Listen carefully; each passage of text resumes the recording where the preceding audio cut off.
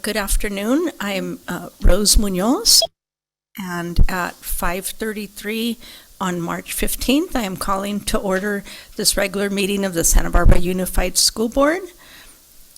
As it states on the agenda, due to the changes required in Assembly Bill 361, the public may now call in to the meeting in real time by raising their hand during each separate agenda item. Therefore, at this time, I'm sorry, that's not at this time. Dr. Maldonado, would you like to lead us in the Pledge of Allegiance? Absolutely. Good afternoon, everyone. Please rise and face the flag. Put your right hand over your heart. Ready? Begin.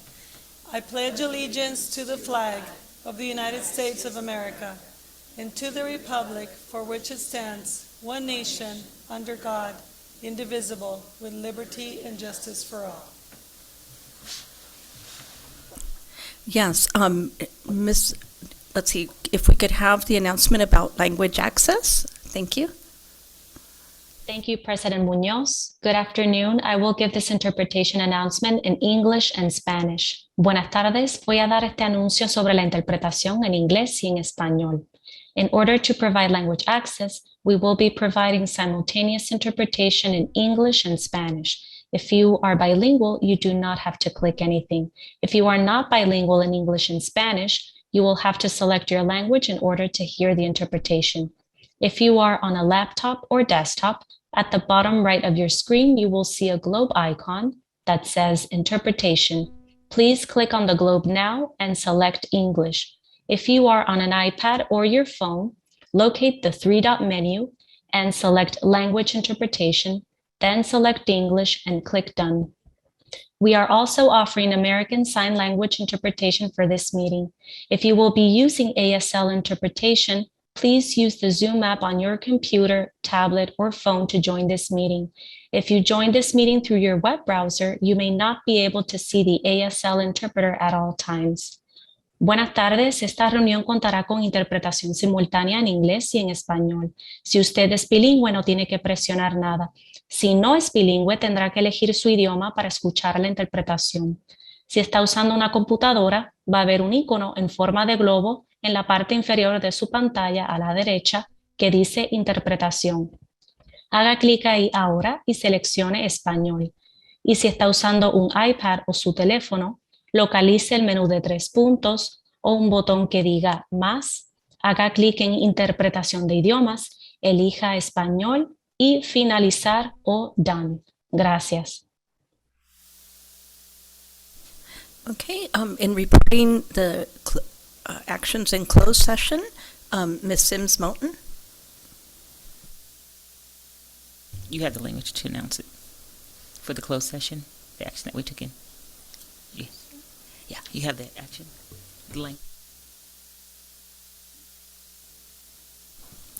Okay, on item C3, in closed session, the board took action to approve, ratify the February 23rd, 2022 final settlement agreement and general release between parents and district and student versus Santa Barbara Unified School District Special Education Due Process Case, OAH, case number 2022-010570, pursuant to which the district has agreed to fund and provide educational services to the student, and the student's parents have agreed to release claims against the district. No, I don't. Okay.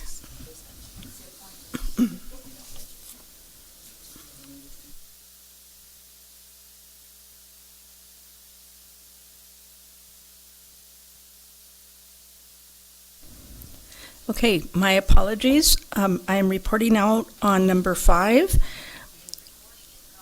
the public employee appointment. The board approved the appointment of Marina Verdian as the Director of Facilities and Modernization with a unanimous vote of 4, and that was what we voted on in closed session.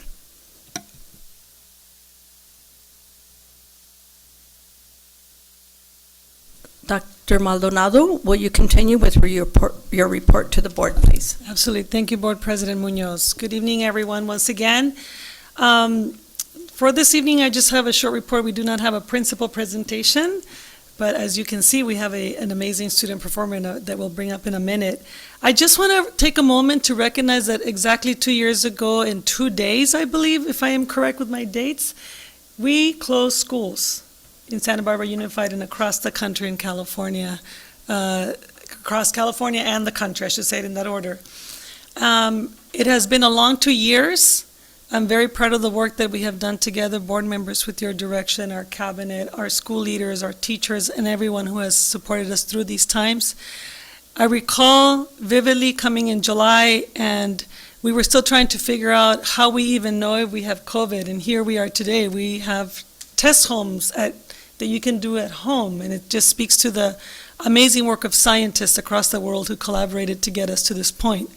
I remember almost a year and a half ago, or maybe less than that, we were asking to be the second in line to get vaccines for our teachers so that we could open schools. And now we have vaccines almost to our youngest members of our community. I remember looking at air ventilation in our classrooms and having an amazing collaboration with our UCSB professors and parents. And that's the beauty of this community in Santa Barbara, that we get to play many roles together, and having our professors at Dos Pueblos coming to teach our maintenance workers on how to measure air ventilation across our classrooms and give us advice. And by the way, that work is now published research, and I want to thank the professors at UCSB who helped us with that. I remember talking about masks and what are the right types of masks, and now here we are using KN95 masks, and we've been able to find them in children's sizes because we know that having the right masks really helps us prevent infecting each other through contact or various means. Social distancing, looking at outdoor classrooms, buying tents. We have been through an amazing journey, and I just want to take a moment to recognize all the work of every single employee of Santa Barbara Unified, some, by the way, who never left our schools. Our food service workers who continue to serve meals throughout the pandemic, our maintenance workers, and others. So, with your permission, Board President Munoz, can we just take 60 seconds of silence to thank everyone and to recognize this moment, because here we are now with masks optional for this meeting. Yes, certainly, Dr. Maldonado. If we can take 60 minutes of silence. 60 seconds. 60 seconds. Not minutes. I don't think we could last 60 seconds, more than that.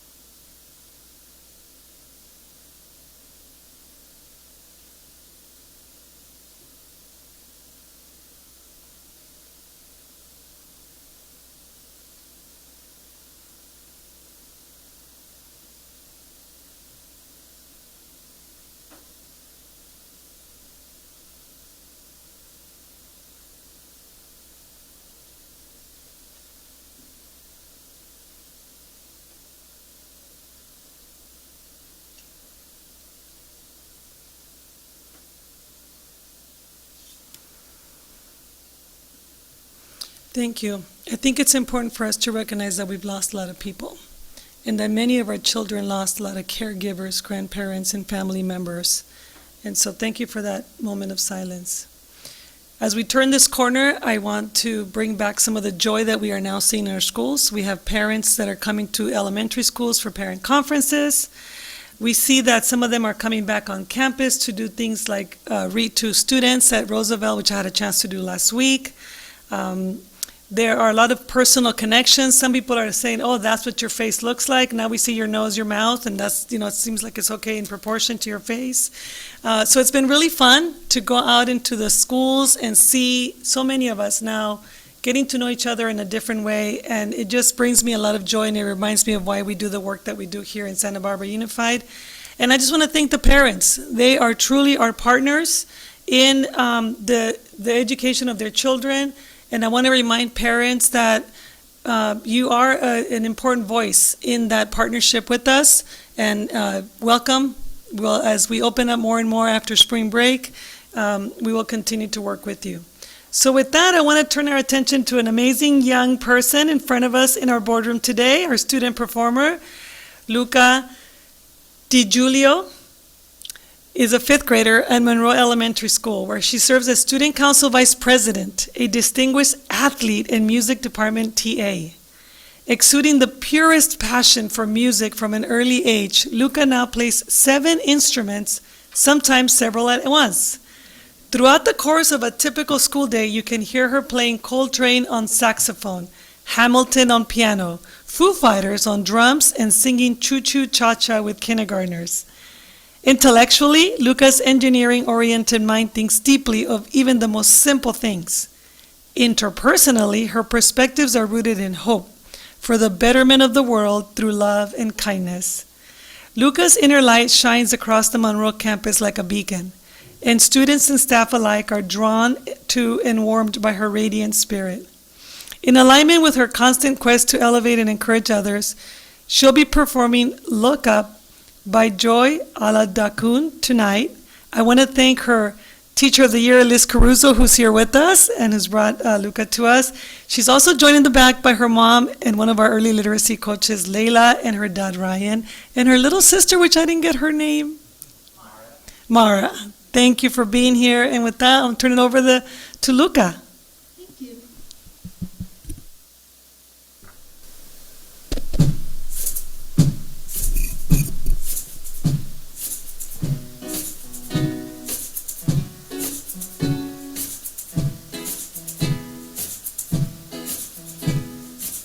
Sometimes life feels like a broken roller coaster, 1,000 useless moving parts. Sometimes you spend your nights just get closer, hiding out in the backseat of your car. You tell yourself it's raining, the clouds are in your head. So tell yourself it's better to jump before you fall again, before you lose it all. Look up, do you see the sunlight? Look up, there's flowers in your hair. Hold on, 'cause somebody loves you. You know trouble's always gonna be there. Don't let it bring you to your knees. Look up. Mondays aren't always bright. Some days you lose the fight. Life can be beautiful if you let it be. Tomorrow keeps haunting you, all kinds of mysteries, like pain poetry if you let it be. So don't tell yourself it's raining, the clouds are in your head. So don't tell yourself it's better to jump before you fall again, before you lose it all. Look up, do you see the sunlight? Look up, there's flowers in your hair. Hold on, 'cause somebody loves you. You know trouble's always gonna be there. Don't let it bring you to your knees. Da da da da da da da da. Look out! Da da da da da. Sometimes your life feels like a broken roller coaster, 1,000 useless moving parts. Look out! Do you see the sunlight? Look out! There's flowers in your hair. Hold on, 'cause somebody loves you. You know trouble's always gonna be there. Don't let it bring to your knees again. Trouble's always gonna be there. Go.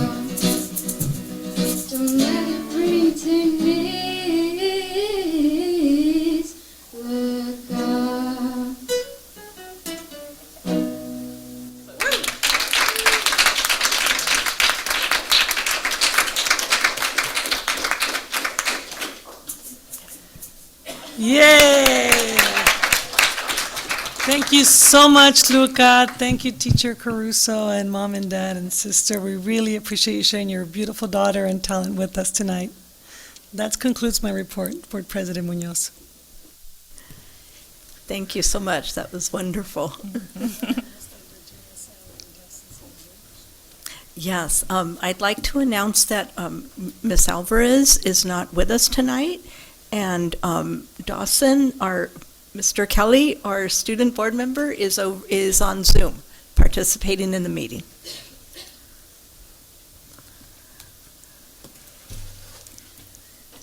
And board members, would you like to start with comments?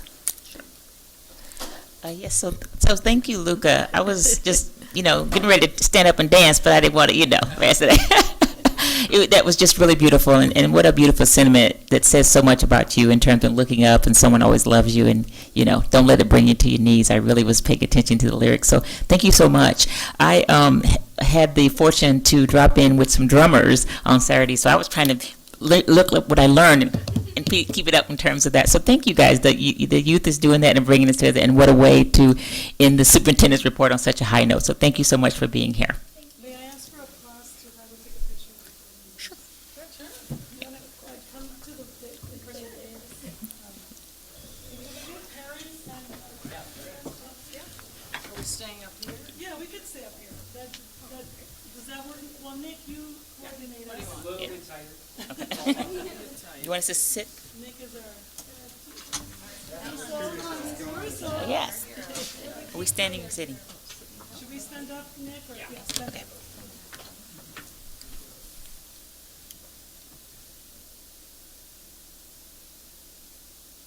Everybody's eyes are open.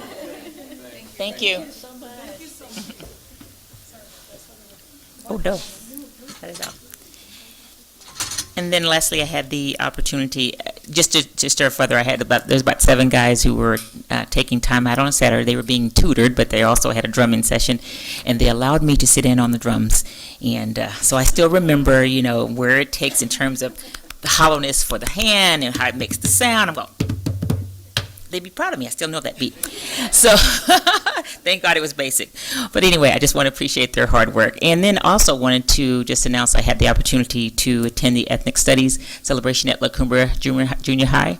I remember in 2018, we were just here in this very room when we passed it, and one of the first to pass, Ethnic Studies as a requirement in high school. So very proud of that, and the folks that work was going on far before I came on this board, but we actually seen it come to fruition, and we got to hear from students how important ethnic studies is and what they're learning about it and themselves and others. So I'm so glad and grateful that this district is leading the way with regarding that and supporting that and nurturing it and realizing that we know we still have some ways to go, but the fact that we're here, that gives us a great start. Ms. Capps? Thank you. I just wanted to also thank Luca, even though she left, but I enjoyed watching her as much as I also enjoyed watching the eyes of her parents and the pride, and it speaks to what I wanted to reflect on today, which is what Superintendent Maldonado had referenced, the parents being back on campus and the beauty of that. I experienced it myself last week at an assembly, and we just hadn't been really on campus, and it just reminded me of what role parents do play every day on our campuses and how important that is for the students, for the principal, for the teachers, for themselves. So I just want to echo the gratitude to parents of what we've been through and how we've bound together and been creative and still supporting schools without being as physically present as we would love to be, and now we can. So thank you. Ms. Ford? Thank you so much. Well, first, just a few comments. First of all, I attended the county committee meeting on February 28th, and the presentation by Mr. Vance and the comments made by Dr. Maldonado were excellent, and I was further certain that the board and the community had gone through a really thorough and important and accurate process to determine the trustee area map. The decision has some interesting personal ramifications for me, but I know that the board board chose the right map and that the county approved it too. Also, I attended another Santa Barbara County Board executive meeting in February, and it was clear that every district, big and small, is addressing the very same issues that we are. And County Superintendent Susan Salcedo, I just feel like I have to say, she always kept us so apprised throughout this pandemic of everything, big and small, that she was learning from the state and federal government, and also from, and then sharing with superintendents. And so I just want to say I'm really grateful for her calm and balanced communication efforts during this pandemic. And then finally, on behalf of my Northern Ireland heritage, just so you know, my name is Catherine Lucille McCoskey Ford. I hope you have a little fun and pretend for a day to be Irish on Thursday. After all, it's a public holiday in the Republic of Ireland and in Northern Ireland. So Erin go bra. And Luca, wherever you are, you rock. A beautiful voice and a much-needed song of encouraging hope. Thank you. Thank you, Ms. Ford. I'd like to share with folks the joy that I had attending an event at the AOK, with the AOK program at McKinley School. Kathy Serrano, the AOK coordinator, invited us to participate, and there with Principal Elena Garcia Yoshitomi and Sharon Roth, their program supervisor, we were there while the children received awards from the Santa Barbara Public Library to being reading ambassadors. And they were very proud. They went up and they got their little hula collar and their award, and each one of them was there. And I shared with them how years ago I was a little kid, like they were in school, and that I had brought my mom with me to their ceremony there. My 84-year-old mother, and they turned around. That was like, they were like, "Oh my God, she's your mom," and just had a lot of joy with that in the future of reading for our students. I also this last weekend attended the homecoming celebration for Staff Sergeant Cesar Flores, who is an alumni of Dos Pueblos High School and had been deployed by the Air Force over a year in the Middle East. And just, thanked him for serving our country, and being there to celebrate with his family and friends was a huge honor. So I'd like to, recognize him and for his efforts and accomplishments. And he's going to be deployed to Europe for another year. Mr. Kelly, do you have comments that you would like to share with us? Yeah, hello everyone. Wish I could be there in person. Since the last meeting, I met with the California Student Board Member Association. So I met with other student board members just to speak about the role and different things that their districts have been doing compared to ours. And I'd like to bring that experience to my leadership, as well as I was able to attend my first high school dance in 2 years. I went to Santa Barbara High's winter formal, and that was great to see everyone living how we used to. It was great to go to a school dance because it's been a long time. And yeah, just in school in general, it's been super refreshing to see the mask mandate lifted. It's pretty split on people wearing masks, but it is great to have the option. And I think every student and teacher is thrilled. So it's great to have some sense of normalcy again. Thank you, Mr. Kelly. And now, because it's 6 o'clock, we're going to go ahead and go with the, next will be Mr. Vance with the COVID report.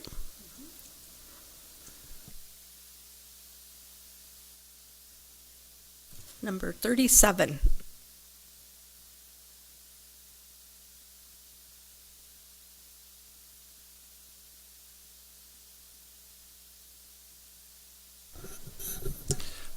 Good evening, board members, Superintendent Maldonado. It is actually my pleasure to be giving this particular report, report number 37. Please go to the next slide. And you recognize, or you most likely recognize this slide. This came out earlier as we were going through the pandemic, and these are all the mitigating factors that we took on in terms of making sure everybody was safe. And as Dr. Maldonado was pointing out, all of the steps that were taken over the 2 years. It's hard to believe it's been 2 years, but it has. So, and what we'll be talking about tonight is some of these slices of Swiss cheese that we are able to start to take away as we're able to move ahead into our future. Next slide. So let's see here. Can you? Thank you. So the last time we came together at the board meeting, February 12th, we had 33.9 cases per 100,000 cases. And you could see that it dropped as of most recently of May 5th at the beginning of this month to 5.9. And I just looked today, and 5 days later, it's down to 4.4. What does that mean? That's similar to the case rate that we had at the beginning of May, as we were starting to see the same thing and feeling very hopeful at that time. So, next slide, please. And the data here specifically in our school district, as you will see the trend clearly progressing, we had basically, a few weeks ago, we had 2.4% or 57 positives out of over 3,000 cases, or excuse me, not cases, but tests delivered. So we had a 2.4% rate. As you could see a couple of weeks ago, not last week, but the week before, because that's when we had our compiled data, that it dropped all the way down to 0.3%. So no surprise with our students. And this also includes our reentry cases as well. So next slide. Again, something very similar that you'll see with our staff, going from 2.1% a few weeks earlier in February to not last week, but the week before, we had 2 positives. So that was 1.3%. Next slide. This one's very important because this continues to make sure that our staff and our students are safe. This is the vaccination rate. And so I just wanted to bring it up to your attention.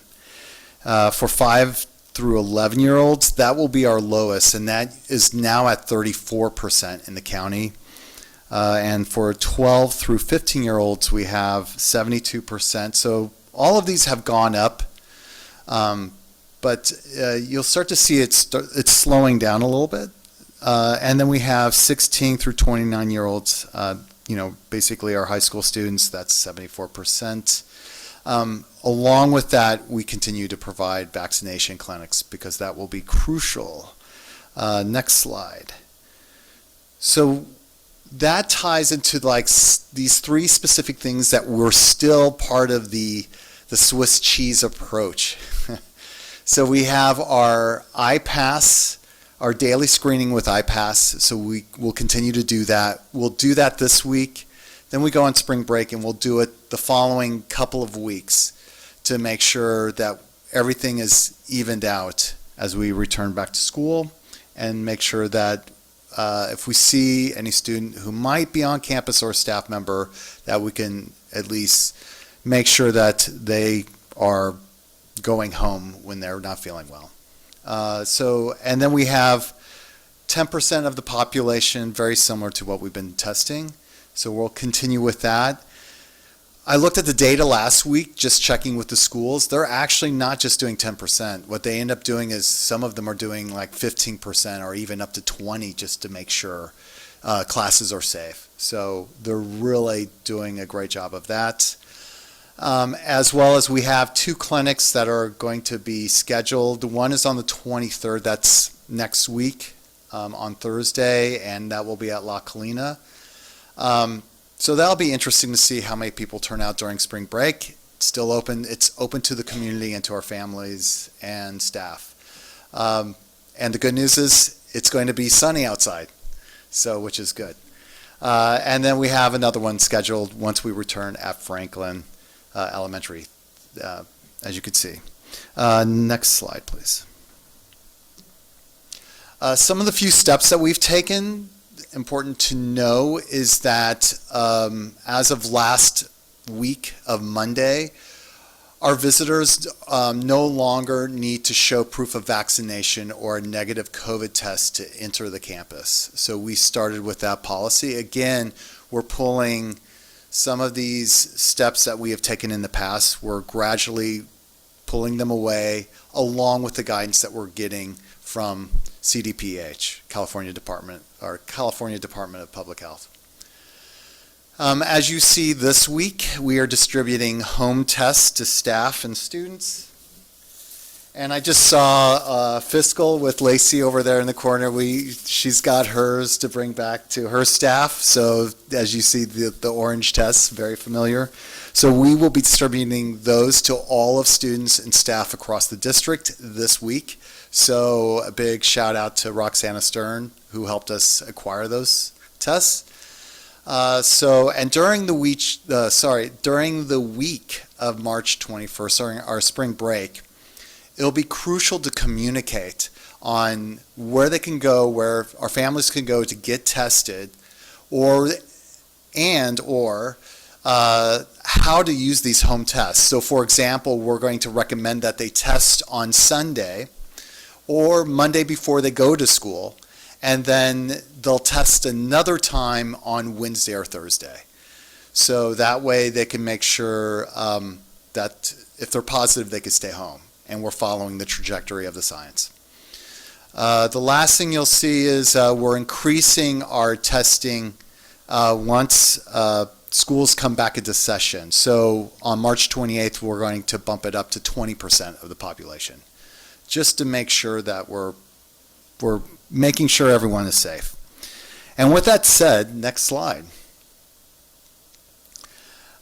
So you might have heard that we were following the state policy, which came out on the 28th, which is strongly recommending but not requiring indoor masking for our students and our staff.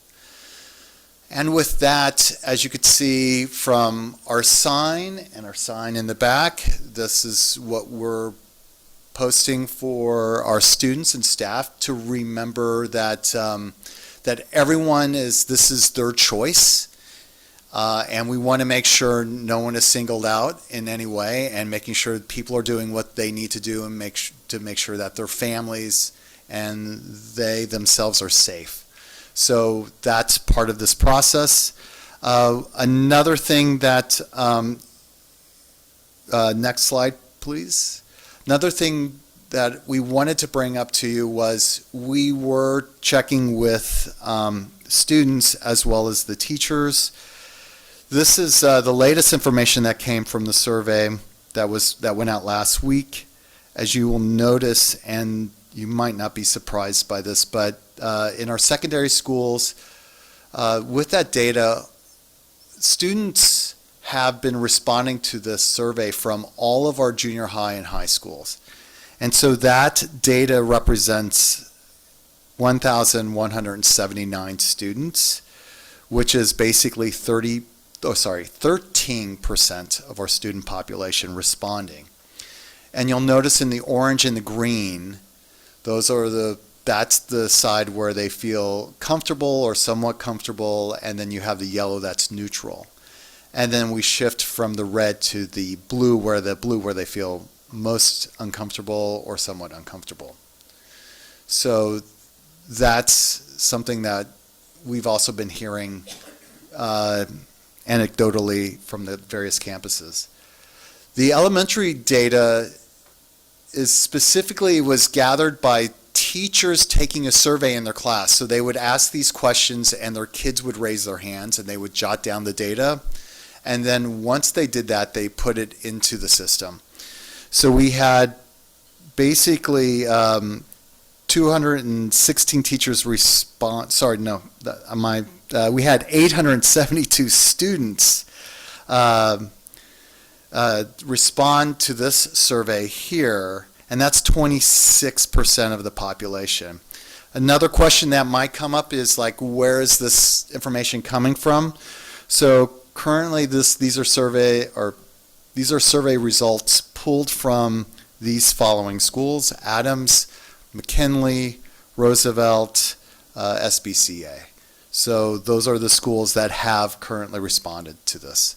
And as you will see, that the elementary students are saying very comfortable in the orange, comfortable in the green, and yellow neutral. And then you'll see with the red and the blue, uncomfortable and very uncomfortable. So, and then the very last one is our survey, not our survey specifically. It was actually Santa Barbara Teachers Association survey to see how their teachers feel about the mandate lift of the mask. And they had 216 teachers respond, and that's about 25% of their staff. And you can see by those results something very similar between comfortable and somewhat comfortable and so on. And that is the end of my report, COVID report. Thank you. Okay, thank you, Mr. Vance.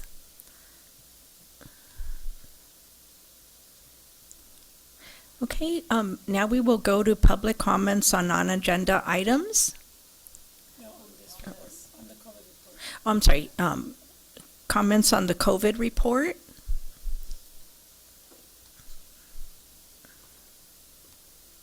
Good evening, President Munoz, members of the board. We do have public comment on this item.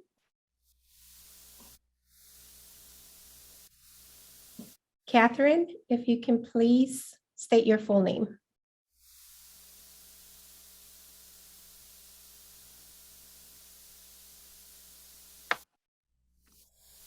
Pardon me, I didn't, I raised my hand at the wrong public comment.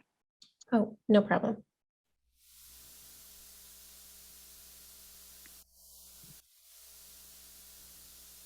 President Ford, no public comment on this item. I'm sorry, President Munoz. Sorry about that. Thank you. Thank you very much, Ms. Trujillo.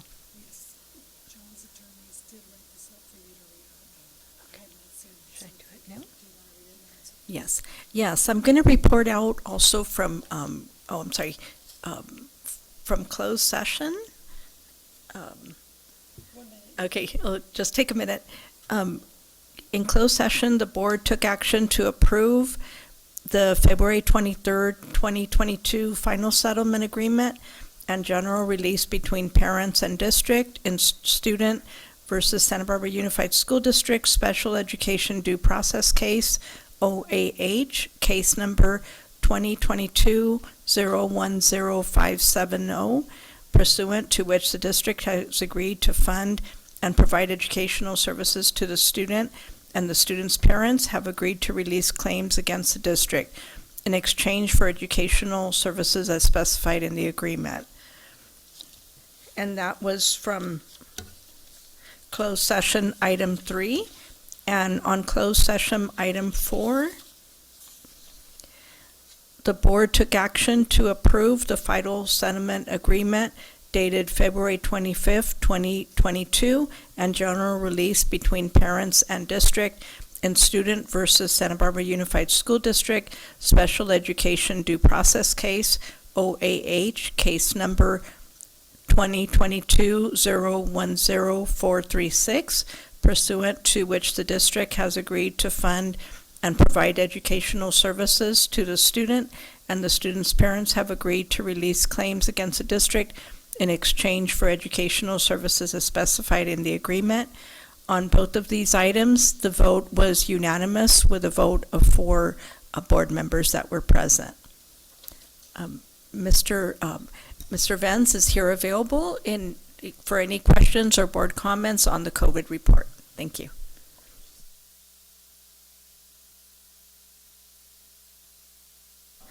No, board members, if you have any comments, Ms. Ford? Thanks so much for this report. I mean, I suppose there could be a time when we don't have COVID reports anymore. I know it's too soon, but I think the student data was very interesting, not totally surprising, and I would just love for you to consider in a month doing it again, because the students will have a much better sense of their comfort zone and seeing how successful it was once they come back from spring break. So if you'll consider that, I think it'd be great. Okay, Thanks. That's it.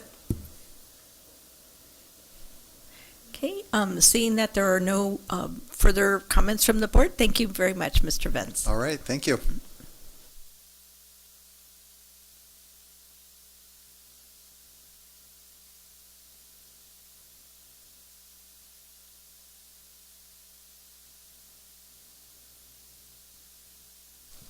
Okay, now we will go to public comments on non-agenda items within jurisdiction of the Board of Education. These comments are specifically regarding agenda items not on the agenda. Each speaker is allotted 90 seconds each. Please remember the new protocol and raise your hand on Zoom to be recognized. Ms. Trujillo, do we have any public comments addressing items that are not on the agenda? Thank you, President Munoz. Yes, we do have public comment on this item, and I will begin with Kristen Hudges.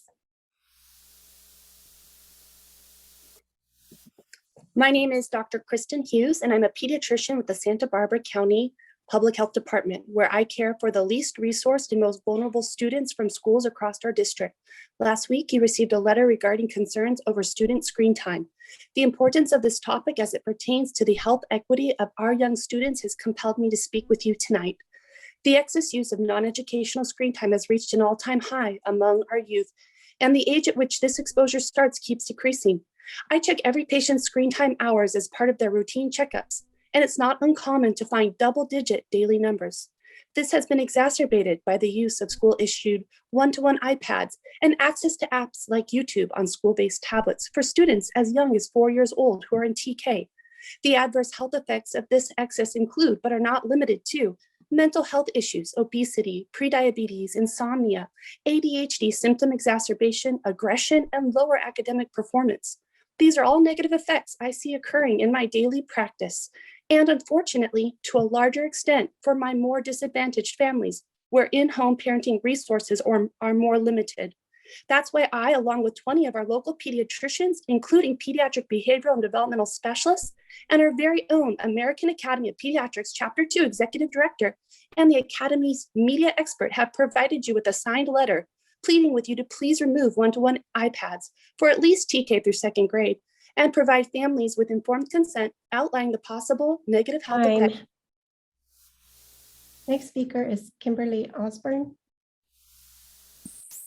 Hello, I'm a school psychologist and a parent of a kindergartner in the district. I'm proud to work somewhere that is responsive to community needs. So I'm here today not to complain, but to request. I'd like to request that our youngest students, TK to at least second grade, not be given their own iPad and asked to take it back and forth from home to school. The back and forth is much more problematic than you might think. We see problems with overuse and the displacement of physical activity and peer interaction. As an example, on the bus, my kindergartner spends the entire 45-minute round trip on his iPad playing games. That's not only an extra 45 minutes of unnecessary screen time, but it also displaces the very developmentally necessary activity of socializing with peers. I've also seen many children in their after-school rap programs on their tablets rather than playing soccer or socializing. In addition, these young kids, my son included, are developing emotional attachments to personal devices at a very young age. Problems also arise for teachers who deal with the portion of the class that inevitably does not bring their iPad or it's uncharged. Problems arise for the district because kids this age easily lose and break their iPads. Additional problems arise for some of our parents because a sizable portion of our parent population cannot read or is unfamiliar with this type of technology. Handing a child a device that a parent is not capable of navigating is not only disempowering for those parents, but it sets the family up for issues related to overuse and misuse of the device. Some parents may not know how much screen time is appropriate and may have difficulty setting boundaries. It's even challenging for me as a well-resourced parent with years of training in behavioral techniques. All these issues could be addressed by classroom-based iPads. Thank you. Thank you. Next speaker is Roseanne Crawford. Thank you. The hate crime that occurred at the Santa Barbara Junior High School was shocking, and what was deplorable was the way this administration handled it. Actions speak louder than words. Your anti-bias classes are not working. Excuse me, Ms. Crawford? Hello, can you hear me? Yes, that is on the agenda for later this. No, that's it. I'm not getting into that. The administration knew of the incident almost a whole week before the victim spoke in public comment, and the administration's announced response only came after the board meeting. The family, not the district, engaged the police. With hindsight comment from I the need to district, ask we you to would. please end your comment because it's not at this point in the agenda. All right, then.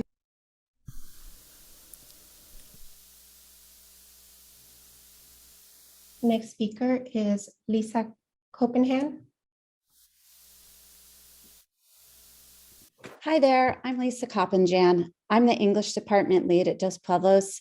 I'm aware of some parent questions that have arisen around co-seating, or what is also called universal access in English classes in the Newshawk article. So I just wanted to offer my perspectives as someone who taught Honors 10 for about a decade and is currently teaching a co-seated or universal access course at DP. As an IB English teacher right now, who's also taught AP, Lang, and Comp in the past, one of my primary objectives is to be preparing my sophomores for the rigors of college level classes in their junior year. The key tenets of co-seated English 10 at DP are differentiation, skills-based learning, rigorous curriculum, and student-centered learning. And my experience this year teaching co-seated classes, that they are successfully preparing students for college level classes junior year, should they pursue that option. And they've been a great opportunity for teachers to offer individualized, differentiated learning experience to all students.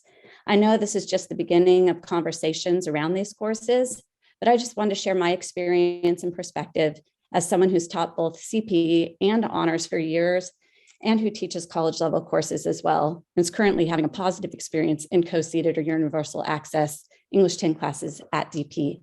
Thanks. Thank you. Next speaker is Melissa Quigley.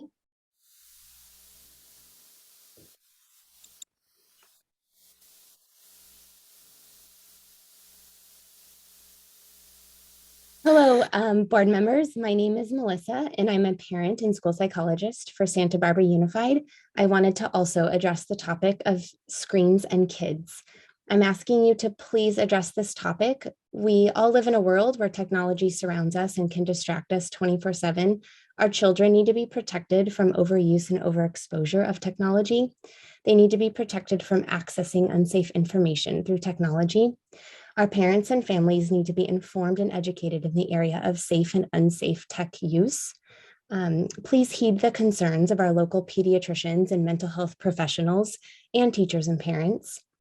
We obviously do not live in a world where it's feasible to remove technology. We cannot ignore the role technology has, but we can make intentional decisions to use it smarter and in some ways or situations remove the use. I ask everyone listening to reflect on your own personal experiences. Are you content with how you use it? Are you content with how your children use it? Are you content with how you see other people around the community use it? Just because something is the way it is does not mean it's the way it has to stay. We can create healthy change. Our mission statement says we prepare students for a world not yet created. Well, we know the world today and tomorrow will include technology. We have the opportunity now to protect our children, to prepare them for their exposure to tech. We need to emphasize balance, we need to model balance, and we need to remember interpersonal skills with this. Thank you. Thank you. Next speaker is Kelly Savio.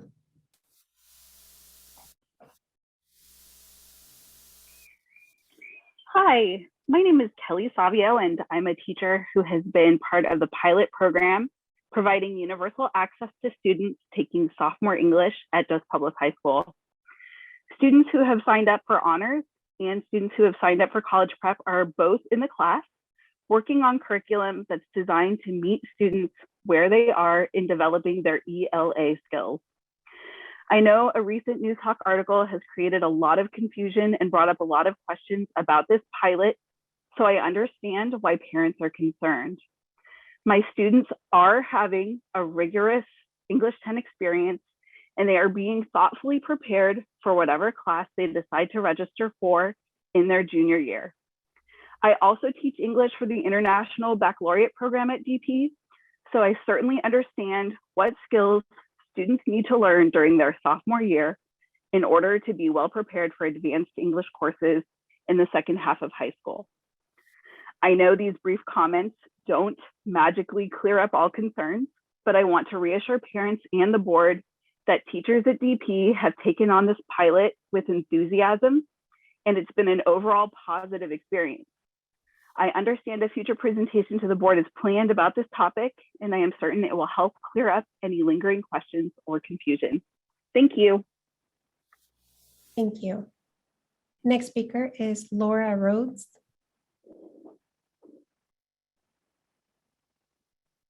Hello, my name is Laura Rhodes. I'm the mom of a kindergartner and second grader at Roosevelt, and here are some reasons I think SB Unified should severely limit the use of iPads in and outside of schools.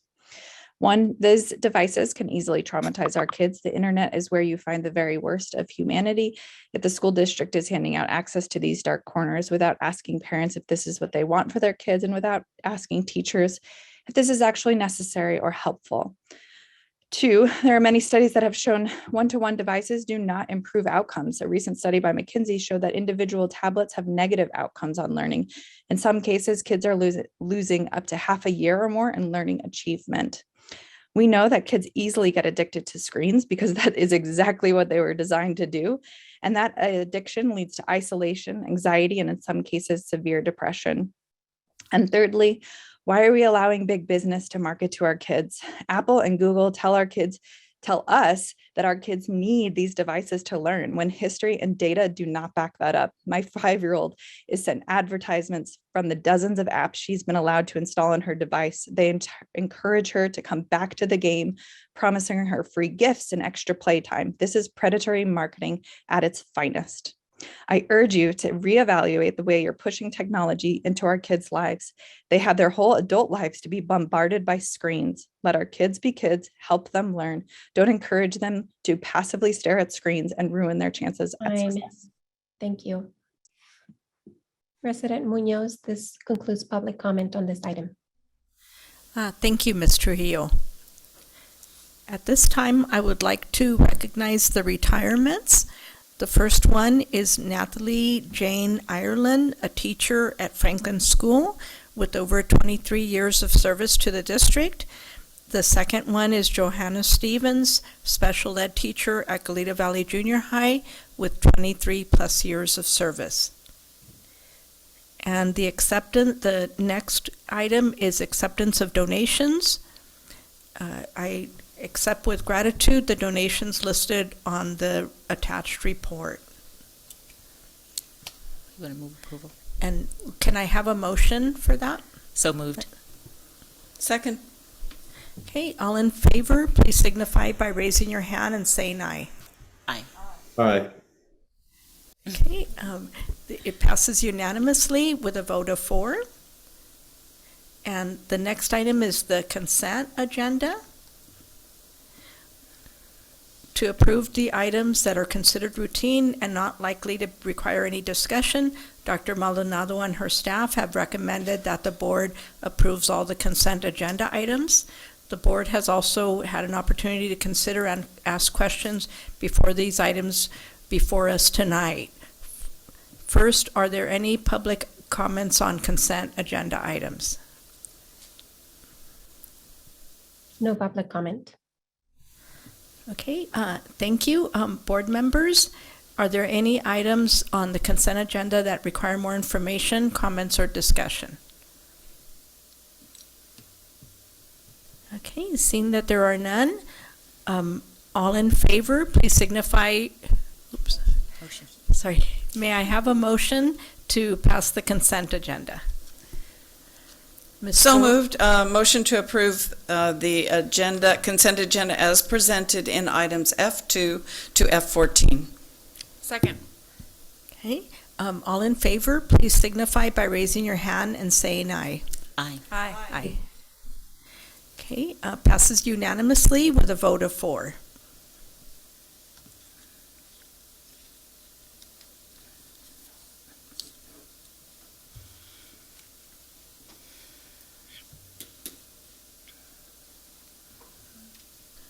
We will move on to the action agenda. The first item is the approval of the amendment of the superintendent's employee agreement. This item addresses the First Amendment to the Superintendent's Employment Agreement. This action will extend the date of the employment agreement by 1 year from June 30, 2023 until June 30, 2024.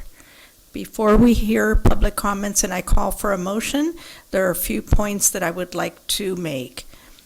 The evaluation process has been on our closed session agenda for 5 meetings, and careful consideration was given to the feedback process and specific goals going forward. In particular, the board reviewed data, surveys, including the SBTA survey and other documents. We also interviewed cabinet members and other staff who work closely with Dr. Maldonado. It is unfortunate that Ms. Alvarez was not able to be here tonight because she was very instrumental in compiling the evaluation and arriving at this decision. Ms. Trujillo, do we have any public comments? Thank you, President Munoz. We do have public comment. I will go with Monica Carmona.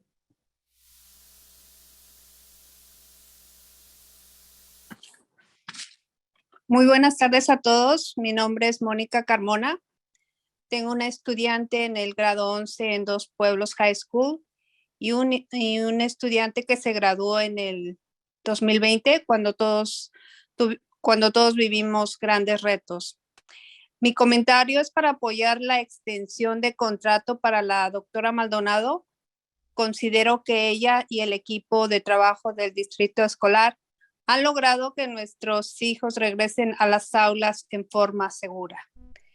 Considero que todavía la necesitamos para continuar trabajando en muchos proyectos y necesidades que por mucho tiempo no se habían considerado y que hacían que muchos de nuestros hijos no tuvieran las mismas oportunidades. Y esto limitara su éxito. Yo tuve la oportunidad de participar en algunos eventos que se tuvieron para encontrar al candidato ideal para cubrir el puesto de superintendente que estaba vacante. Y cuando ella fue elegida, consideré que realmente nos habían escuchado a muchos padres. Pienso que se necesita más tiempo para que una persona haga el trabajo y los cambios que se habían quedado estancados o que no se les había dado la importancia que merecían. Espero que sigamos teniendo a la doctora Maldonado por más tiempo. Gracias. Next speaker is Victor Carmona.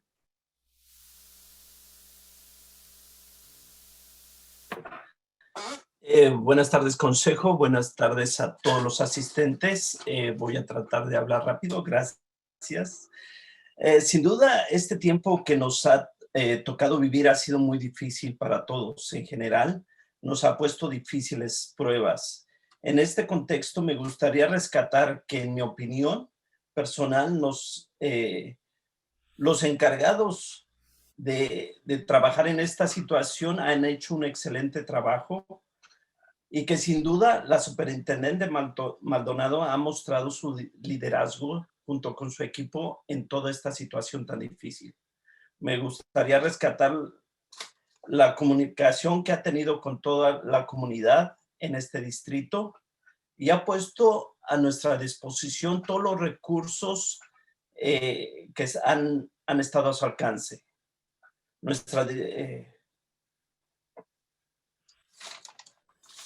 Por otro lado, ha sabido escuchar nuestras peticiones que se han hecho y que lo han aplicado y ha aplicado lo que ella ha considerado pertinente. Tiempo. Gracias. Gracias. Next speaker is Roseanne Crawford.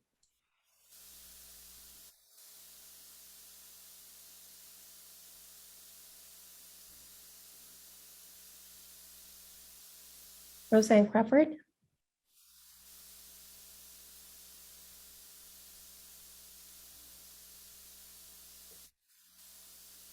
I'm not able to hear her. I'm going to go to the next speaker. The next speaker is Sheridan Rosenberg. Thank you. I certainly don't take any pleasure to say, I think the extension of this contract is totally inappropriate. It isn't just because of the, survey that the teachers and staff did, which was very telling. I mean, things like soul crushing, mean spirited. It's clear there's some very big problems, and it is wrong to extend this contract for another year, reimburse her for graduate school. It just seems as if we've had one disaster after another.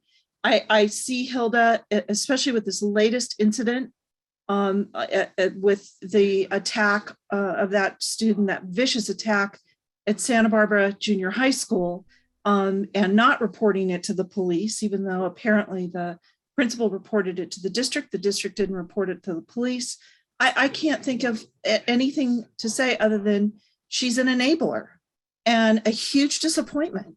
And I think it's time for us to cut our losses and go back to the drawing board and find a better fit for our students and our families. As a superintendent, the test scores, in spite of COVID, we all know that COVID was a problem, but I think that, not returning, not applying for the waiver so children could return to school earlier is also telling. Time. Thank you. Roseanne Crawford.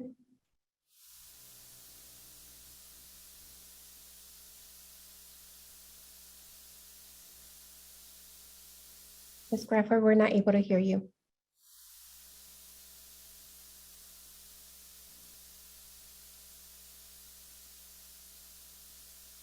We're not able to connect, so I'm going to go to the next speaker. Caroline Hara. Hello. I was not going to speak. Oops. Sorry, we lost her. 1 second. Hello? Yes, Caroline Hara. Oh, I'm sorry. Sorry about that. Hi. So I felt kind of blindsided by the extension of the contract and the reimbursement of graduate school that I frankly thought that Dr. Maldonado had already completed when she was hired. But first of all, let me say that I think this is awkward because I don't think it's fair necessarily for us to opine upon, personnel issues. But I do want to point out that the fact that I felt blindsided by this sort of pokes at something that has been bugging me, which is sort of a lack of transparency. I was surprised. And, so I didn't like it. I didn't feel good about the fact that I didn't know you hadn't completed your doctorate. And I also didn't feel good that there was a renegotiation to be repaid for your education that you acquired in 2021. So that felt bad. And with respect to the co-seating in the classrooms, I also felt like there was a lack of transparency there. I haven't seen any evidence that there's an equity issue in the co-seating. To be frank, as a parent, my daughter did co-seating in English and chemistry at Dos Pueblos. The English makes sense because it's a try, fail, try format. It doesn't make sense for STEM. So I just want more transparency, please. I didn't like being surprised. Thank you. Thank you. We're going to try one more time. Ms. Roseanne Crawford.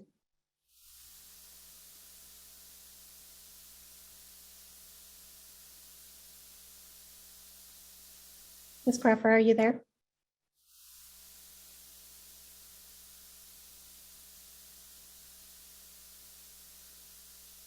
Can you hear us?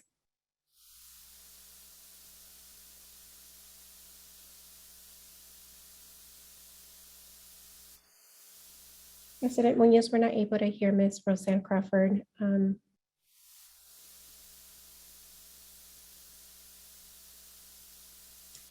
with that, we'll go to the next speaker. Mark Alvarado. Good afternoon or good early evening, board. I'm calling in support of Ms. Maldonado.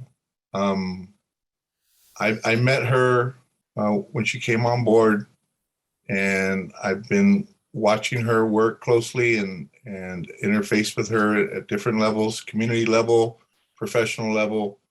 I see her at basketball games. I see her in important meetings. And it's very challenging for somebody to come into town who's a person of color, especially a woman, to do this kind of job. Nobody's perfect. Whoever we get into these positions, there's always issues. We had issues with Dr. Cash. We had issues with Dr. Matsuoka, or Mr. Matsuoka, I should say. And so it really isn't fair if we're going to be critical of her for X, Y, and Z. Yeah, nobody's perfect. And can she do a better job? Probably. And she'd probably tell you that. But she's building relationships. She's building trust. And I just don't think it's fair that she receives criticism for certain things, personal, regarding her education and whatnot. I just think that's really just unethical to a certain degree. And the transparency's there. You just got to read the reports on the daily. Thank you. Thank you. Next speaker is Eder Gaona.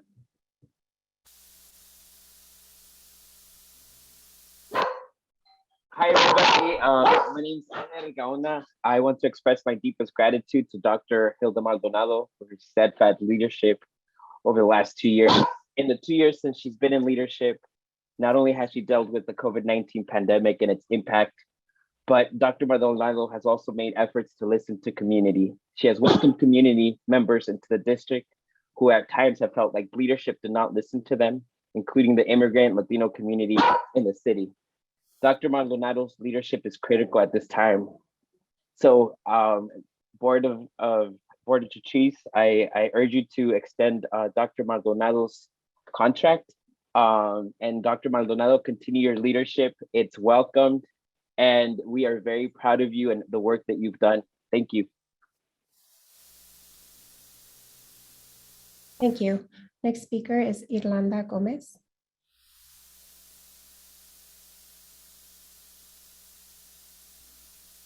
Sí, buenas tardes. Buenas tardes a todos. Bueno, voy a tratar de ser lo más breve posible. Mi nombre es Irlanda Gómez. Yo soy una mamá que tiene un niño en 4º grado en la escuela Washington y yo solamente quiero dar mi humilde opinión respecto a apoyar a la doctora Maldonado porque las pocas oportunidades que yo tuve de conocerla me pude dar cuenta que es una mujer transparente, que es un ser humano que se preocupa mucho por su comunidad, no importa nuestra descendencia, si somos latinos, si somos anglosajones, si somos de la raza que seamos. Creo que me pareció, antes que cualquier título que ella pueda tener, me pareció que fue un ser humano que se preocupa por lo que cada uno de nosotros necesitamos. Quien acude a ella trata de buscarle una solución a cada problema que le exponemos. Y bueno, solamente reiterar mi apoyo y esperar que puedan tomar en cuenta que también se necesitan personas que no solamente estén completamente preparadas, sino que estén interesadas antes que todo en lo humano, en preocuparse esencialmente qué es lo que cada individuo necesita en su comunidad. Muchísimas gracias por la oportunidad y que todos estén bien. Gracias. Gracias. Okay, next speaker, I'm going to try Ms. Roseanne Crawford again. Ms. Crawford, if you can unmute yourself.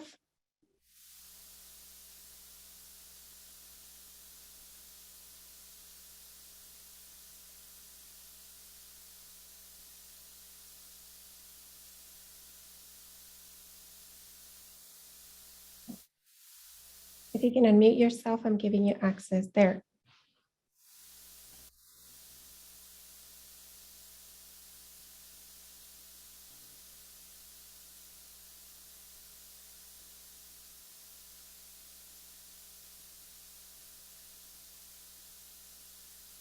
Can you hear us?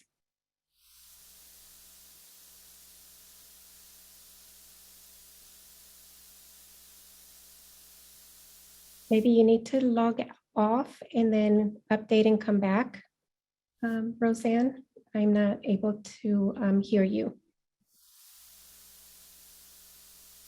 Next speaker is Chelsea Lancaster. Hi, everybody.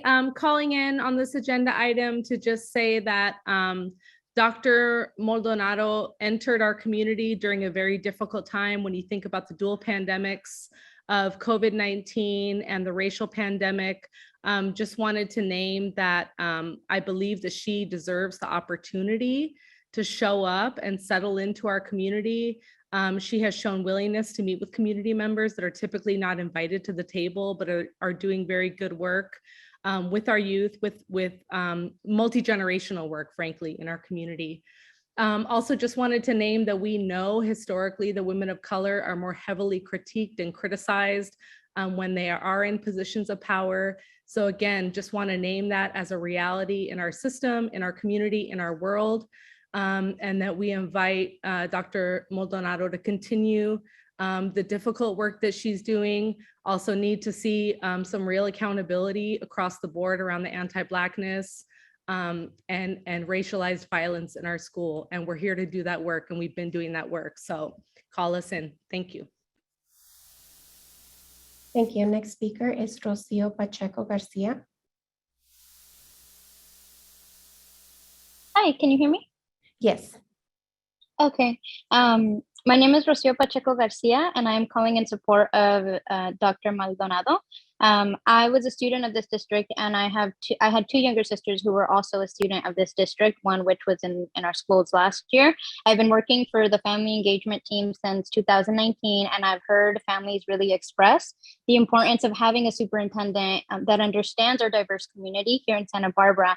I think the fact that she is bilingual makes a really big difference, especially for our Spanish-speaking community. It's made her a really accessible person, and she's been very responsive to their needs and very present in the community. And we have been very appreciative of the work that she has done. And so I was just calling in favor that her contract is extended. Thank you. Thank you. I'm going to try Ms. Roseanne Crawford again. See if we're able to connect.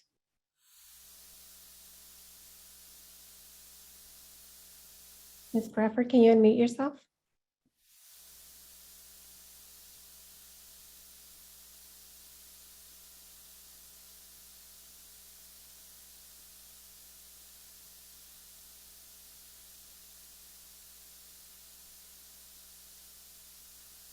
Hi, this is Roseanne. Can you hear me?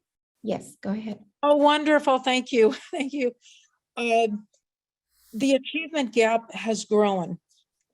Less than 6 months ago, the Santa Barbara Teachers Association, as well as staff, were very displeased with the internal survey that showed 60% of teachers and certificated staff responding strongly disagreeing that the relationship is good with parents and community.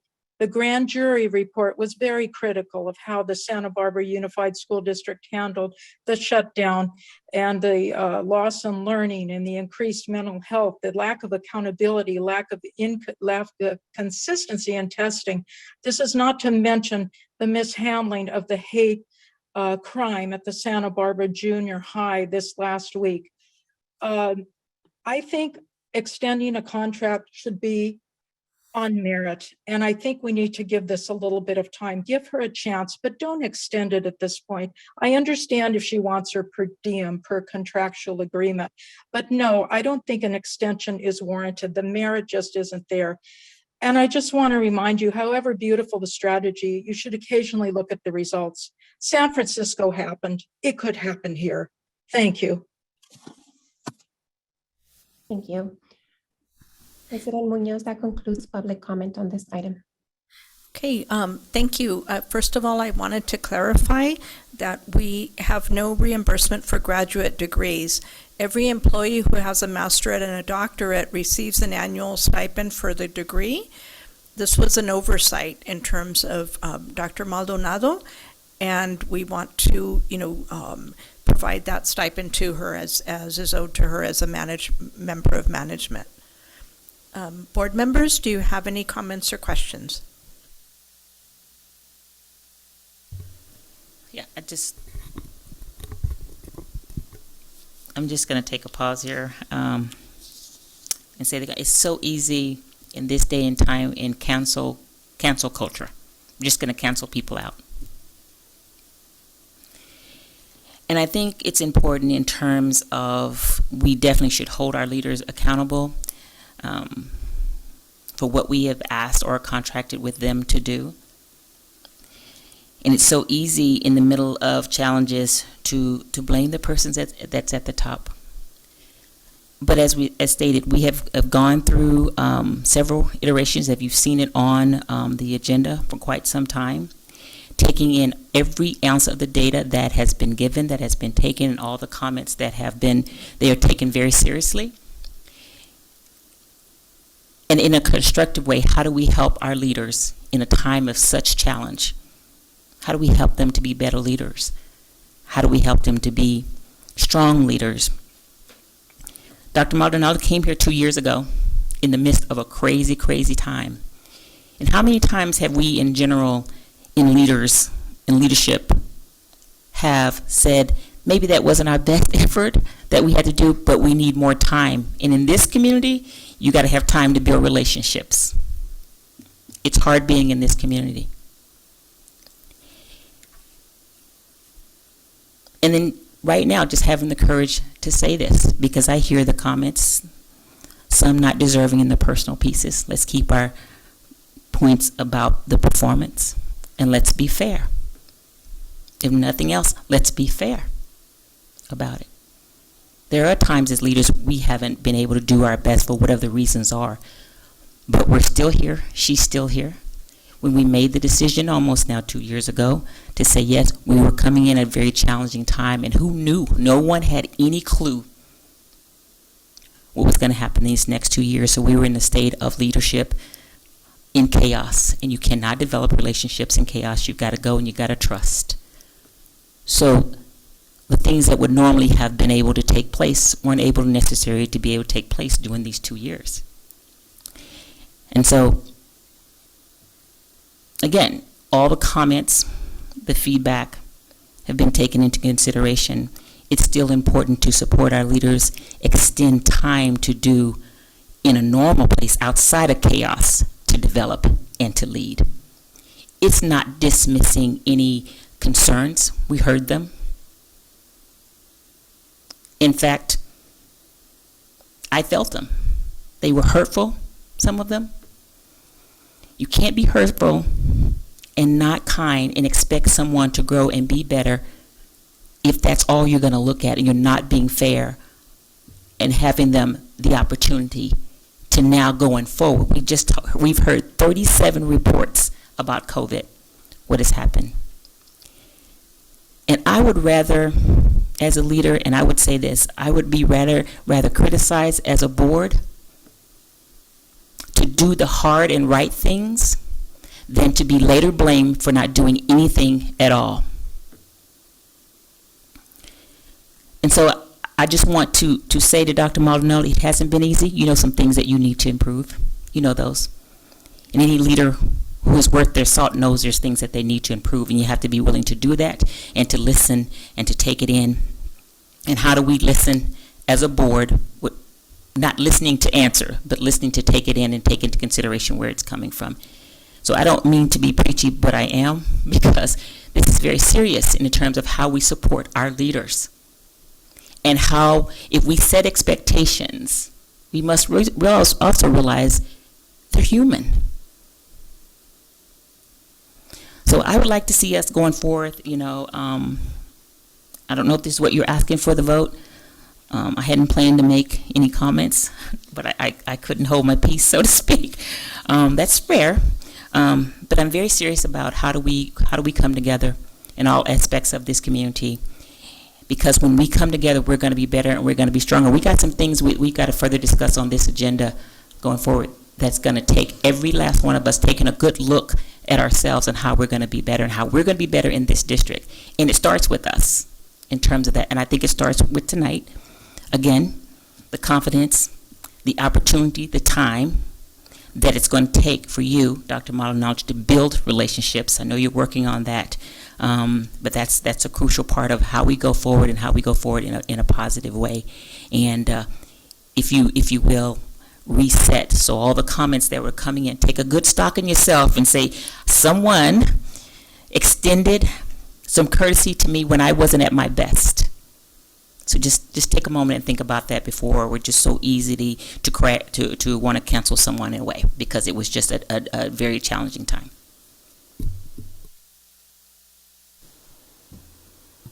Ms. Ford? Thank you. I have a lot of thoughts on this topic, and I swear I didn't talk to Ms. Sims-Moten ahead of time, but many of my thoughts echo hers. First of all, I just wanted to think long and hard about the last 2 years, because today is almost exactly 2 years since throughout the entire state schools shut down and the world was at the beginning of the pandemic. That to this point has killed, I believe, 1 million people and severely damaged our economy and our way of life. 4 months into this burgeoning disaster, we hired Superintendent Maldonado over Zoom, and we charged her with leading our district through COVID-19. She did that. Did we come out unscathed? No. Are things back to normal? No. Was everything perfect? As we address the chaos, the trauma, the uncertainty, the fear of this deadly virus? No. But one thing I felt strongly then and now is that everywhere, everyone deserved some grace. Were we all at our best and most productive? Do we want to be judged for that first year when the world was turned upside down and every single life in this community was affected negatively? I believe we're on the right track, and no one on this board, the cabinet, or Ms. Maldonado, Dr. Maldonado, is looking the other way on things that must be changed and improved fast track. But adding this year to the contract gives grace to the first year of Dr. Maldonado's contract and now ensures that she has 2 more years to accomplish some hefty goals that have been set for her by the board and essentially by this community. Ms. Capps? Thank you. In hearing the comments, not just tonight, but in the last, I think, 4 months of this evaluation process, a couple things are clear to me. It's clear that when humans experience trauma, a very real impulse is to blame, and blame in the right directions, but also blame in directions that don't have anything to do with what you're actually experiencing. The second thing that's true is that for leaders, you need to be able to take that, because you're the tip of the spear. And you need to be able to take and withstand a lot of blame for a lot of things that have nothing to do with your job, and certainly some things that do. But another sign of leadership, and this is the sign that I see in Dr. Maldonado, is the ability to decipher. And that's very hard too when you're yourself going through the same amount of, or the same types of trauma that we all experience collectively. And what to do with that deciphering. Build on it, grow, make changes, ask for help, or shut it down, pretend it's not there, and strike back. I see in Dr. Maldonado the ability to take in a lot of criticism and blame, as leaders right now across the country are doing, and to decipher the right elements of that, and to learn, and to lean, and to ask for help, to want to do better. And this contract extension allows for that. One of the speakers used the word gratitude, and I want to express my gratitude to you for staying in the fight. This has been one hell of a ride in our schools. Our children have borne the brunt of this pandemic. Our teachers are hurting, our staff are hurting, and we need you to stay at the helm and to learn from this, as we all are trying to do our best to learn and to be decent to one another. To sometimes try to temper down that extreme stress that we are feeling, and not to try to have as much grace as been said to one another. That's how we are a community together and how we behave in a public school setting. This is about public good, public health, and public schools. Thanks. I appreciate the comments of my fellow board members, and I have been honored to have Dr. Maldonado as our superintendent at Santa Barbara School District. I have not for 1 minute had any doubt as to why we chose you as a leader. I saw that strength from when we first interviewed you, and I have seen that strength on a daily basis as we've had to shift one way and shift another and cope with COVID for the best decisions for our students, for our families, and for our district. And I have seen the understanding of our employees in terms of how everyone has been challenged by this, so much for their family members, for their loved ones, for their own life. Literally, it has been a matter of life and death through this time, these 2 years that we've had. I have seen your strength, and I have been honored to have you as our superintendent, and I hope that you will hang in there with us. And certainly the grace, the grace to have, the grace that I have seen in you, and also as Ms. Sims-Moten and my other board members have also so well and eloquently stated, is that we need to have some time. We have time. We have given you a 1-year extension in terms of what we can do for our students and the goals that we set way back when. It seems like it was 5 years, but it was 2 years ago. And this can be done, and it's because of this, it is truly my honor to make a motion to extend your employment agreement for an additional year through June 2024. Second. Board members, all in favor, please signify by raising your hand and saying aye. Aye. Aye. Aye.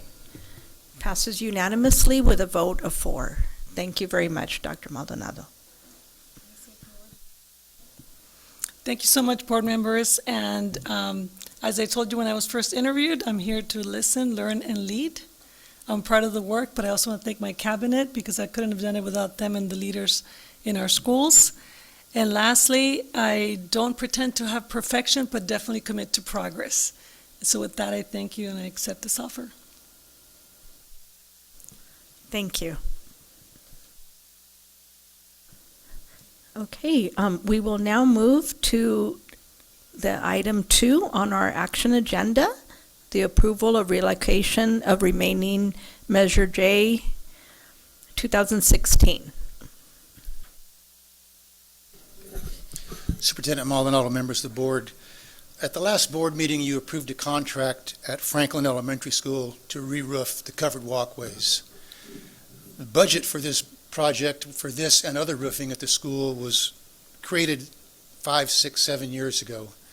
And at this point in time, the extra money in the budget at Franklin is not required. I'm a person that believes in budget-wise, if you put some money in a certain category, you should probably keep it in that category. We have another school that is short on roofing budget compared to the needs, and that's Washington. So I'd like to ask the board to reallocate the excess budgeted funds from Franklin Elementary School to Washington Elementary School, where we have a much greater need. In addition, there's an error in mathematics or printing on this. The overage is $1,224,000, not $44,000. There's a little, I don't know if I typed it wrong in the calculator, whether I transposed it when I was typing, but once I transposed it, I continued with the error throughout the agenda item, so I apologize for that. The bottom line is that the amount that we're going to change over or transfer that I'm asking for is $20,000 less than what's listed in the agenda. So at this time, I'm saving the money in the budget for the soft costs, the non-construction costs, and a 10% contingency, as we do for all construction projects, staying with the Franklin budget and then transferring the rest to Washington. Okay, thank you very much. Ms. Trujillo, are there any public comments on this item? President Munoz, no public comment on this item. Okay, thank you. Board members, do you have any questions or comments? Ms. Sims Moulton? Thank you, Dr. Hignett. I just had a question. When we, in the explanation, it says that the Franklin School is not necessary at this time. Are you thinking that it can be delayed, or there? Probably delayed beyond this bond issue. There will always be roofing requirements at schools in the future, but during the period, timeline of this bond issue, Washington has a much greater need for current roofing to keep the building watertight.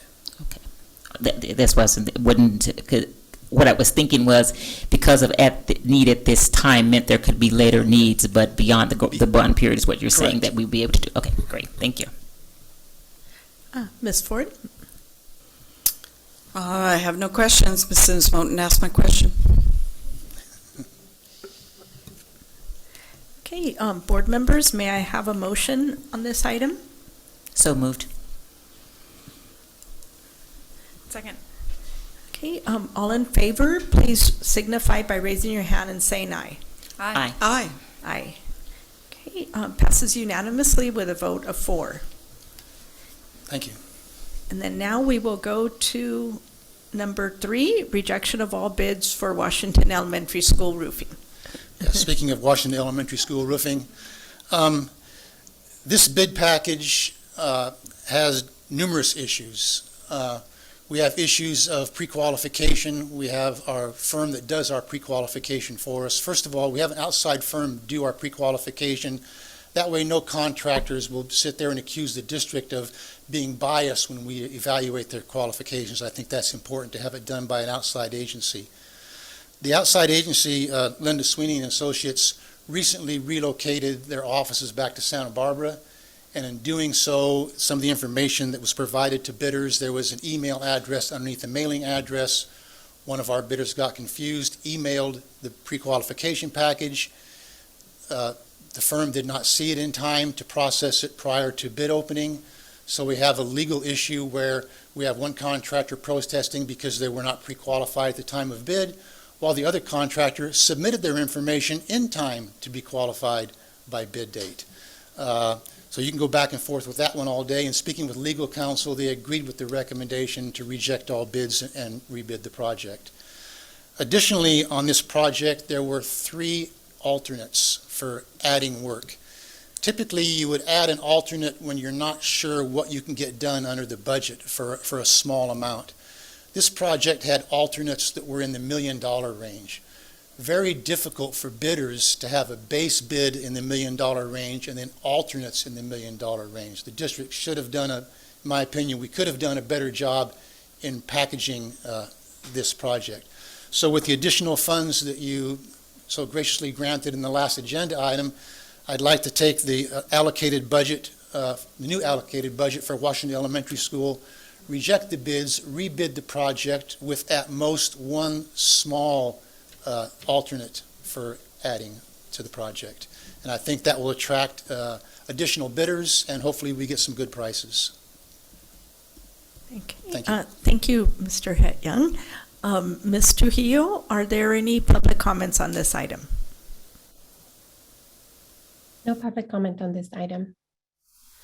Okay, board members, do you have any questions or comments? Ms. Sims Moulton? Yeah, I just have a comment. I got questions all over this. That's okay. Just in terms of, has it always been an option to email, and then it just forgot that it was a part of the piece, or? It has not been an option to email. It is always a requirement that it be mailed in.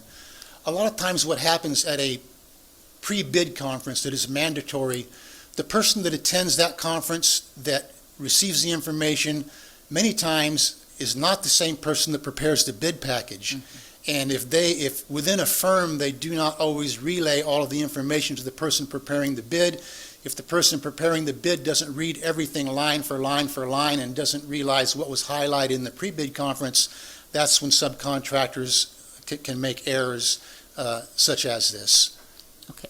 And then my question, as we're doing the rebid, I did notice in the previous that the budget was about 5 million, and we're really allocating about 3.8. Is that correct? Yeah, we have 5 million worth of needs, and we're going to reallocate the budget to 3.8 million, which will mean for hard construction, we're looking for around a $3 million construction project, with the remaining being non-construction costs and 10% for reserves for unknowns.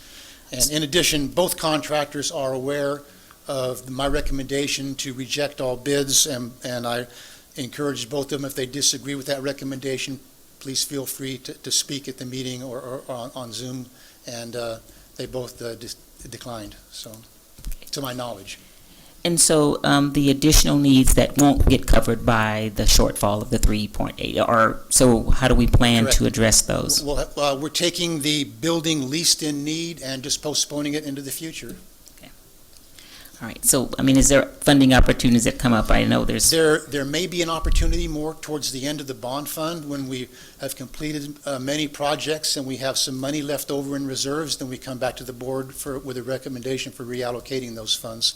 This very well could be one of those recommendations in the future. Okay. Thank you. Okay, board members, may I have a motion on this action item? Ms. Ford?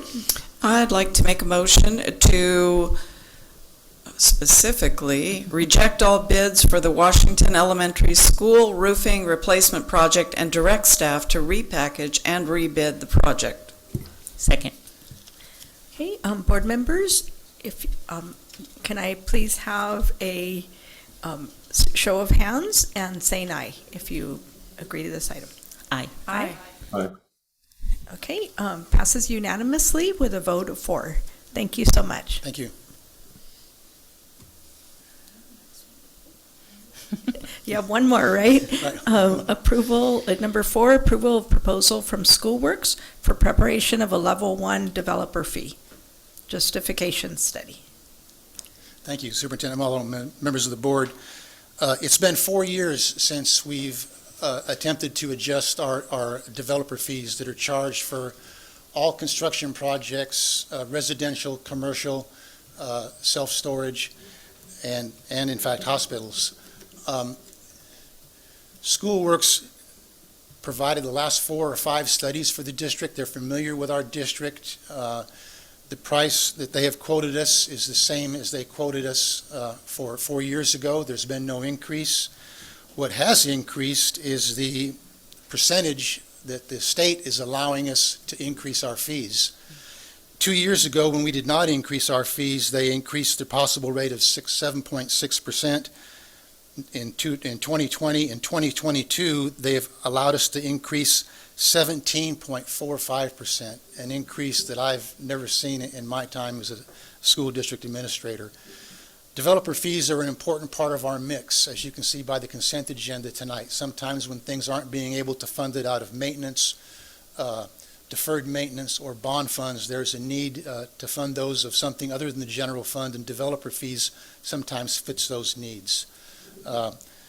So I'm asking for approval to go through the process to raise those fees. I'm confident that we will qualify as being able to raise the fees because I think, as everybody knows, we have many more needs than we have budgeted funds to accomplish those needs. And that's basically what the study looks at. And so at this, I know it's not an item familiar within the last 4 years, so I put this on the action agenda instead of the consent agenda in case there was any questions or needed a little further explanation. I've outlined the process in the agenda item that the board will be asked to take in the future, and the public will have time to comment on this before fees are actually raised. So tonight I'm asking for permission to proceed with the study funded with developer fees, which is an allowable use of developer fees per the California codes. Okay, thank you so much. I appreciate the explanation. Ms. Trujillo, do we have any public comment on this item? Thank you, President Munoz. We have, I believe, one comment. Moni Duet. I'm so sorry. That was a mistake. I'm waiting for a different topic. Sorry. Okay, no problem. No public comment, President Munoz. Okay, thank you. Board members, any comments or questions on this item? No? Okay, may I have a motion? Ms. Ford? Thank you. I'd like to make a motion to approve the proposal from Schoolworks Incorporated for preparation of a Level 1 developer fee justification study. Second. Okay, all in favor, please signify by raising your hand and saying aye. Aye. Aye. Okay, passes unanimously with a vote of 4. Thank you. Thank you so much.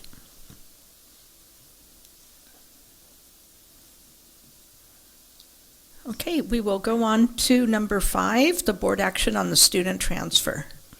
In the case of 202122I-04, move approval of student transfer. Second. Okay, all in favor, please signify by raising your hand and saying aye. Aye. Aye. Aye, okay, passes unanimously with a vote of 4. And number 6, Ms. Sims-Moten? In the case of 202122-28, stipulated agreement, move approval of full expulsion 2 semesters, which ends January 2023. I second the motion. Okay, Ms. Capps for a second. All in favor, please signify by raising your hand and saying aye. Aye. Okay, passes unanimously with a vote of 4. Number 7, the approval of confidential administrative assistant reclassification. Dr. Becchio?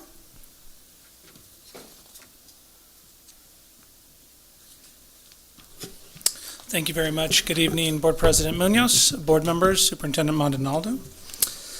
I bring before you tonight the proposal to reclassify our confidential administrative assistant positions so that essentially all these positions can carry the same job title, same job description, and same salary range. You'll see that to do this, only one of the current confidential administrative assistant position needs to be moved from range 4 to range 5, and I've described that in the supporting documentation. The others will essentially just be a job title and job description change. These positions are similar to our classified administrative assistant positions, most specifically the one that the board just approved as an administrative assistant 4 position. It's not necessary for these types of positions to carry a different job title that currently is dependent on the department in which they work. So for example, we have a separate job title for every confidential position, one for HR, one for fiscal, etc. The one distinguishing factor of the confidential positions is that compared to the classified positions, these are not part of the CSEA bargaining unit, and they are different and distinct in the sense that they are privy to management positions related to collective bargaining and labor relations. So it's not that they're dealing with confidential information, which is often what is thought of as a confidential position, but instead that they have access to our positions when we go to the table for collective bargaining or labor decisions. So I wanted to point that out. The approximate cost is, I believe it was in there as $7,700, and that is the increase to the administrative assistant in the superintendent's office from range 4 to range 5. And I also included in the board documentation some of the savings that have occurred due to vacant positions or the anticipation of filling a position with a lower step, lower salary. And so that would, we would be able to cover that $7,700 in the out years pretty easily. So with that, I'd like to turn it over to the board for any questions that you might have. Okay, thank you, Dr. Becchio. Ms. Trujillo, do we have any public comment on this item? President Munoz, we do have public comment. I will start with Amir Abu Shair.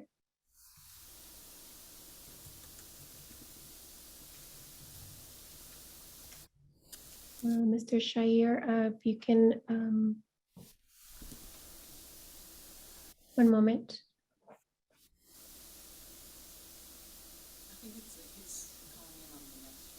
Says that the version you're using is not allowing us to,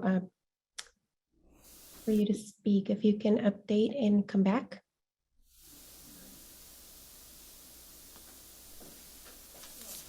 I'll go to the next person, Moni DeWitt.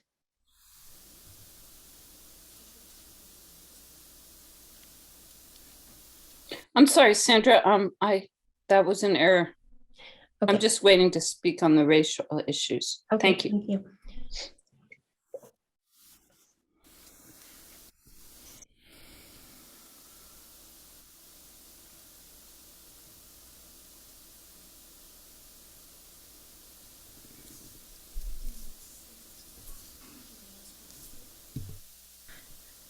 Yeah, sorry, are there any public comment? There is no more public comment. I'm waiting for Mr. Shire to come back to allow him to speak.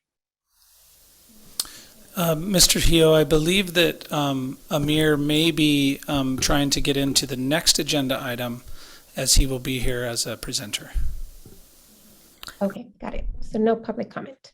Okay, thank you. Board members, any comments or questions? Ms. Sims? No? Yes, Mr. Vecchio, I just had a question when you just stated about the filling a new position at a lower salary and step. Is it a totally different classification that you would be filling, or would it be the same one? The item that I listed in there is essentially the budget is, the budget has the previous person's amount in it, which was a longer term employee, so they have a much higher step on the same range. Okay. And our anticipation is that when we rehire that position, it will carry us a lower step, yielding cost savings to the budget as they make those adjustments. Not necessarily that the skills required are going to be any less, Same but rate. just because where you're coming in. Correct. Okay, great, thank you. May I have a motion on this item? Yes, so moved. Second. Okay, all in favor, please signify by raising your hand and saying aye. Aye. Aye. Aye. Okay, passes unanimously with a vote of 4. And then, Dr. Vecchio, the next item, the approval of certificated non-management job descriptions. Thank you very much. And for this item, I believe Mr. Hio is going to bring in Amir. I will do a short presentation on this topic, which is, I have been out to DP Engineering Academy, met with Amir and Emily a couple times, actually toured the building. We toured it just this week, I think it was yesterday or the day before, with SBTA as well, in advance of these 2 job descriptions coming about and what we anticipate to be other staffing needs in the future. So I'm happy to bring this before you as we get ready to open that facility, the Virgil Illing Center for Creative Learning, in the fall of 2022. As you're aware, we have an MOU with the DP Engineering Academy Foundation, and in that, the MOU, it recognizes that we will have a need for certain types of staffing, maybe even different configurations around staffing that aren't common in a regular school program. These 2 jobs, the mechatronics teacher and a video and digital media teacher on special assignment, will both be funded out of the DP Engineering Academy Foundation, so there won't be an impact to the district budget, but we do want to bring these before the board for your review. It is our positions, and therefore we believe that you should have purview over the job descriptions and final approval on that. At this time, Amir is here. Amir, thank you for being here with us tonight, and if the board has any questions, we are happy to answer those, but I'm sure I'll refer them over to Amir, who will better be able to handle those questions.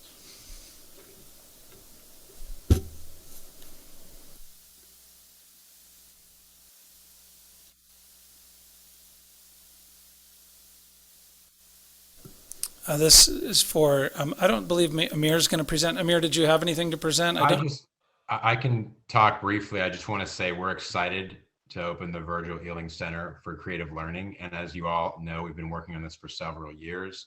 It's going to be a community facing space. And as John explained, and I think he did a fantastic job. We anticipate non-traditional staffing in order to meet the requirements and the goals that we've set forth to really impact the community beyond our current school program. So these positions are in support of that growth and expansion and our ability to do that. Thank you. Thank you, Amir and Dr. Becchio. Any questions or comments from the board? Ms. Trujillo, do we have any public comment? No public comment on this item. Okay, thank you. Ms. Ford? Thank you. Amir, please just tell us, I read the job description, but what is mechatronics? So mechatronics is the blend of mechanical engineering, electrical engineering, computer science, computer programming, and systems engineering. And so the exhibits that we're building with our students, a lot of them, we try to infuse all those different skill sets. And so it's really just an integrated way to do engineering. And mechatronics aligns very well with what is teachable in a high school setting. You know, it's hard to do some of the other types of engineering. You know, chemical engineering involves, you know, petrochemicals and all kinds of stuff. So we're able to use this kind of general kind of term to cover across the disciplines that are involved in really physical motion, robotics, kind of that type of thing. Thank you. Okay, board members, do I have a motion? Ms. Ford? I'd like to make a motion to approve the 2 certificated non-management job descriptions, 1 mechatronics teacher for DPEA, and 2 the teacher on special assignment, the TOSA, for video, film, and digital media, also at DPEA. Second. Okay, thank you. All in favor, please signify by raising your hand and saying aye. Aye. Aye. Aye. Thank you. Passes unanimously with a vote of 4 and our student board member. Thank you. Okay, so now we have the approval of the positive certification of the second interim financial report.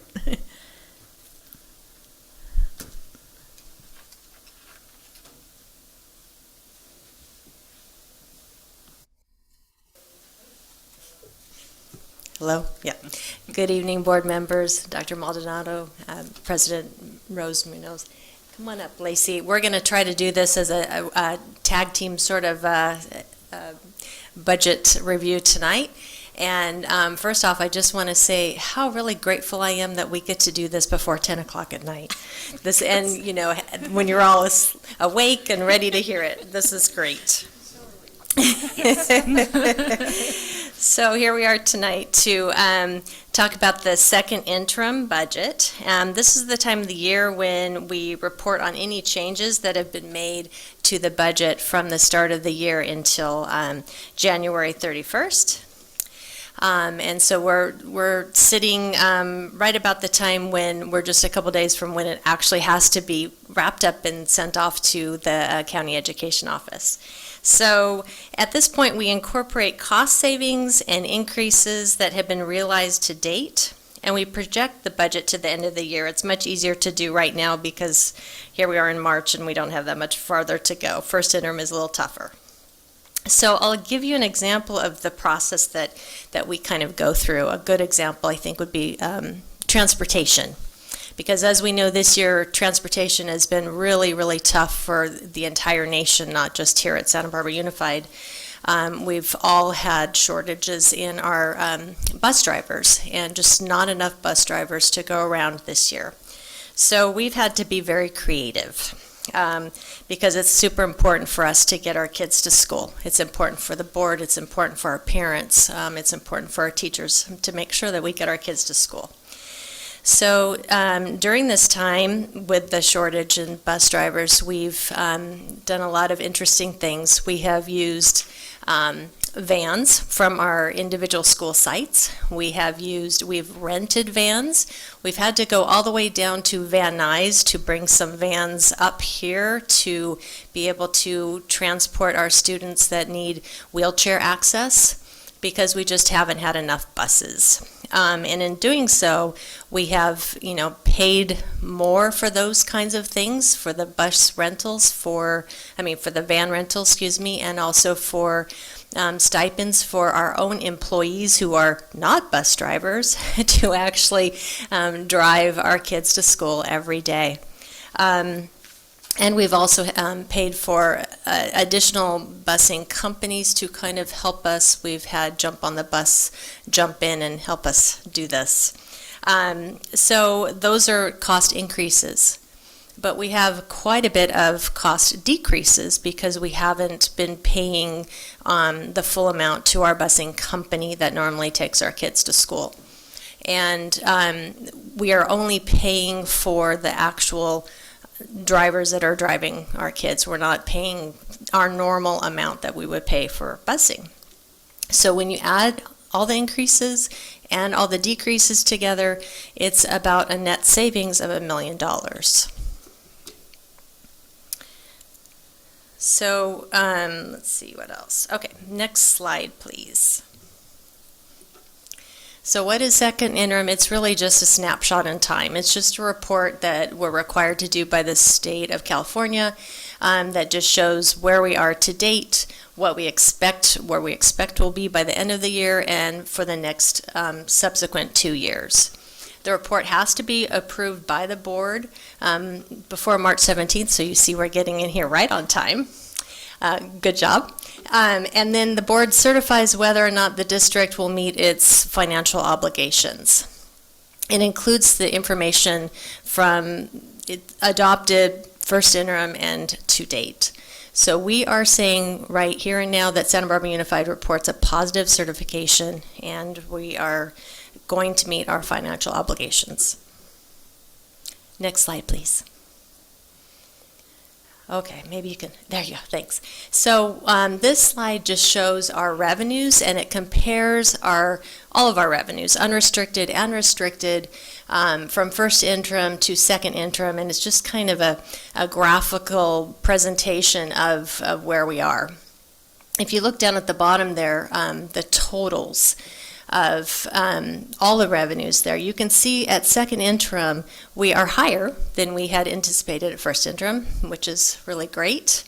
The big blue section there is really the majority of our revenue, and that is mostly property taxes, our local property taxes. And we are just a tiny bit higher there. Really, we're not anticipating any change in property taxes at this point because we haven't received our next increment, which will be in April. So the little difference there is just in a little bit of state aid.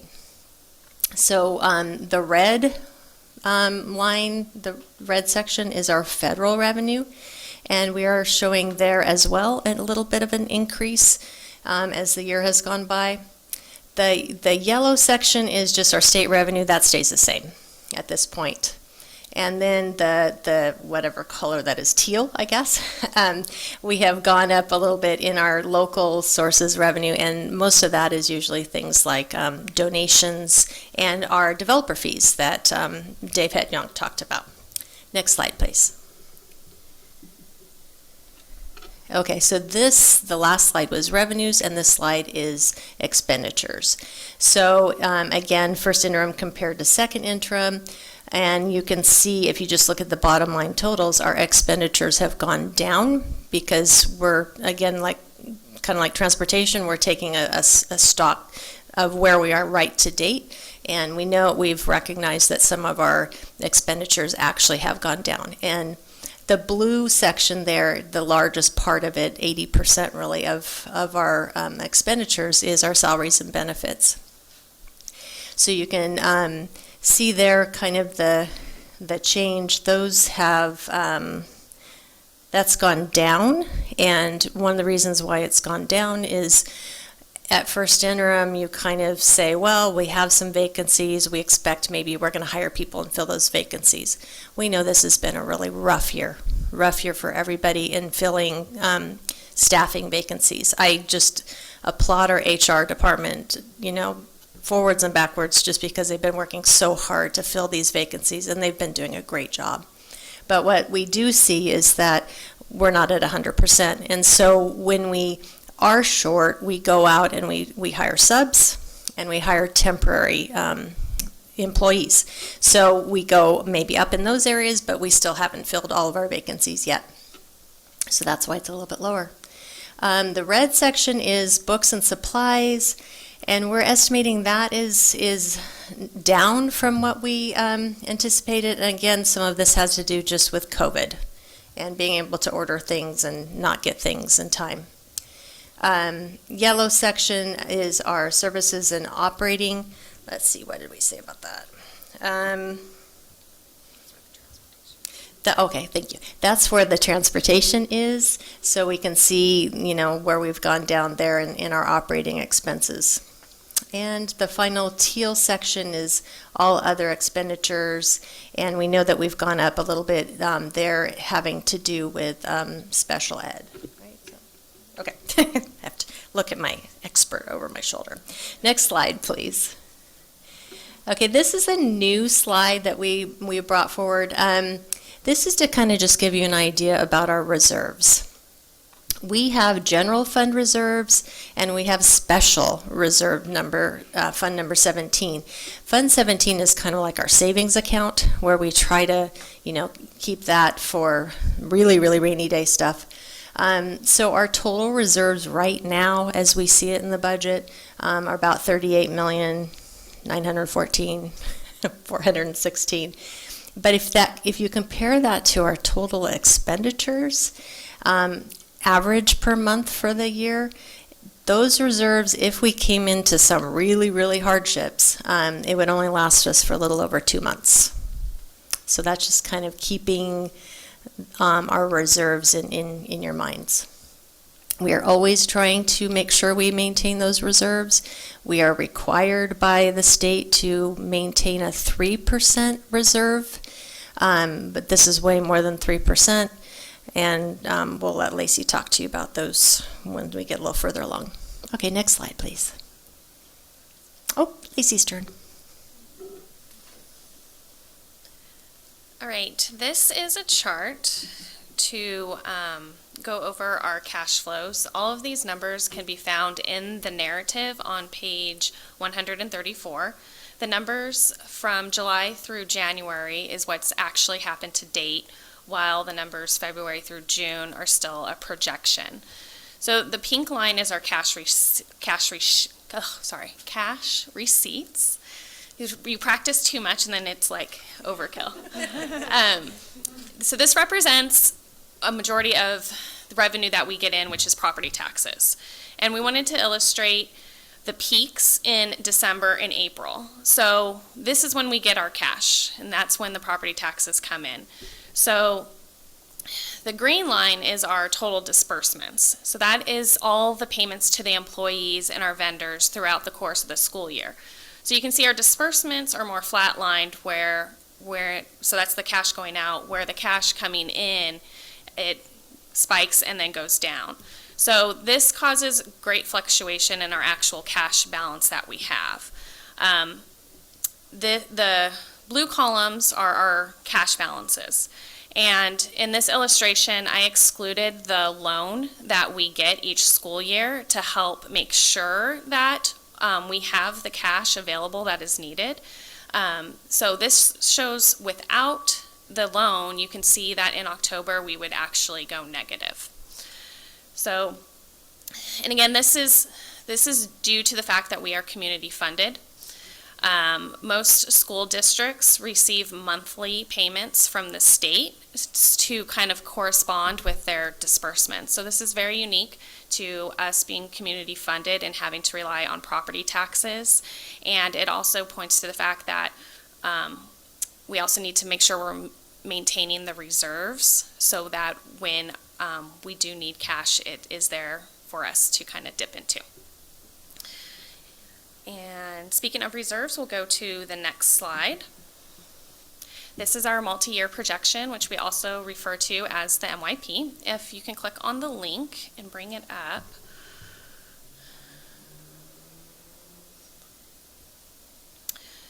The multi-year projection shows our revenue, expenditures, and reserves from the past, current, and future.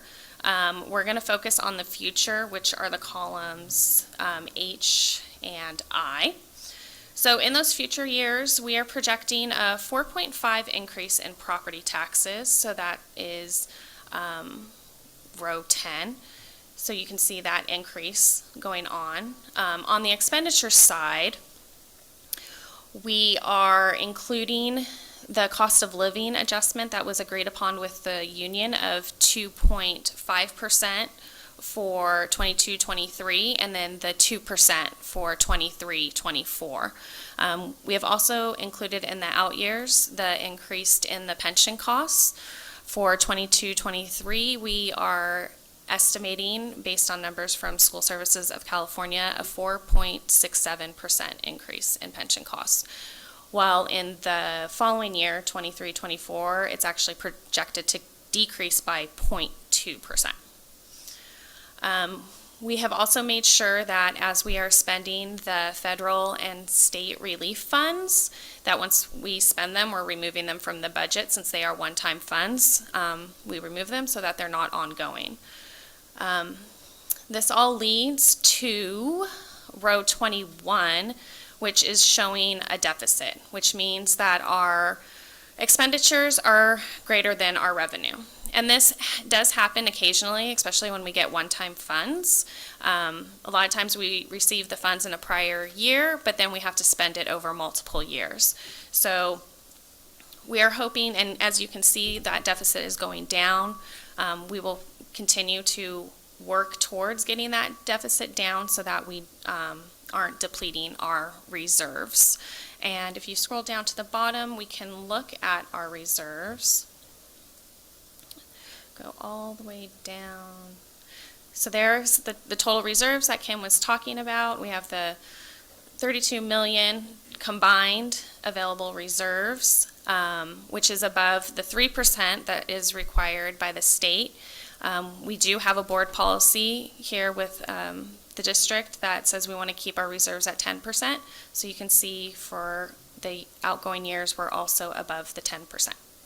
So again, we'll continue to monitor and work on decreasing that deficit. I'll go back to Kim. Thank you. Next slide, please. There you go. I don't know if you could you make it a tiny bit bigger, maybe? I don't know if you can see that, but I wanted to create this slide to show you all the different federal and state relief funds that we have received and when they are supposed to be spent by, as well as how much we have spent to date. So the last two columns there show what we have spent and encumbered by second interim, and then the final column there shows you the balance that is left. So we've received quite a lot of different sorts of funds, and they're all, different time periods. So some were 2 years, some were 3, some were 1, but this kind of gives you an idea of where we are. Bottom line, we have spent and encumbered $35 million, and we've got $19 million, a little over $19 million left. I think that was it. Next slide, please.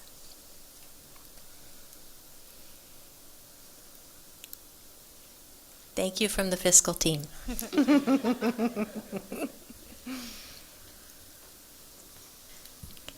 Ms. Trujillo, do we have any public comment? No public comment on this item. Okay, board members, any comments or questions? Ms. Sims-Moten? Mostly just have a comment. So again, it's always easier the second interim because it's just the changes from the first one. And I just want to say I'm excited, even if you're coming up here at 10 o'clock, about the fiscal. I just want you to know that I'm excited. But I was even more excited today. Like, oh, it is before 8 o'clock. It's a positive certification, and that's a positive, indicator that we're right on time. What we're supposed to do. So again, thank you for the work. It was very clear, and the summary was really clear in connecting, the changes from the first interim to the second interim. So thank you very much. I know that it's been a hard year navigating all those ups and downs of those dollars. So thank you so much. Thank you. Ms. Capps? Thank you so much again. And I would like to just ask about the hiring in this process, and if that is the thing that you are most worried about. So sort of a two-part question, which I have asked in the past, is what do you have your eye on? Is number one. I have my eye on hiring. I know, as you mentioned, it's not a local problem. I mean, it is a local problem that's also experienced across the country. But how are we doing on hiring? If that's a possibility to answer that in the context of this interim report. We might look at Dr. Yes, Becchio Dr. to help us. But I agree with you. The part that makes it difficult is especially when you have certain kinds of funds that you need to spend maybe in the current year, and you have allocated people in order to spend those funds. Right. I'm thinking of like Title I and things like that, where even at our school sites, that was the one thing we were hearing when I was going out and doing my budget review with Mr. Venz, was that we as a school site couldn't spend the funds because we were thinking we were going to have people be able to fulfill this duty, this position, and we couldn't hire them. So in a lot of cases, there are some funds that are going to carry over into next year, and we're hopeful that we can hire those people to get them done. But I don't know if Dr. Becchio wants to say anything. Well, tonight we're doing excellent on hiring because you approved our facilities director, so that was a big win for us. Remember that when we are looking for positions during the middle of a school year, it is very, very difficult to, and plus with the pandemic and all about the job market and trying to hire, it's difficult. But it's particularly difficult within the middle of a school year, because what we're really looking for at that point are candidates that likely are already under contract somewhere or not under contract, and maybe there's a reason for that. So I'm very optimistic about this upcoming hiring season, because what we're now posting are jobs that we're asking to start in July 1. Great. And when we do that, we have a much better candidate pool, because people are looking forward to, well, I'll be done with my contract in June and I can start a new contract in July. So I'm very optimistic about that. Hope that helps. I'll take that optimism. Thank you so much. Ms. Ford? I too want to thank you for the report. I have to tell you, it was really interesting to read. It kind of read like a story. And not only that, but you gave such important context to so many of the decisions or the data that we were seeing. And I appreciate that even in the very first page, you tipped your hat to the employees as being the ones who had really kept all of this going over this very rough time. I just have one question on page 10. There is a statement that says we must be strategic to ensure that the student-to-teacher ratio is correct across all grade levels and subjects, since we have 80% or so of our expenses going to employee costs. So what does this really mean? Correct by employee agreements? Are they not correct now? What are you getting at? Maybe. Sure. Yeah, so essentially this is really being true to our collective bargaining agreement, number one. Or when we do set targets, for example, we have recently set targets of 30-1 in secondary, 20 and 25-1. And if we can stay true to those, we've budgeted for those, then we're good. If we start having lower class sizes than even that, now we have just put more money into our master schedules and our schedules. I do know that. So does that answer your question? So you're just saying we want to be sure we stay to the student-teacher ratios. Correct. That are agreed to. which might mean combo classes. It could, and I made the caveat because we decided separately to, with the one-time funds, to actually divert from our collective bargaining agreement and actually have lower class sizes because of COVID. So if we stay true to those, we're good because we budgeted out of the one-time funds. But yes, whatever those are, to have us staff to that combo classes or keep to our averages, and then we'll remain right on target with the budget. Good, thank you. It's kind of a statement that we always have in there just to remind us like how thoughtful we need to be about staffing and how we all need to work together as a team to really analyze the staffing. And, you know, we've started weekly meetings to review and go over the staffing to make sure that we're accurate in our numbers and that we're not, you know, over budgeting in the staffing area. It's so true. I remember back, you just made me think of my first year as a principal, where I put in a request to the superintendent to add 3 teachers to my school. I had no rationale. I just thought it would really help. So I got some schooling on that. Thanks. I'd like to add and thank board members, the fiscal team, and Mr. Vance, Mr. Vecchio, who are working with everybody else, of course, on this issue of staffing and budgeting. And I just want to piggyback a little bit on what Lacey was saying, that there is some efforts being made to look at how we have systems in place to ensure that we have proper position control numbers. And as part of staffing, that we're really working with HR and fiscal to control for those vacancies when they exist or not, and ensuring that we're tracking every single employee in our district. We have some way to go in some of these areas. For example, one thing top of mind, and I'll look to Dr. Becky to confirm what I'm about to say, and that is that we think about moving towards using more technology to track employee time, for example, checking in, checking out. In some ways, we're still using signing in system. So there are ways that we can look at some of our staffing in tracking that will also ensure that we're really staying true to our fiscal responsibilities. Dr. Becchio, can you confirm that I said that exactly right?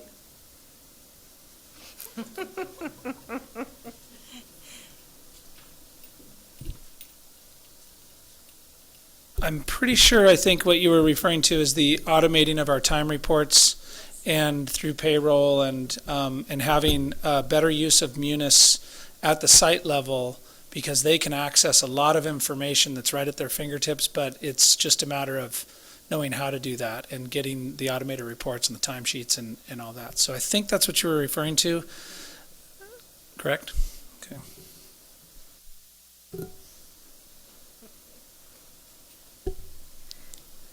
Yes, board members, if there are no additional questions or comments, I'd like to ask for a motion regarding the second interim financial report. So move with a positive attitude. Thank you. Do I have a second? Sure, second. Okay. All in favor, please signify by raising your hand and saying aye. Aye. Aye. Okay. Vote passes unanimously with a vote of 4. Thank you. Okay. At this time, I'd like to call for a 10-minute break. We've been going for a few hours here, and we will be back in 10 minutes. Okay, we're now back from break, and we're going to go with the discussion agenda number 2, the first reading sunshining of the school district proposal to reopen contract negotiations. Dr. Becchio? Thank you very much. This item is our sunshine proposal to reopen contract negotiations with California School Employees Association. As you know, we will be bringing this tonight on discussion. The following board meeting, we will have on April 12th, we will have a public hearing and then followed by an action item. Once the board takes action, we can begin collective bargaining with CSEA. This gives you a proposal for what we intend to open with on our reopener negotiations with CSEA. Does not need your action tonight, but it is open for discussion, questions by the board. Thank you, Dr. Becchio. Ms. Trujillo, do we have any comment on this item? No public comment on this item. Okay, board, any questions or concerns? Okay, seeing none, thank you, Dr. Becchio. And then now we will go to number 3, which is also yours. That's correct, and this is the first reading of this Sunshine proposal from CSEA and their intent on contract negotiations with SB Unified for this round of negotiations. And they have outlined for you what their intentions are, what articles they intend to negotiate during collective bargaining. Again, this will follow as well with the April 12th board meeting on public hearing and action item for the board.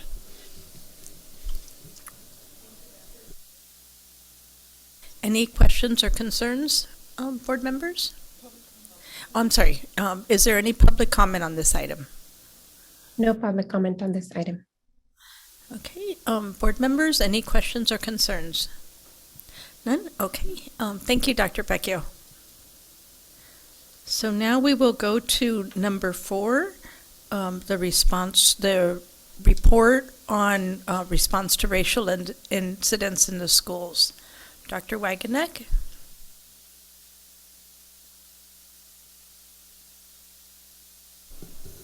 Good evening, President Munoz, Dr. Maldonado, and school board members. In the past month, we've received 12 reports of known racial incidents in our district, 11 of those targeting Black students and staff specifically. You know, it's not enough that we have policies and resolutions. Rather, we must constantly answer those who rightfully expect us to dismantle anti-Blackness with targeted practices. There are Black families in Santa Barbara in our community who have generational stories of how our schools have failed them. Tonight we begin a series of reports where we will answer the calls from our students, our families, staff, and community members, and that call is that we do better even as we work to dismantle the practices that devalue Black life in our schools. We know that we've been working, but we haven't done enough.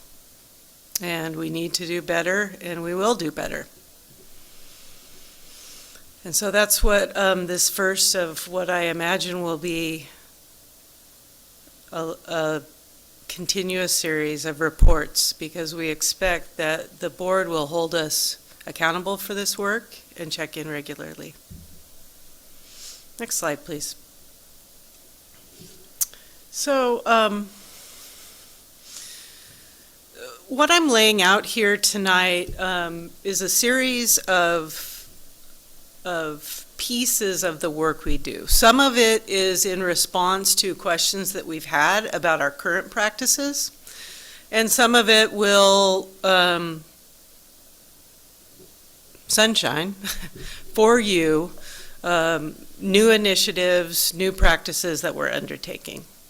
One question that we've had questions about, or one area that we've had questions about, is just the process for reporting racial incidents in our schools. And I do want to pause quickly and say I am going to use the term racial incidents in schools, but really these are, and that is because I want to stay with the theme of addressing the needs of our Black students, staff, and their families specifically. I don't want us, it's easy, especially in our community where Black folks make up a small percentage, in a community where other folks of color are more prominent, to to get away from that. And I don't want to do that tonight, but I will use the term racial incidents and bias incidents. But please understand that this is notably in response to the targeting of Black individuals. So how do folks report racial incidents in our schools? Students. They are encouraged to report to teachers, administrators, campus safety, or a trusted adult when on campus. And of course, we want them to share things at home with family members. They also have the Safe to Speak Up app. And later on, you will hear me describe how they are being both trained to use that and the campaigns that we have to encourage them to use the Safe to Speak Up app.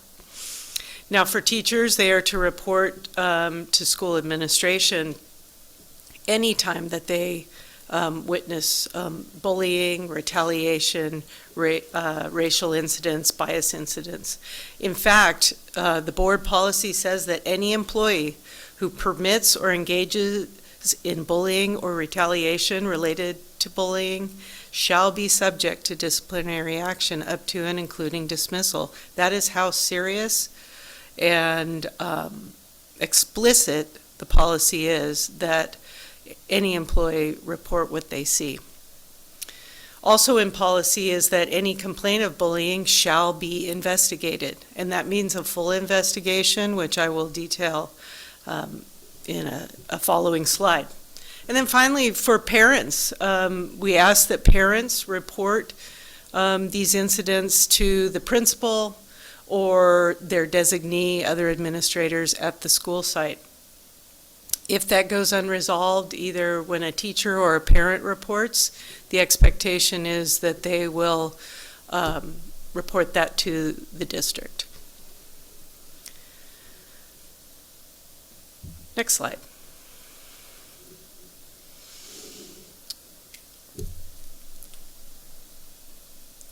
In responding to an incident of bias, there are best practices, and over the past few weeks, we've been looking and doing an after-action report of our own incidences, reflecting on our own practices, reviewing these bias incidences, and saying, did we follow the best practices?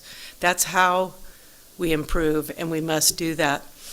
So I do want to say that with each of these best practices, we always have to come at this work healing-centered, and remember that healing has to come before anything else, and that we have to come at it from a trauma-informed approach. The first is that we should always be securing the safety of the victim and the community of students the bias was directed against. That is important, and that's an area where sometimes we have not been at our best, that we have made that maybe third or fourth down the list and not number one, but it must be number one, that we assess the physical and emotional safety of everyone who's impacted, victims, witnesses, family members, staff, students, anyone who's part of the targeted community. We need to make a list,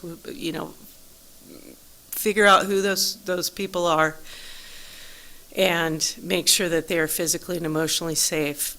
And also when we're talking about bias and racial incidences, we really have to look at intersectionality and not make assumptions about who people are. Because within our community, we have many students and staff and families who are mixed race. We have folks who come from, quote, non-traditional families. We have folks who have disabilities, the gamut. And so we have to identify intersectionality as well, and that requires us to know our people. Second, we must investigate swiftly and seriously. And I know there have been concerns that in some of our more prevalent cases in the last month, we did not do that. But I will tell you tonight that we did investigate swiftly and seriously And that means we suspended judgment until all of the facts had been gathered. But we made it a high priority and looked at it with a critical lens. And that requires us to check our biases. But I can assure you that in reviewing the processes, that was done with great seriousness and swiftly.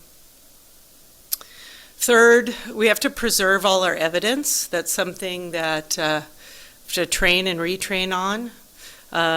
New information may come out later. Sometimes it can come out a year later, 2 years later, or something is repeated, and so we have to have access to that evidence and keep files.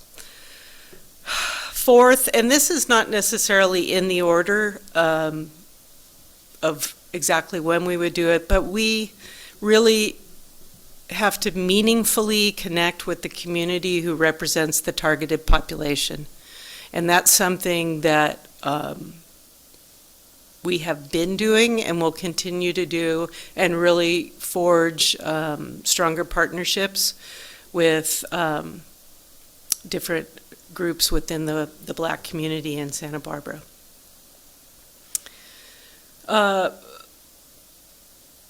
And we do that because, I stand here, and it's not without my own reflection, and I spoke with the superintendent about this, that you have a white woman standing here giving this report tonight, and that we have many members of our leadership team who are white, and many of our principals and administrators, and we are the majority in terms of the leadership in this district, though that is changing, and that's a really good thing. But we have to listen and understand and be led in times like this by the communities that are targeted. And I would say that that's an area of growth, but one that we're working on very, very hard at this time. Number 5 is we have to denounce the bias and the hate very quickly, and again, swiftly, and with all seriousness. We have to remain firmly in support of the victim, the targeted population, and the larger marginalized community. We also have to communicate, and part of this goes with number 4, and part of it is number 5, but we have to provide verbal and written notice to all of the involved persons, including family members, in a way that's consistent with district policy.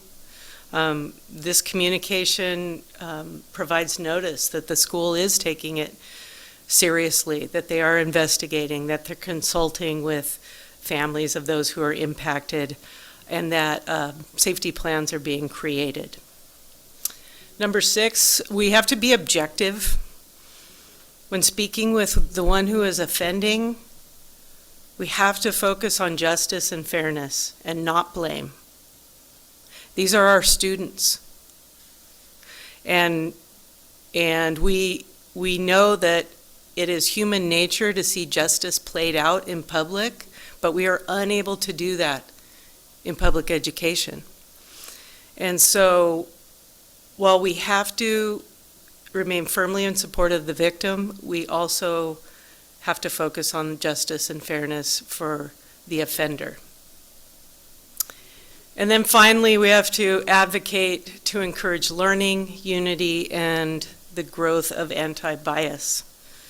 We have to determine the need for educational opportunities for staff, students, families, and community members. This will help us prevent the action from occurring over and over again. We have to focus on educational opportunities, and later on you'll hear me talk about that. We have to identify steps to remediate a hostile climate if it exists. And we have to solicit recommended improvements from that impacted community, and in this case, our Black community. We have to solicit those recommended improvements. I'm sure we will hear some in public comment tonight. And we need to make changes to district policies and procedures as applicable, be reflective and critical. in our approach. Next slide, please. So this is a lot, and this is too many words to really have on a slide. But I wanted folks, both the board and anyone in the public, to really understand the steps that we go through in an investigation, and I will not be reading all of this, but the first step is that an administrator is assigned to lead the investigation. And it's the role of the principal to decide who the best person is to conduct that investigation. Sometimes they will do it themselves. Sometimes they will pass it off to an assistant principal or a dean, but I want to assure everyone that our administrators are trained, and anytime that they need help with an investigation, they do reach out to the district office, to myself, others in student services, there's direct supervisors for guidance. Step 2, the administrator conducts the investigation. That includes interviews, reviews of evidence. They speak with the victim, with witnesses, with, quote, suspects, and others who can give them the information that they need. Our motto in this district, and what we teach our administrators from the moment that they take part in what we call boot camp, is go slow to go fast. A 30-minute investigation with a 15-minute meeting with the student and their family doesn't do anyone any good. So that's why sometimes it can look like the school is dragging their feet. They're not dragging their feet. They're trying to get it right. So afterwards, the parent and guardian of those interviewed are notified. Usually that happens after the interview is completed. We are asked often, are you allowed to interview my child without me present? Yes, we are, but if a student asks for their parent, our expectation is that we pick up the phone and we stop the interview and we bring the parent in. So based on the facts that are revealed through the investigation, the administrator will then refer to our response to behavior guidelines, which is Board Exhibit 5144. They will go through that exhibit and use all the resources at their disposal to determine the appropriate disciplinary actions, the appropriate response to the behavior. Once that has been determined, then a report of the incident and its outcome is entered into ARIES, in our student information system. The administrator will meet with the student and their parent to explain the outcome of the investigation and the response to behavior. And then the administrator, not always the investigator, will meet with the family of the victim to share the outcome of the investigation and address their questions and concerns. Now you'll see from that they will not share the specific response to behavior that the offender received. We are not allowed to share that through FERPA, and I know that angers people. I've been hearing it for a long time. That is federal law, and so we are unable to share that. However, we can share in general what like instances might lead to. So we'll have that conversation with families.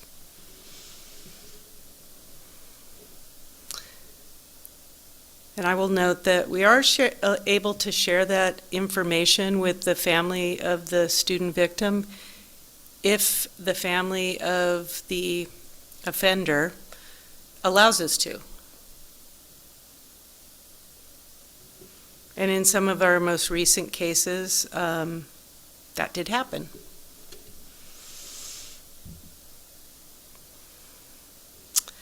So next slide, please. I wanted to bring to you sort of a case study. It's an amalgam of, case studies, next slide. Very quickly, our disciplinary guidelines, when you review it, is, again, and you've seen this slide before, four categories of discipline, of offenses. Type 1, those are classroom behaviors, things like use of profanity, minor graffiti, those sorts of things. Those are to be handled in the classroom, and you may not suspend or recommend for expulsion for those behaviors. Type 2, a principal really has broad discretion, because in these types of behaviors, it usually has to do with the details of the incident that determine the outcome. Type 3, there's very limited principal discretion. And in these cases, the principal must suspend and recommend for expulsion unless there are circumstances that make it inappropriate. And the principal actually has to write a memo to me saying why they're not recommending expulsion in those cases. And then finally, type 4, there's no discretion. Those are the big 5, possession of a firearm, brandishing a weapon, sexual assault, etc. Those are a must suspend and recommend for expulsion. Next slide. So, while I cannot talk about the details of our cases here in public, as I said, we've had 12 known incidences, and 2 of those incidences were especially egregious. They included violations of Ed Code 48900.3, which is causing, attempting to cause, threatened to cause, or participated in an act of hate violence, as defined by Section 233. They also included violations of 48900A1 and A2, and one of them included 4800T, and that's caused, attempted to cause, or threatened to cause physical injury, and then T is when you aid or abet in a physical injury, or willful use of force or violence. So, and of course, force or violence or attempted physical injury can be everything from a stiff arm like this in the hallway against the shoulder, or it can be a punch to the nose. It can be a variety of things, and that's where the particulars really come into play. In the case of some of these egregious incidences, we had these Tier 2 behaviors that came into play. And so you can see in the second column there the expectations of all of the steps that the administrator has to go through before they make their determination of the response to behavior. They have to look at previous behaviors. Has this type of thing happened before? Is this a first time? What's the root cause? What's the story behind it? Why did it happen? You have to meet with the parents, ask questions of the parents about what's going on at home.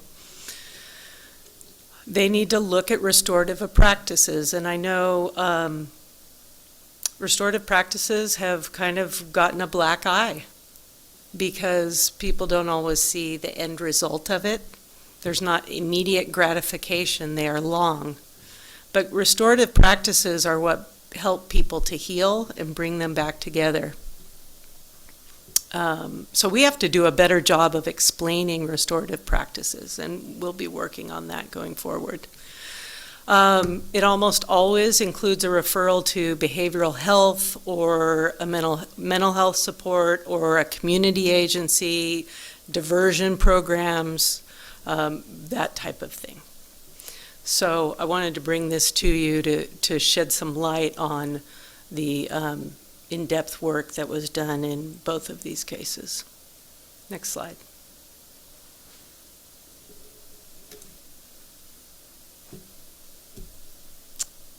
I should say on that previous slide, it can also include suspension in addition to those things, a combo of. And we suspend in our district when there's a reasonable case that a student may be a danger to themselves or others, a continuous danger to themselves or others. So we've now come to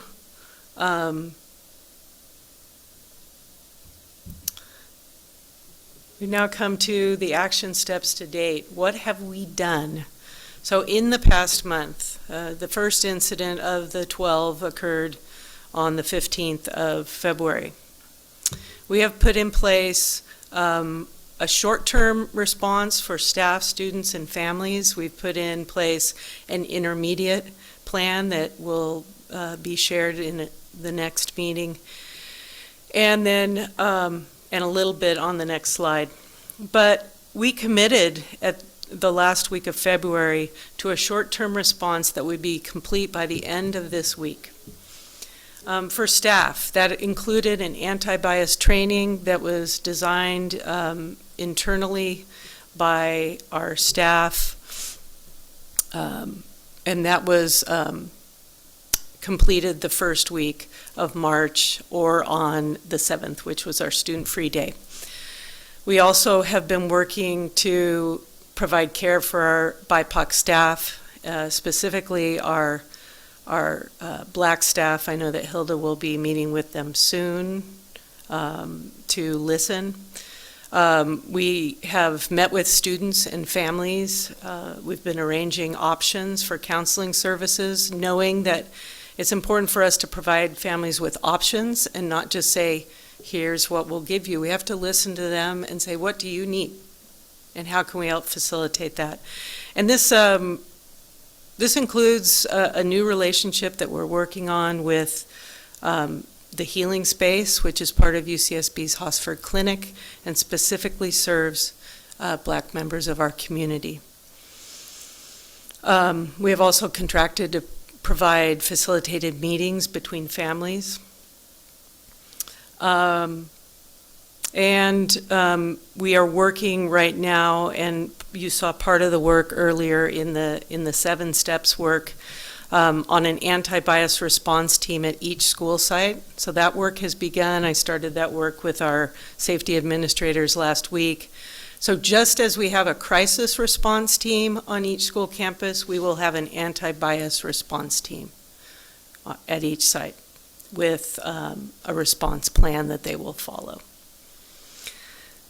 For students, students have received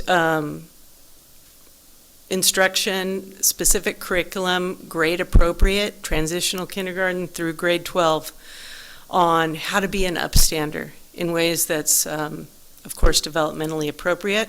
Don't be a bystander, be an upstander. They also have been introduced to the concept of a safe adult on campus, and for the older ones, really identifying like who is that, but for all students, identifying groups of adults, whether it's someone who serves them lunch every day in the cafeteria, the custodian, their principal, their teacher, whoever it is, who can they talk to when they need help or they want to report something.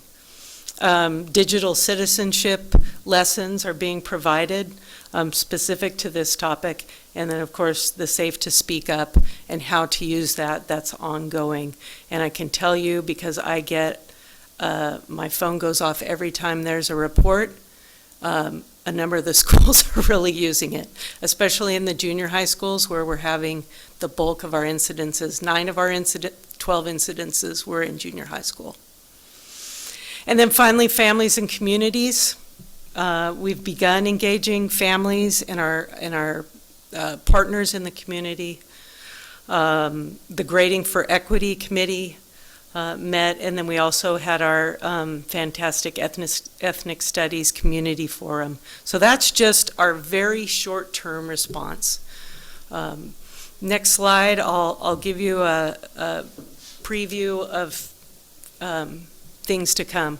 Anti-bias training, Dr. Becchio is going to explain a little bit more in his next report, but all staff in our district will complete anti-bias training by June 30th, 2022. And then annually, That will be an expectation each year going forward.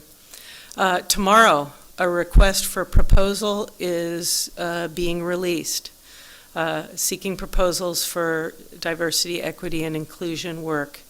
And that work will include leadership, staff, students, and families.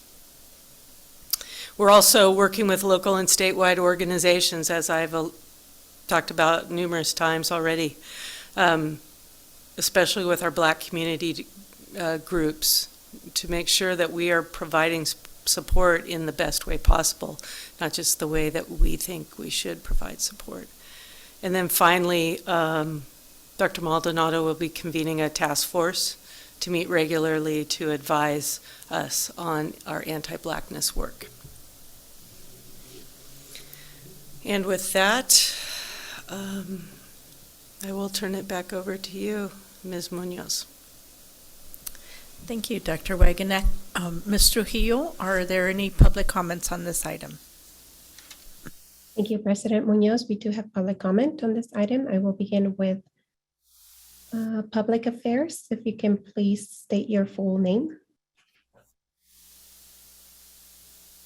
Good evening, Board President Munoz and Board Trustees. My name is Christian Alonso, and I'm the Director of Public Affairs for Planned Parenthood Central Coast Action Fund. Education is critical to the mission of Planned Parenthood, and we're proud of our bilingual community health educators that provide medically accurate, inclusive sex education and information to adults, teens, and families throughout Santa Barbara, Ventura, and San Luis Obispo counties to help them make healthy decisions that are necessary to building a strong future. The Action Fund is here tonight to show our support for the demands by Healing Justice Santa Barbara and the community for more transparency, accountability, and resources to address anti-Black violence on district campuses. Testimony by Black parents and students about recent incidents of anti-Black violence are heartbreaking and deserve immediate attention by the district. The Santa Barbara Unified School District cannot foster a healthy environment for the children, parents, and families in our community without prioritizing the mental and physical safety of Black students. We join the community in asking the school district to take action, review its policies, and allocate resources to addressing the safety of Black students and their families on our campuses and communicating in a timely and transparent way with the community. Thank you for your time this evening. Thank you. Next speaker is Barbara Parme. Thank you, Board. My name is Barbara Parmet. I'm here to speak about anti-Blackness. Anti-Blackness is a fundamental part of our white culture here in Santa Barbara. Anti-Blackness is causing short and long-term trauma to Black students, families, and the entire Black community. Anti-Blackness is harming all of our students. The school district must acknowledge the anti-Blackness that permeates the whole institution at such a fundamental level that our administrators and many of our teachers are afraid to think or say the words anti-Blackness that are harming our youth. If we cannot say the words, we will not be able to face our own unconscious racist views, and we will continue to perpetuate the violence of this system. It is not just a matter of recognizing bias. In order to dismantle racism, the district must empower all our students with the ability to identify sources of bullying and harm and support their abilities to stand up and say no to this racist culture. Without these foundational changes, the district's response will fail. Thank you. Thank you. Next speaker is Sway. If you can please state your full name. Hello, my name is Sway Moore. I'm a student at La Colina Junior High. Today I was in the PE locker room and someone had written the N-word on the wall. This was pointed out to me by my friend. The other boys had been making a joke out of this very hurtful word. They joked that my friend had written the word, "I know this is not true." Things like this happen all the time at school. I love school, but it's very hard to hear all of these horrible things that are happening around us, then hear my fellow students making jokes out of it. but I do not believe that this ignorance is the student's fault. The crime that was committed at Santa Barbara Junior High was horrendous, but people make jokes out of that too. When kids aren't shown or told that these things are very serious, they do not learn the severity that words, actions, threats, and violence can have. The adults may know that this is not a joke, but many students act as if it is. We need to be told what happened and what is happening.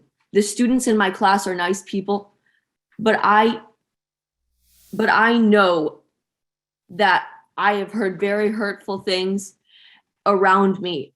And I know many people that have been physically hurt because of the ignorance regarding racism, homophobia, transphobia, and other forms of oppression in our school community. Thank you. Have a good night. Thank you. Next speaker is Catherine. If you can please state your full name. Catherine. My son, a 7th grade student at La Colina, was one of the 4 African-American victims whose faces were recently publicly posted on a TikTok video alongside pictures of monkeys with background music repeating the N-word. The perpetrator, a student at La Colina at the time, took a picture of my son's face during school and publicly posted it for others to see, depicting him as a monkey, referencing him a N-word. My son has been traumatized, extremely affected, humiliated, and publicly shamed. The perpetrator bullied him at school to not tell anyone about the video, saying it was a joke, for at least 5 days before the video was deleted. My son is in the special ed program due to his disabilities. Some days my son hides under his blankets, not able to go to school because of this. He has withdrawn from all of his extracurricular activities, now spends most of his time in his room, and didn't even want to celebrate his birthday recently in public setting, as he now feels the public sees him as a monkey and the N-word. As a result, my son is suffering and has missed 6 out of the last 15 school days. I was told by your district in a face-to-face meeting on February 24th that there are many resources available for my son. I followed up by email asking to please share with me what those are, and I still have yet to hear an answer, and here we are 20 days later. The district has yet to call this what it is, a hate crime. The time for words and ideas has long passed. We need meaningful action to help the kids who are suffering, including my son. Thank you. Next speaker is Leonie Madison. Can you hear me? Yes. Pleasant good evening to everyone. I applaud the presenter for her bravery in standing tonight to share a report that is void of the Black voices and the work that's been done across this county. My daughter recently experienced where she made a mistake in school and the principal called a meeting with the school officer to reprimand my daughter and to create trauma for my child. A trauma that says whenever my child gets into trouble, the law enforcement officer is who is being called to deal with an issue that was created by the students of the school who were non-Blacks. To this date, the principal has not responded to my email asking why is it that my daughter who is on EAP, that the school counselors were not involved in this incident. I asked what was being done to the prior incident that was brought forward by the school. Nothing has been said to me to date. Again, I applaud the speaker tonight, but it's not a full representation of what many of us as Black parents have gone through and our children have suffered in this county. More work needs to be done. More work needs to be done in this county around these issues. Thank you. Next speaker is Sandri Adusali.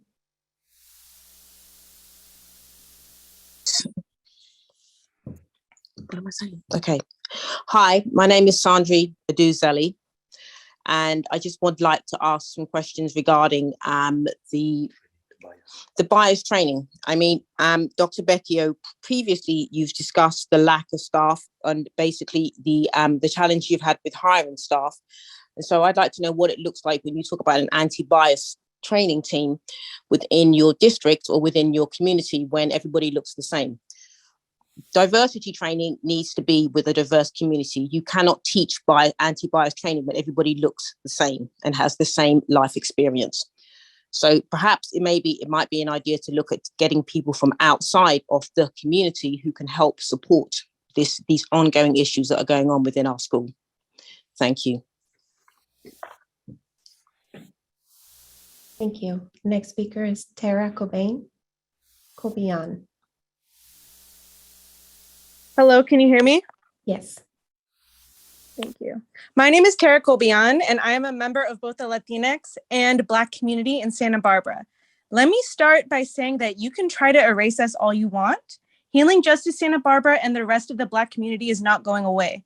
It is disheartening, but also no surprise that we must yet again speak on the lack of accountability on Santa Barbara Unified School District following the anti-Black violence occurring at Santa Barbara Junior High in the entire district.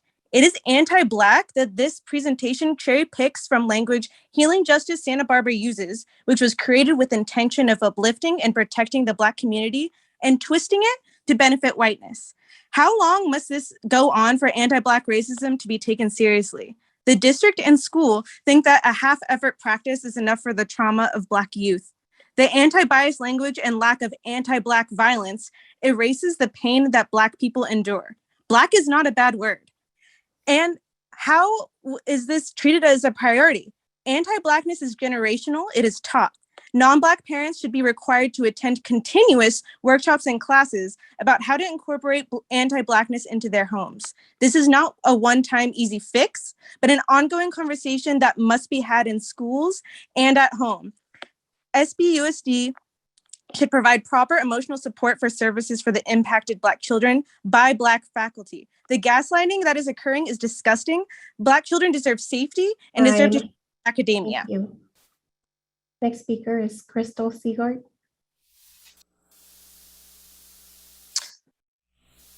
Hey, board. I was going to read our petition, but I'm extremely disappointed. First, I would like to address Fran for that presentation. It's unfortunate that you continuously mentioned anti-Blackness several times in your speech, but it's only mentioned one time in the presentation. While I see the board has reached out or the district has reached out to the healing space, what was failed to be mentioned was that Healing Justice Santa Barbara actually uplifted the healing space, not only uplifted, but helped create it at the Hosford Clinic at UCSB and help the district know who the healing space was to get support for these Black families. But you all like to continue to erase Black people from this narrative. And I would like to know too, that we encourage Fran before doing this presentation and the people that did this meeting to reach out to Black families and Black people in this community and listen to them before you would present something that was tone deaf and erase Black people altogether. So again, who are you doing this work for and who is it serving? Because this is not serving Black people. And at this point, it's very laughable because we continue to come into spaces and educate you, but you continue to not want to work with people that will hold you accountable and really do the work. So for the Black families, please reach out to HGSB. We are here to support you and we love you, even though the district continues to fail your children. Thank you. The next speaker is Roseanne Crawford. Hi, can you hear me? Yes. Thank you. Your anti-bias classes are not working. They're making things more divisive. This affects all students and the community. The administration knew of the incident almost a whole week before the parent of the victim spoke in public comment, and the administration's announced response only came after the board meeting. The family, not the district, engaged the police with a hindsight comment from the district, well, we would have contacted the police if they didn't. Really? The lack of support for this family from administration is shocking. We need transparency. What is being taught that increases bias? Where is discipline? Anti-bias training that you're giving the staff by the end of the year should also be open to the public. It takes a village. Staff is completely needing to participate, as well as administration, board members. You board members should be required to take this. You need to see what's being taught and what the required training is as well. This needs to be a united effort. I question what and how grading for equity was slipped in this plan. That is absolutely ridiculous. Make people feel better about their grades. Well, we will have equity. Everybody will have the same grade. That's bullshit. Thank you. Thank you. The next speaker is Kate Wajobi.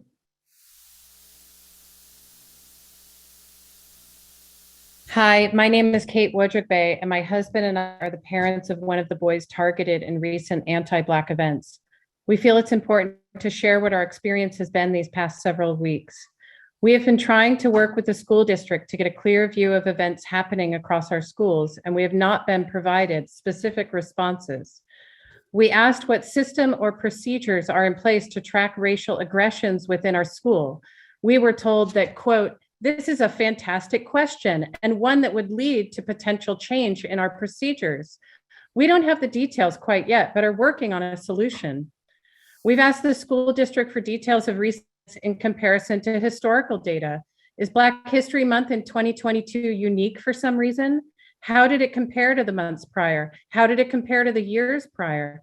The answer that we have received is, quote, "Currently, we do not have a mechanism to deliver this data, but we are working towards a system to do so." I'd like to remind you that School Board Policy 5145.3 regarding record keeping states the following: the superintendent or designee shall maintain a record of all reported cases of unlawful discrimination, including discriminatory harassment, intimidation, or bullying, to enable the district to monitor, address, and prevent repetitive, prohibitive behavior in district schools. The superintendent expressed that her priority right now is in supporting effective families. As one of those families, we are telling you that this is what we need. Time. Thank you. Next speaker is Sheridan Rosenberg. Thank you. Well, so far what I'm hearing is that the families who were firsthand victims are feeling completely not underserved, but really disrespected and ignored. And my experience of the district is that, first of all, you should never do your own investigation of yourselves. You'll never find anything wrong.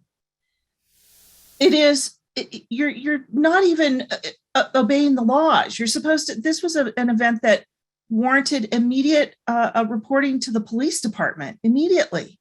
That obviously didn't happen, but that's not the first time. I'm thinking of the cases of sexual abuse, where instead it becomes an internal investigation, and whatever could have been done about it immediately isn't done, and things are swept under the rug. Over and over, we're hearing the word transparency. This district, starting from the top down, is not transparent, and it makes everyone in the community really angry, and for good reason. Furthermore, I've taken those anti-bias trainings. They're extremely divisive. I suggest, just like Roseanne Crawford said, make them open to the public. Open them up, put them on Zoom. Let everyone see what the training is. Let everyone take the training. I think that these issues happening behind closed doors are really wrong. Time. Thank you. Next speaker is Shakir Ahmad. Hello, can you hear me? Yes. All right, hello, I'm Shakir Ahmad, active community member and BSU president of San Marcos. I just have a few things to say. One, most importantly, the students involved need their needs met. That is my top priority, and it's come to my attention that the families of the students are waiting to hear back from the district. So I'd appreciate if they could be contacted. Two, I need the school district to be more precise with their language and call these incidents of bias for what they truly are, which is blatant acts of racism. There's no need to sugarcoat any of this. Three, I hope this is not a performative act by the district and that these actions won't be forgotten within the next few months. I have to say this presentation almost seemed forced from my perspective. And four, I know the community as a whole has been watching this very closely, and many of y'all are tuning in tonight. Healing Justice, Ethnic Studies, Gateway, and all those concerned for the students and the families involved. I know we all share a similar goal of getting racism out of our schools and being there for these affected families. But y'all need to get on the same page. There's too much infighting and drama between y'all when we should be focusing on these kids. But with that being said, let's all do better in working together for our common cause with the school district. I feel as though the school district is trying to do the right thing, and I can kind of see that, but they really need stronger, unified guidance from our community because they need some assistance. So let's all do better, and that's all I got. Thank you. Thank you. Next speaker is Matt Lowe.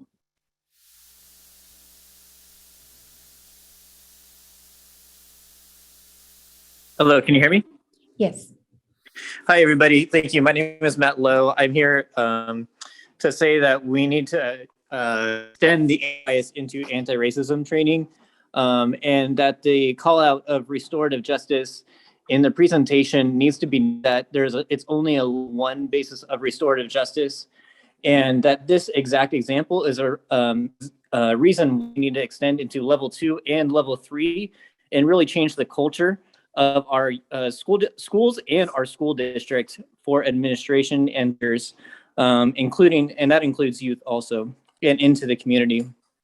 Anti-bias does not teach or help us understand how or where the racist tendencies come from. And so we need anti-racist education for our students and our families and our teachers, administration, and everyone else in the school district. So I say today that we need to listen to healing justice, bring in community members. This needs to be a community led solution. And we need to have people in our community be the ones that are centered in this experience so that way we can heal together. We have the solutions in our community and we need to listen to the people in our community. Thank you. Thank you. Next speaker is Mark Alvarado. Good evening. I'm speaking tonight.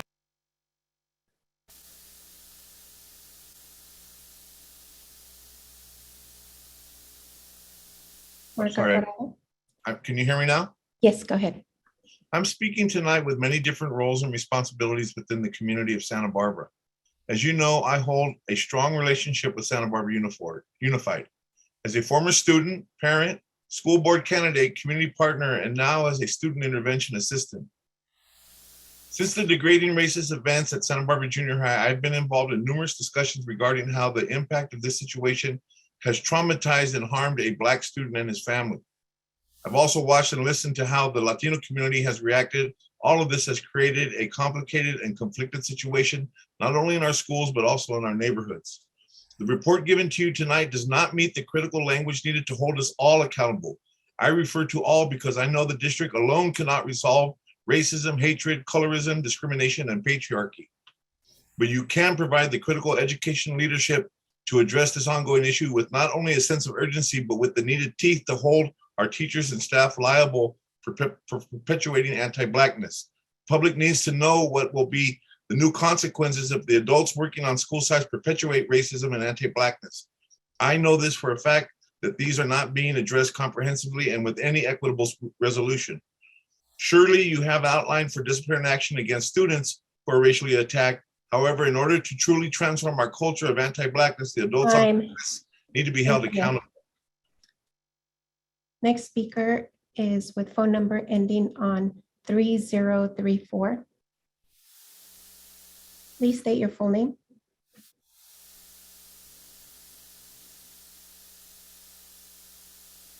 Hi, my name is Teresa Martinez. My son attends La Colina Junior High, and while he was not targeted in the racist TikTok video, I can't help but wonder, will he next? In dealing with the trauma that is triggered by the anti-Black violence endemic in Santa Barbara Unified, I looked to the district's policies regarding hate-motivated behaviors to see how did we get here.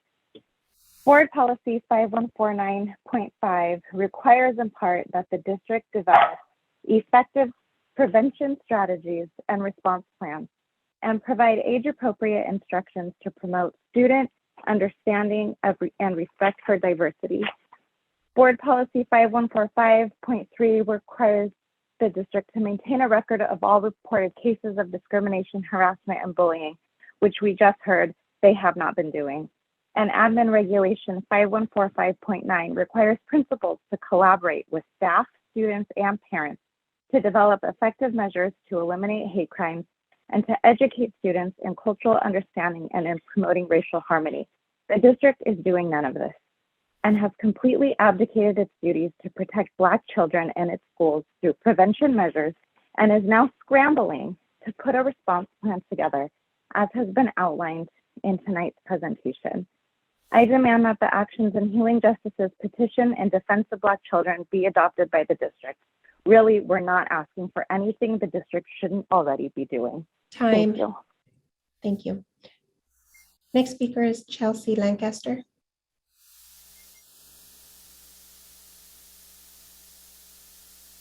Hey everybody, calling in solidarity of Black families, Black parents, Black youth, Black community in general, Black leaders who have been banging the table in loving ways, not just for Black youth, frankly, but for all youth of color that need love and upliftment in this community. So I want to really name that we are centering here Black families, Black women, Black mothers, Black youth.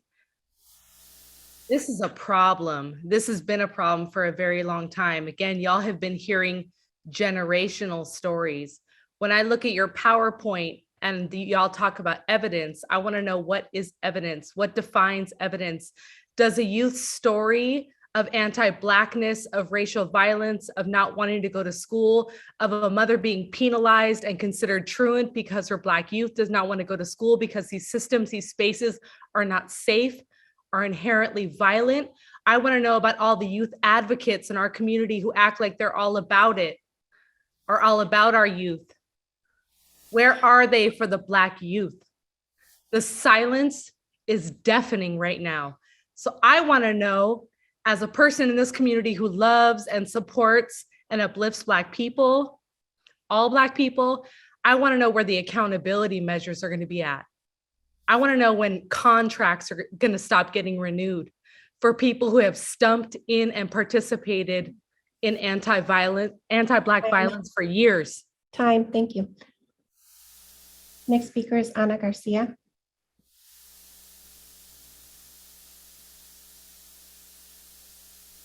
Hello.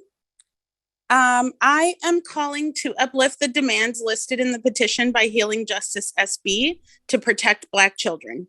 I also wish that you would have named that a large portion of the language you used to prop up the inadequate presentation came from the Healing Justice petition and the feedback that was provided. We expect to see explicit naming of anti-Black violence as a need that to be addressed among all non-Black communities. Black students deserve better. The district needs to prioritize a financial commitment to support the work that the Black women of Healing Justice and Gateway Educational Services have been doing. They have been holding so much of this labor and have been the primary resource for impacted families. Also know that we know the district has yet to respond to the needs of many Black families who have spoken at this meeting. That are part of the 11 of 12 recent hate crimes that specifically targeted Black folks. We expect that there will be actual tangible outcomes that will improve the material conditions under which our Black students are existing at SBUSD. Thank you. Next speaker is SB Surge. If you can please state your full name. Hi, my name is Kim Pascage. I'm a parent in the district. I'm concerned to hear about the families who were targets of anti-Black racism in our districts and have not received any follow-up services. This whole presentation tonight has no meaning if the families who were harmed in these 12 racially motivated incidents do not feel seen, heard, or have not received the services they need to start on the path of recovery and healing. When I see this slide presentation, I have a lot of questions. And since this is a discussion item, I hope the board can address questions posed tonight from the community. Slide 3 is titled Responding to Incidents of Bias. Incidents of bias truly minimizes the harm that has occurred in these anti-Black racial incidents. If you cannot name what has occurred, it cannot be addressed. Slides 7 and 8 mention anti-bias training. What exact training is happening? How will that training address anti-Blackness? Who are the trainers? Anti-bias training seems to be a band-aid, a checkbox that the district is using, but one that falls short in addressing the systematic factors at play. Anti-bias training is only one piece of a comprehensive anti-racist strategy that must address structures that perpetuate bias and racial hate in our school system. A comprehensive framework to address anti-Black racism is needed in schools where it is named and addressed that the communities closest to the pain have direct lines of communication and meaningful input and are paid for their work and time, and that accountability is implemented. Again, it is important to highlight the importance. Thank you. Next speaker is Cressida Silvers. Good evening. I'm Cressida Silvers. I'm a parent in the district, and I'm here in support of our Black youth and their families, especially around this repeated lack of supported services we're hearing about. Aggrieved families should not have to wade through a bureaucracy of opaque websites, recorded messages, and emails that go nowhere in order to get support after their child has been targeted. Each school site should have that information ready to go, including culturally responsive and trauma-focused providers, and automatically give that information to families at first contact following an attack, without them having to ask for it or waiting for a need to be identified. Don't leave it up to the discretion of the school. Let's just assume that there is a need for support if a child has been targeted, and immediately provide it as a matter of specific, unambiguous district policy and automatic practice. I'll also just underscore what's already been said, that this is all about anti-Blackness, and it's nothing new. Anti-Blackness is allowed to manifest as individuals attacking individuals because it exists in every aspect of our society, and our schools, our school system, and we all as individuals are no exceptions. It is critical that whatever training you have be more than anti-bias, diversity, and inclusion, but that it be explicitly and unapologetically anti-racist, with a view to interrupting our reinforcing structures of racism as well as individual behaviors, because they are inextricably linked. Thank you. Thank you. Next speaker is Victor Carmona. Perdón.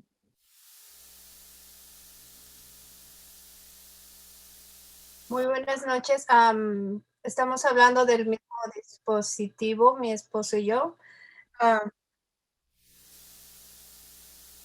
Mi nombre es Mónica Carmona y quisiera hacer mi comentario porque por la presentación que hizo la doctora, estamos viendo ahora cuáles serían los pasos a seguir cuando sucede un incidente. En nuestra experiencia personal, nuestros dos hijos han tenido situaciones en las cuales nosotros como padres no supimos cómo ayudarles, y hasta este momento como que quedamos en deuda con ellos porque no les pudimos ayudar en ese momento. También como parte del comité de ILAC, una de las sugerencias que habíamos hecho era que se agregara al currículum desde los primeros grados de escolares clases de ética y civismo, porque eso podría ayudar a mejorar todo este problema que existe, ya que muchas veces en las casas no hay ese tipo de educación. Pero también este problema no solo es entre estudiantes con estudiantes, sino también adultos que trabajan con nuestros estudiantes, pero también nosotros como padres a veces no sabemos cómo resolver estos problemas que nuestros hijos enfrentan. Gracias. Gracias. Next speaker is Shafra Afuda.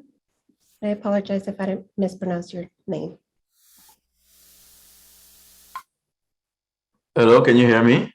Yes. Hi, so my name is Shafra Afuda, and I'm a parent of one of the children that were featured in the racist video on TikTok.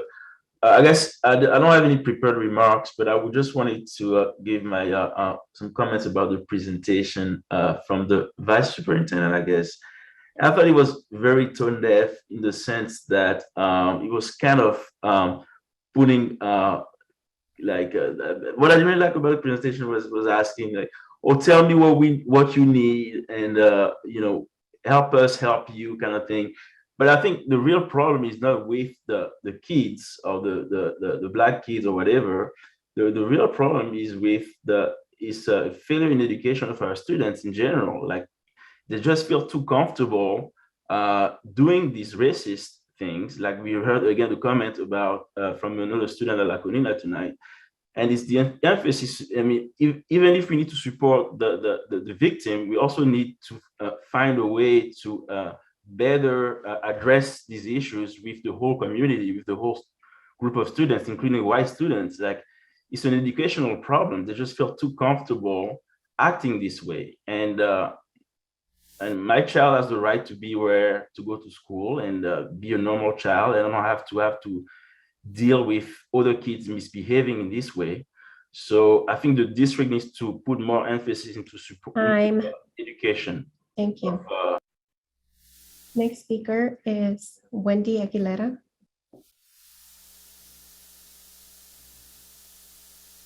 Good evening. My name is Wendy Aguilera, and I'm speaking in support of our Black students and their families. It is absurd that we continue to see the same behavior from the Santa Barbara Unified School District, like the presentation tonight, when it comes to the lack of protection, resources, and support of our Black students and their families. Our Black students need to be protected before, but especially right after experiencing a violent hate crime, because that is what these incidents are. They are anti-Black incidents that have been happening within our schools for many years. I want to also uplift the voices of our Black community, which have expressed time and time again that there is lack of representation when it comes to practitioners and the mental health professionals our students have access to in our schools. Our Black families need immediate support and resources after they have experienced an attack, anti-Blackness, and bullying within our district. It is unacceptable that our Black families experience erasure of their lived experience. Some families are never reached out to or offered support, and things continue to be swept under the rug, especially if we can't even name that these incidents are what they are, which is anti-Black hate crimes. We also need to hold our schools and their administration accountable for how they choose to address and report these hate crimes as well, and also if they fail to do so. Furthermore, Superintendent Maldonado, I have a few questions for you. How will your administration address the issues regarding the racism between our Latinx and Black students? How will you educate not only the students, but our familias, teachers, and administrations as well? Because as you heard tonight, they also need guidance. Time. Thank you. Next speaker is Dia Wajobi.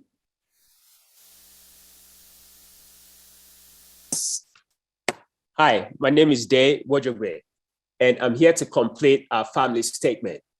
The superintendent expressed that our priority right now is supporting affected families. As one of those families, we are telling you that we need specific, clear, historical, and recent data and details around racial aggression in our school. Simply telling our community that 12 incidents involving violence and language have occurred in the last month is insufficient. A significant amount of healing is being honest and thought is actually happening in our community. The school district must be capable of letting our community better understand what's happening while still protecting identity and disciplinary actions for those involved.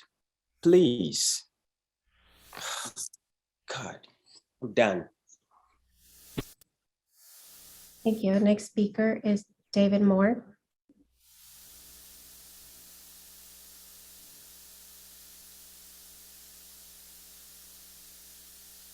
Hello, can you hear me? Yes.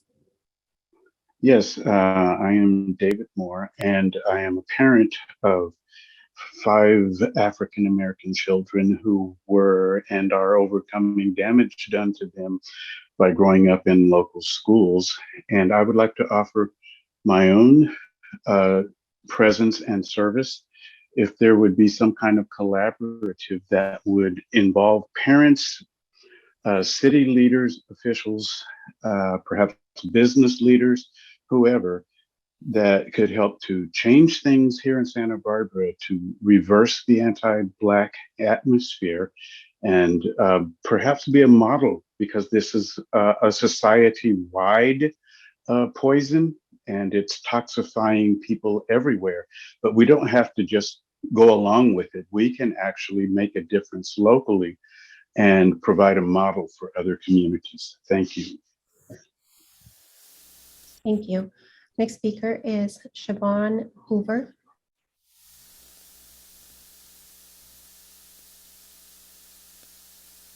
Good evening. I'm speaking on behalf of Catherine, who writes, "My son and other African-American students in your district are suffering, and the district is aware that this is happening. And the unfortunate fact is that hate crimes like this have been happening in the district for a long time.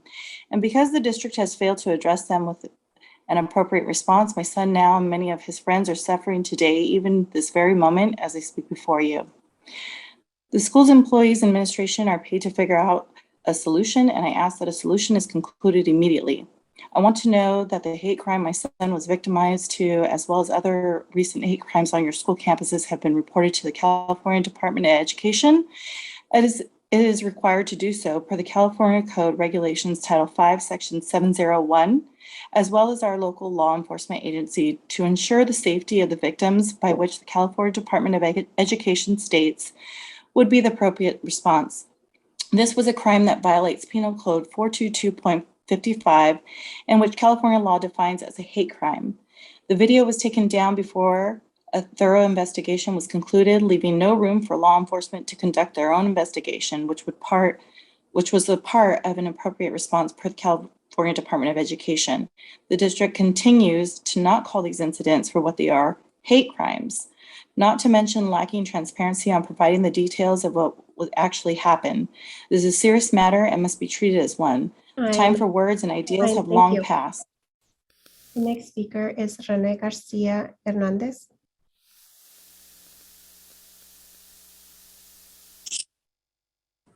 Hola a todos, ¿me escuchan?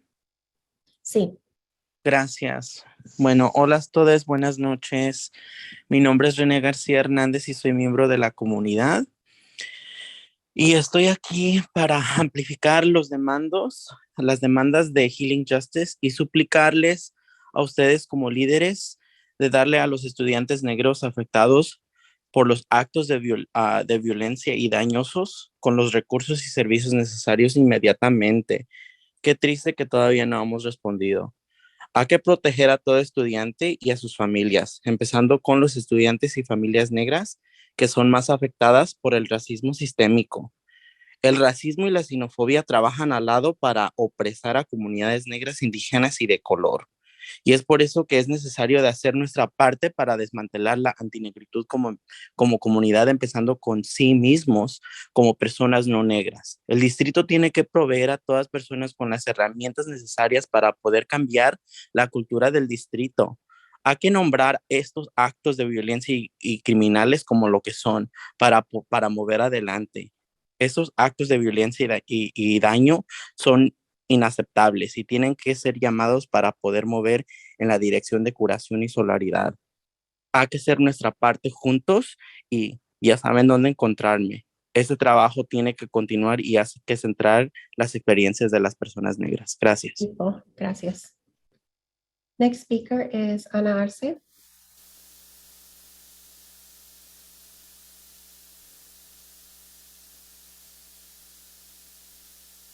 Hello? Yes. Okay, give me one moment. Okay.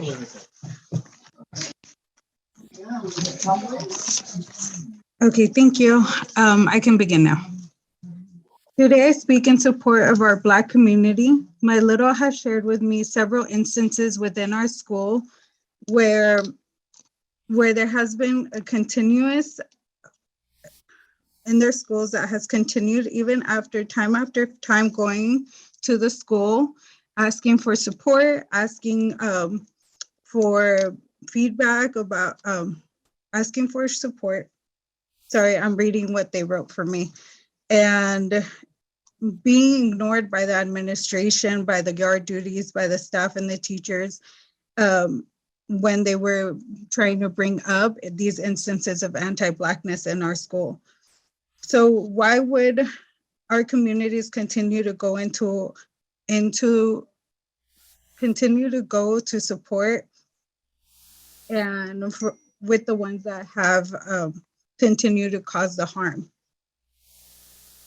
I also would like to uplift and Healing Justice and their continued protection of Black community. And I, as a Latinx mother, will continue to hold myself accountable and protect our communities, Black and Black youth, as my own.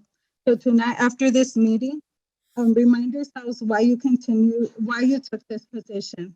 Look at yourselves in the mirror and ask yourselves why if you have really done everything in your power to protect the Black community. Time. Next speaker is Kiboka Wayne.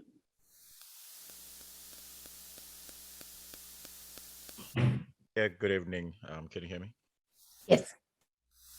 Okay, yeah. First and foremost, I just wanted to recognize the hard work that Healing Justice has been doing, and I'd like for the school district to explicitly recognize this hard work that the community is putting together in trying to have the district come up with solutions to problems that they obviously cannot and are refusing to address. Hello? We can't hear you. We can't, Mr. Hill, we can't hear the public comment. You can speak up a little louder, please. Can you hear me now? Yeah, that's better. Okay. Yes, I may have lost time there, but I wanted to recognize the hard work that the community is doing.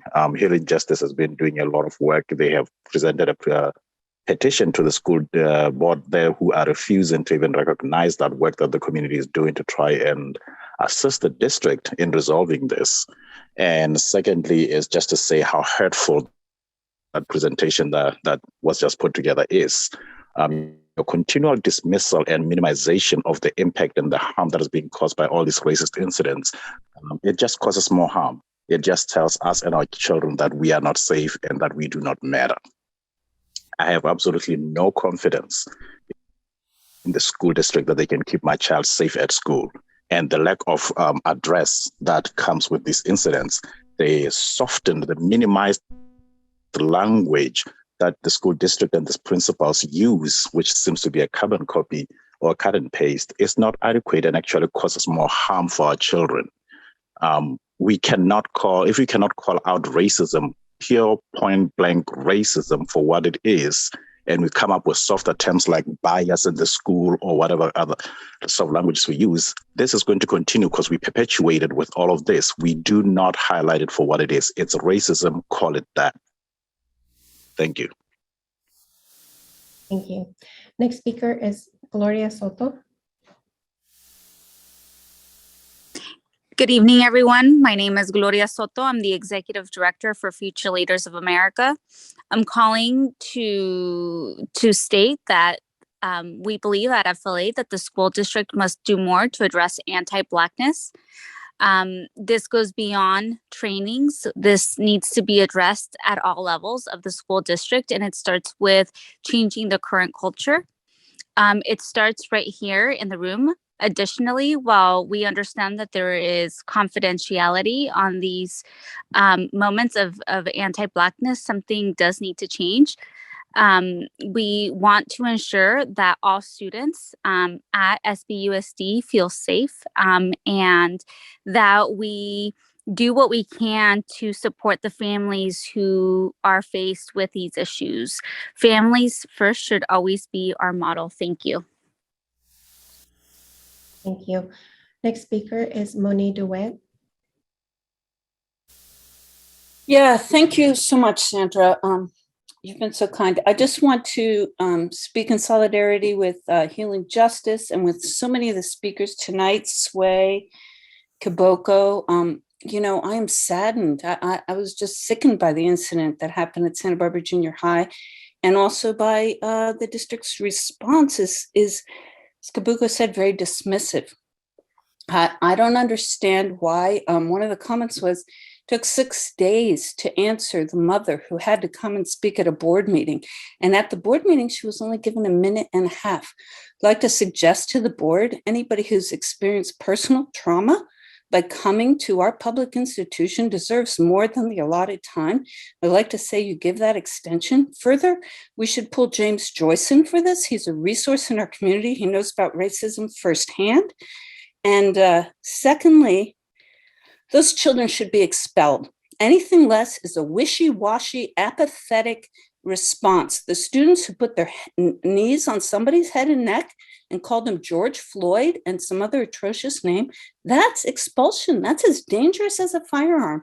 And I really think you got to up your game because you're sending an apathetic message. Listen to these parents.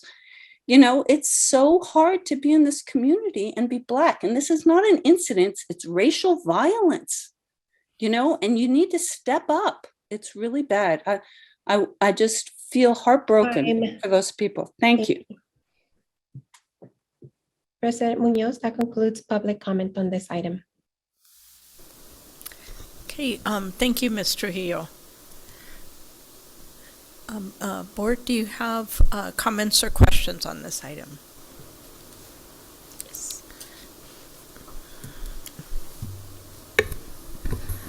Thank you, Ms. Sims-Moulton?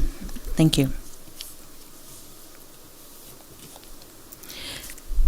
First of all, thank you all the members of the public who spoke tonight and who spoke on the last public comment. My initial, I must say, since this happened, my spirit has just been broken.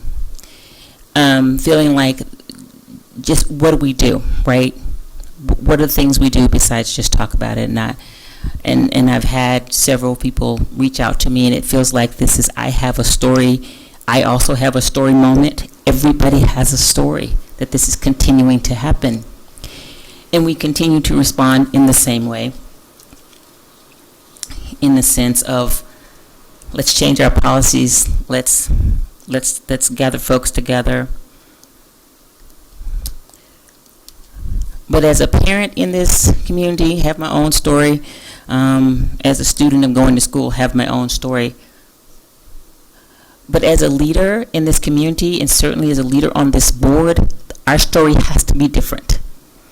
And it gets to start with us tonight.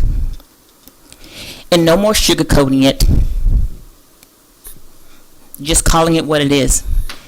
The first thing that I thought that we need to do, we need to make sure that we are addressing the comments that came up over and over and over that the families have not been reached out to. Don't know that. You guys know that for the fact. Sometimes facts and feelings get mixed up. So let's make sure we clear that up and we're real clear that we have followed up with these families.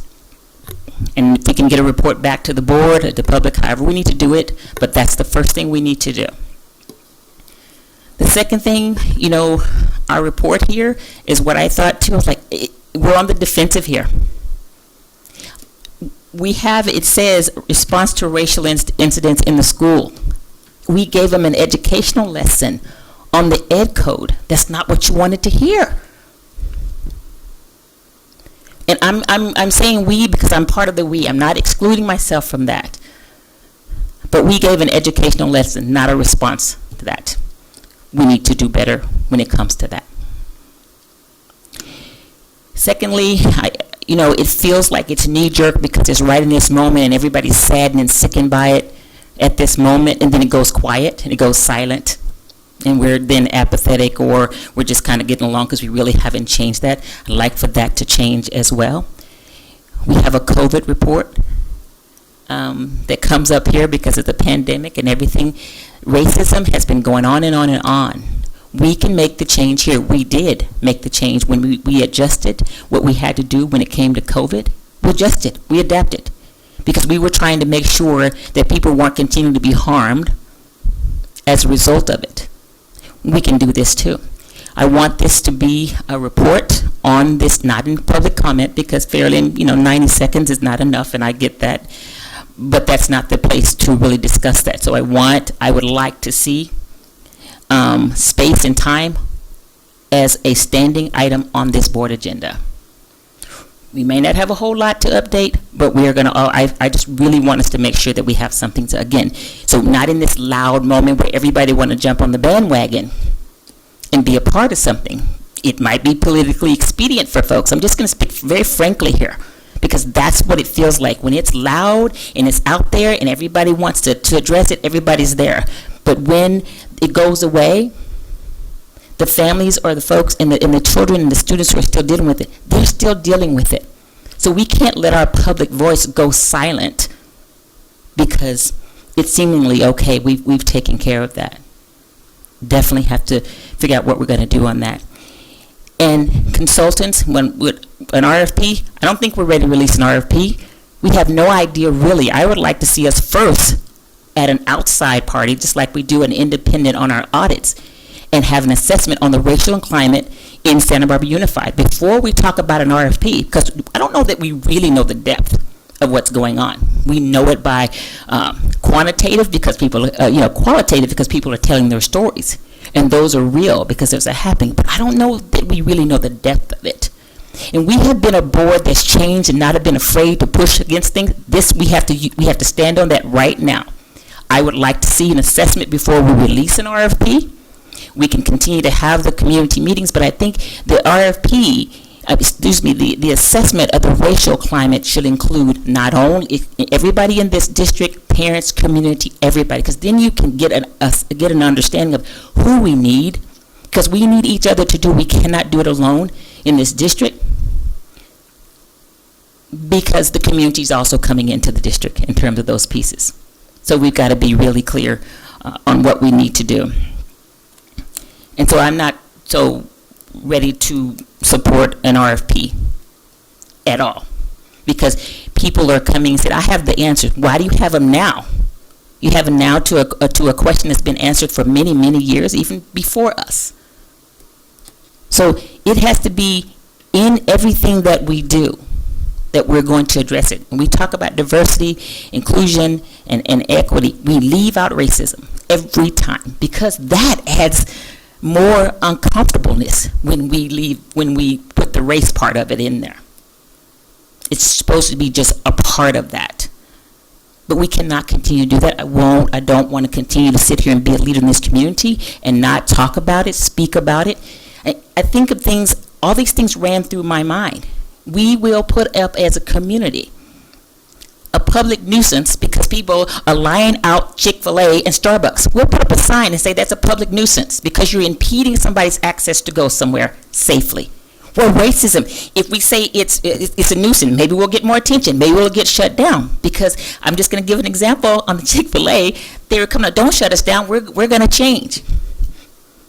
Because somebody can't go around or they're out of line. I'm just saying how simple things we seem to be able to do it because that's easy, and that's easy to do, and that's not the hard work that we have to put in. And I'm going to put the hard work in, and that means speaking frankly in systems that where I sit and being accountable for being part of the policies that go on.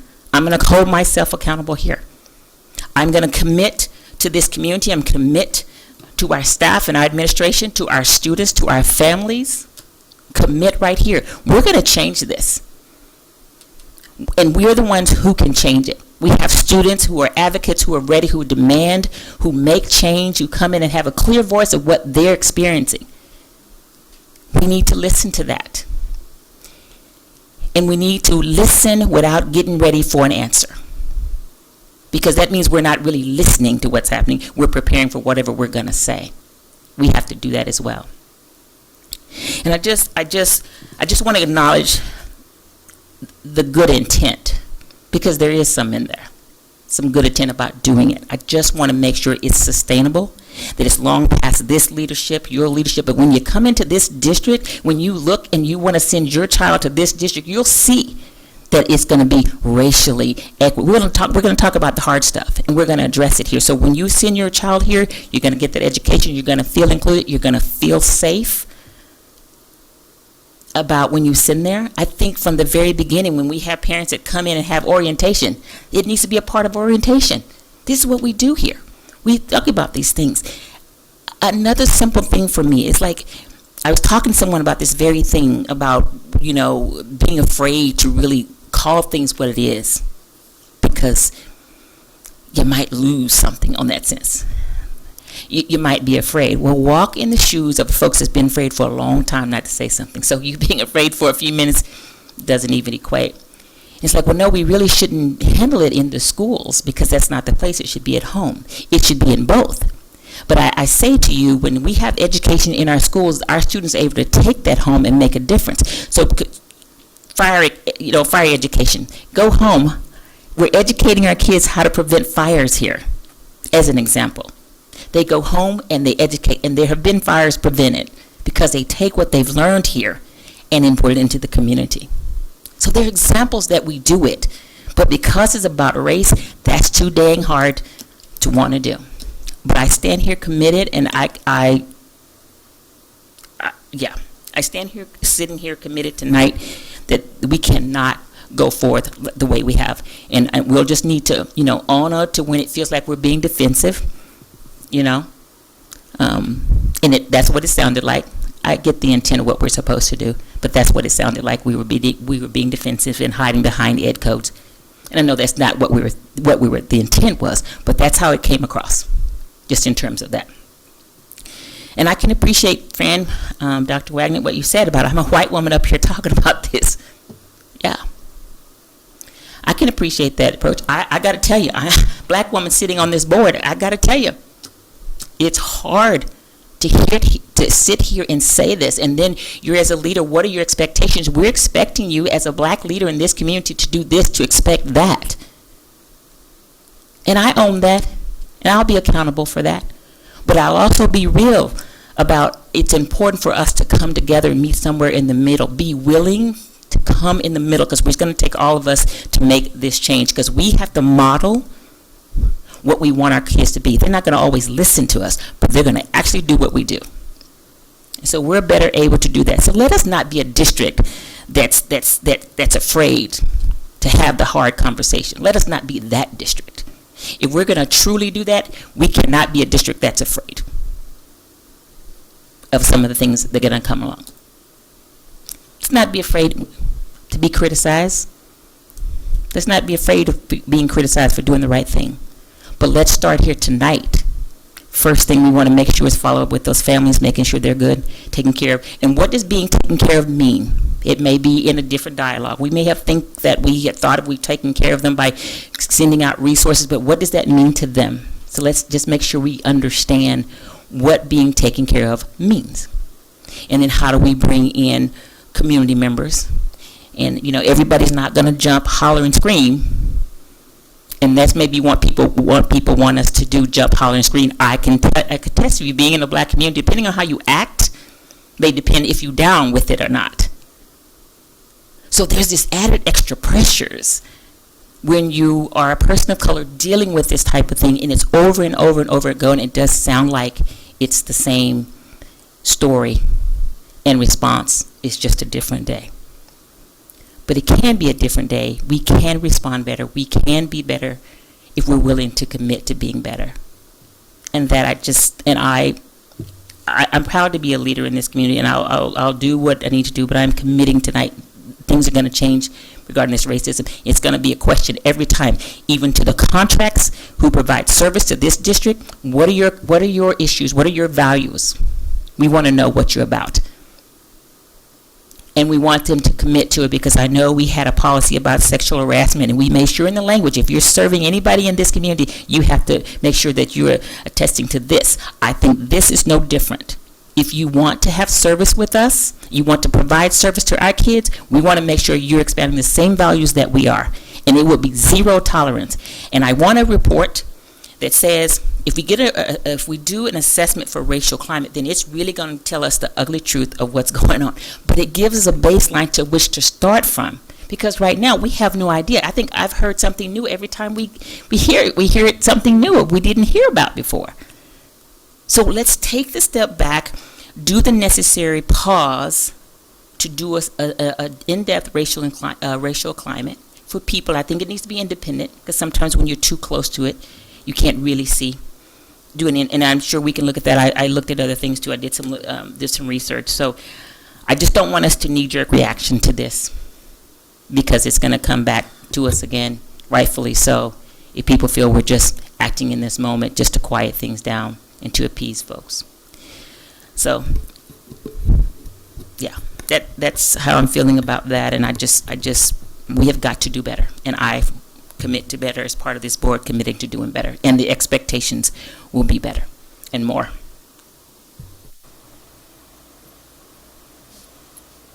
Yes, Ms. Ford. Thank you, Ms. Sims-Moten, and thank you, Dr. Wagenknecht.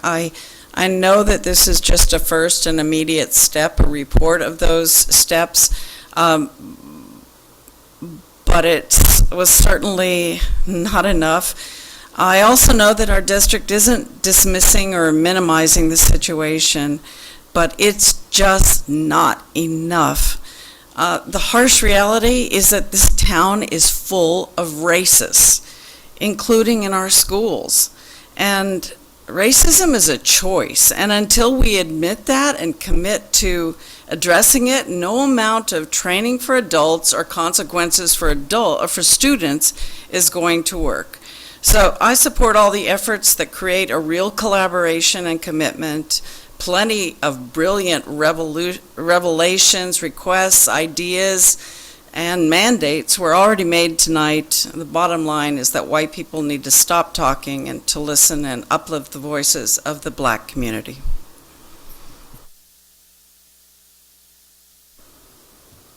Ms. Capps? Well, thank you, Ms. Sims-Moten. I listened to every word as if I've never heard them before. My heart's pounding. I listened to every word of what was said in public comment, and I thank those who spoke. I was listening in a way that I was not thinking about what to say, so I'm not sure what to say other than I can do better. I'm committed with you to do better. I applaud your ideas that came from your heart and your experience, your story. And I look forward, we have to. That's not looking forward, that's sort of politicians speak, but we have to do better. And I approach it with an open mind and open heart to learn and improve and be a part of this. Thank you. Yes, thank you, Ms. Sims-Moten. I appreciate what you said, and I totally support it. You have my word that I will do what's needed. I think that an in-depth look at what's happening in our schools and what's in our community is going to take time and collaboration, and that we need to do it. That it's urgent, and it's going to take, looking at things that, looking at the reality the way it is. The words of David Moore ring true to me about how we need to collaborate and how, we need to reverse the anti-Black atmosphere in Santa Barbara. But first of all, we need to recognize it, call it what it is, and also be open to the criticisms, the suggestions, have that dialogue, and get through that. It's going to be an uncomfortable conversation, but people are feeling it, and that's what I think we need to. I couldn't agree with you more. You have my full-on respect and support, and also for the community. So that every Black student that goes to school will feel supported and feel like they can go to someone if they need to. And the racism is just not acceptable in our district and in our community.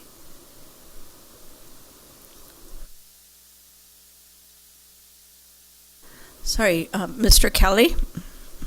Yeah, thank you. To the board and the people that spoke earlier, thank you so much for all of your comments. I know that I would like to echo some of the things that I spoke about with the Student Advisory Council, with contained students from all different backgrounds, and we spoke about these similar instances. One thing that we all noted was the impact that the culture created at these schools allowed for racially motivated hate incidents to occur. And I know all of us as educators and people on the board realize the importance education has in changing the culture. So as a student and as a board member, I want the district to think more about how the education that we put into our schools affects the culture that is created at these schools. And I think that's an important thing, especially with this subject, that what we are teaching these students is not creating a culture that allows for these things to happen on such a current basis, on such a reoccurring basis. I want to also make sure that I am doing instead of saying. I want to invite any of the people that spoke today or any of the people watching to email me, studentboardmember@sbunified.org. I will meet with any person that emails me and uplift your voice to this level. I want to work with people. I want to learn with people. And I think that it is important for me as a person that is white and not a person of color to uplift the voices of the people that are affected by this and learn from them and how I am representing each student of the Santa Barbara Unified School District. I'm grateful that this conversation is happening, but I want to make sure that we are being proactive instead of reactive, and making sure that making sure that events like this do not take place again. So really making sure that this is reoccurring and not something we were just doing because it is relevant now. This is something that is constantly happening, and we need to address it continually and consistently. And I think the community needs to be involved in the people that are affected by this. And then that being said, I had one question because there was someone that public commented that asked that we ask this question. It's about slide 3 on the presentation regarding the language of incidents, responding to an incident of bias. Dr. Wagner, could you explain more why we use that language instead of saying it, quote unquote, saying it how it is, of being a racially motivated act of hate? Well, and at the risk of sounding defensive, I do want to go back to the fact that, and now in retrospect, I could have been more clear by spelling it out, but I said that I wanted the board, because we create these reports for the board, I wanted the board to understand that we were putting this in place for all incidences of bias, and whether that be racism, homophobia, incidences against those with disabilities, etc. Regardless, we would be using this protocol and these as our guiding best practices. So I did preface it by saying this report was specifically about the anti-Black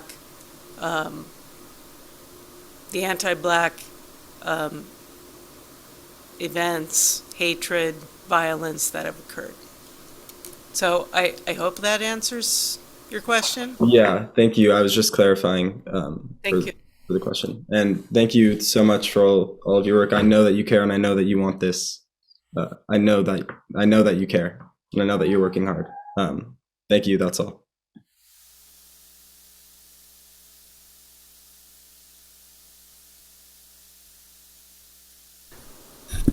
Thank you, Dr. Wagenknecht. Board members, I would like to seek some direction here with, after listening to the comments with regards to the request for proposals that we have in our report tonight, and the assessment of the racial climate in Santa Barbara Unified. Board member Sims Moten's idea, which is something that I definitely can stand behind and would like some direction from this board if possible tonight, or we can bring it back to the next meeting. But I think that's definitely a direction that we can take that's different from what we were planning. We did not bring this report to you with seeking the action, but for discussion. But it would help me a lot if we can get some clarity around that from the board. Yes, the reason that I think it's important to do that, because the RFP is based on kind of like, it feels like it's just like what's happening right now. I don't know if this had really in-depth enough time to really to seek out what we want from somebody. So what is the RFP going to do is my question. That's number one. And I'm assuming it obviously is going to be dealing with some of the things that we're looking at. But I think an assessment of where we are will then further inform what we need someone to come in and help us with. So it's like it's in reverse. I think you need to have the assessment first, then an RFP, because then you have an idea what it is that we're looking for and what help do we need and what expertise do we need. And I think and a third and an outside party will help, inform the assessment to better be able to do it, because we're right here in the middle of it. And it's hard to separate, and be objective. So that's where I want that to be in reverse. Thank you for that. Just to clarify, so we did have some research that was done in this area of diversity, equity, and inclusion, but as I reflect also on your comments and the learnings I've had in the last couple months with listening to some of the stories myself, I can see that as a two-step process. So I think the first thing that then, what I'm hearing, and if other board members would help to have you hear, all of you weigh in on this, I'd like to then propose that our team go back and start with a request for proposals to do a racial climate assessment, which we will put that out first. The results of that will inform our second request for proposals, which will be based on that assessment. And I did hear, and I will seek some guidance in addition to that for the board's information with the task force that we're convening that will be informing us on the issues of anti-Blackness in our school district. So it'll be sort of two steps in that, but I hear very clearly, and I would love to hear if that's a unanimous or a majority board decision so that I can then proceed differently with my staff. Yeah, go ahead. You sure? Yeah. Yes, I totally agree with that. The way you described it, that the RFP should be for the assessment. And then, depending on who we choose to do that assessment, they will probably be well prepared to also say what needs to happen next. And could I just add to, again, you probably heard some things back from some communities of what they're looking for us to do, and maybe that's part of maybe that's part of the RFP for the assessment of the racial climate, that information, that RFP is being formed by community voice as well, so that voice is in there. What we're looking to see out of this assessment is coming from also community voice. So we talked about healing justice. We had several, different organizations have already spoken to you, that you have spoken to or will speak to, that those voices need to be a part of the RFP when we release it for an assessment of racial climate. So the community, as we're asking the community to help us with this issue, their voice is a part of that. Can I just clarify? Sorry, I just want to be really super clear on this one. Are you asking us to bring them into the development of the request for proposal language before that's laid out for how to assess the racial climate? Yes, I think you have to start from the very beginning. Part of those conversations, like you said, you have a task force, you may have already started some of these things, but they need to be part of from the beginning to the end until we get here, so that it's clear that it's not just from this voice, it's inclusive of our voice, but it's important we're really hearing from the community that's being impacted and the community as a whole. Thank you, that's very clear.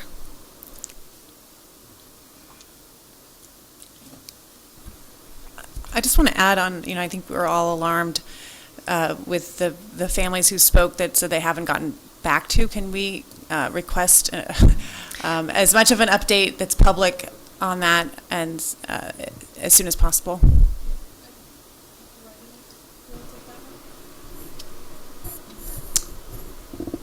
Yeah, we'll check back in with folks because, and again, I'm just gonna, we feel like we're checking in, the schools are checking in, but we have to check in the right way, and we have to give folks what they need, and we need to give them options, again, not just what we think. So I have already reached out to several of those parents to check in.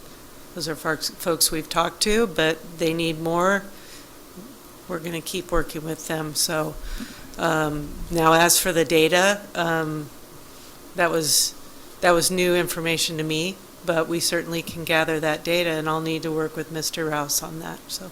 I'm sorry, which date is that, Mr.? The data on incidences of racism. Yeah. So as we're starting to, do our new way or how we're going to deal with things, that's where and we have to start where we are right now, and how do we start to get even a simple report of when, how, to the point what we can, but to the point that, again, so the comments were about transparency, so that can help us further, with regards to that, and with regards to the families may be indeed getting the help that they need unless they spoke directly from the family. Sometimes news is coming and people who are commenting from the public don't know that help came. So I just, in addressing it in that way. So, but again, to follow up and say, you know what you need to say. I don't want to put words in your mouth, but with regards to I have been in touch with you. Is this what you needed? Did it work?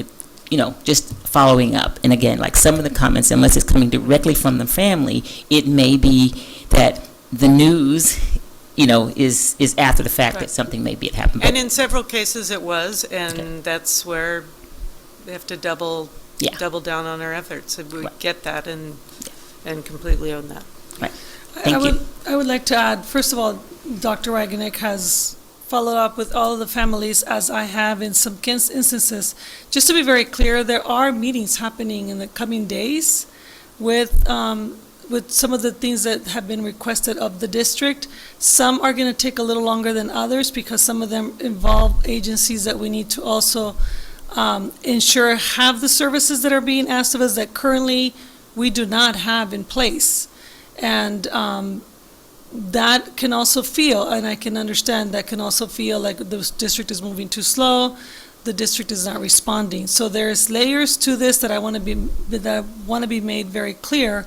The lack of us having those things in place is a symptom of what you're asking us to do, which is the climate of the district has not been to seek out these kinds of partnerships in the past. In addition to that, services like that existing in our county. Dr. Wagenik has done an excellent job of figuring those out, bringing those services to us, as did Healing Justice when I met with them. And we are both in conversations. She has been directly communicating with the director. I communicate with the Dean, Chief Jeff Milam at UCSB, to get those in place, but those do, because we are systems and we are government agencies, those things don't happen as quickly as some people might expect. And I just want to acknowledge that could happen a little faster perhaps, but we are working with different agencies. Getting services for some of the families, I know that Dr. Wagenik has also been working on that, and that those meetings are happening in the next couple of days. So I want to reassure this board that those things are taking place. And the learning for us listening tonight is that the way we perceive that we are responding and the way that it is received are two very different things. Yeah. And what needs to happen for us as a system and as leaders in this space is recognizing that and following up with ensuring that people are feeling that, not just feeling and perceiving, but actually getting what they think, that what they're asking us for in a way that's meaningful to them, not necessarily from our perspective, but from their perspective. And that's the commitment that I know my team and I will make to you going forward. Dr. Maldonado, I do, and I think it is important to say, like in the meetings where we are working with Healing Space through Hosford, yes, Healing Justice, I was remiss not to say that they are the reason that it exists, and they will be involved in an integral part of the MOU that we're going to create with Healing Space. So I think, just at this point, so I know that you guys are working on that. But I can also see even just this conversation right now feels defensive. You see what I'm saying? It just feels defensive. And so I'm not saying for you to take it as defensive, but I'm just saying on one note. And it's because we don't have those processes in place. And so the more that we're talking about what we're doing and how we're doing things, when things happen, whether it's this, that's recent and the most recent things that have happened, or in general, how we're responsive. As we develop that relationship of trust and respect, then we won't feel like it feels defensive or feeling remiss by saying something as if we were trying to do that in an intentional way, which I know is not the case. But it just feels like we're going to be on the defensive for a long time just because we don't have the things in place of how we communicate with out in a more transparent way. The more that we're doing that, then that's going to be easier. That develops a relationship and trust with us in what we have to do. We're going to work at it. As it should be. Yes. That we have to prove, and it can't just be the talk. Totally totally get that. Yeah, and we just gonna have to ride it through. That's just what we're gonna have to do. With regards to that, and proving it or whatever you want to do is like it becomes who we are. Not that we having to prove it; it's just who we are. And we have and tonight, and which will be other nights too, that we'll continue to have to take those steps toward becoming who we are, and that's who the public perceives who we are. So that's just going to be a work in progress that we're going to continue to do. And I have every effort, and I have every belief that we're going to do that. And I'm not very proud of where we are now, but I know that I will be proud of where we do if we continue to work the way we are. So thank you for the work. It's hard to stand and hear those things. We sit and hear this, but that's going to help us do what we need to do so that we're not feeling just broken right now with this, because we're gonna move forward in a positive way, and we're gonna see positive action and things happen. And all of this will be moot if our efforts don't change people's hearts and their minds. So.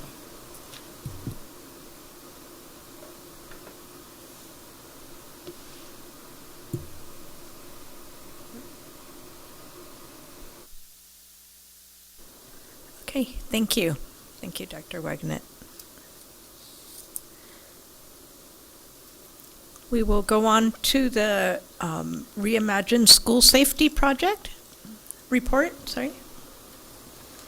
So to continue along this similar vein of this conversation, part of this work is the bigger umbrella of what we think about what school safety should look like for our children.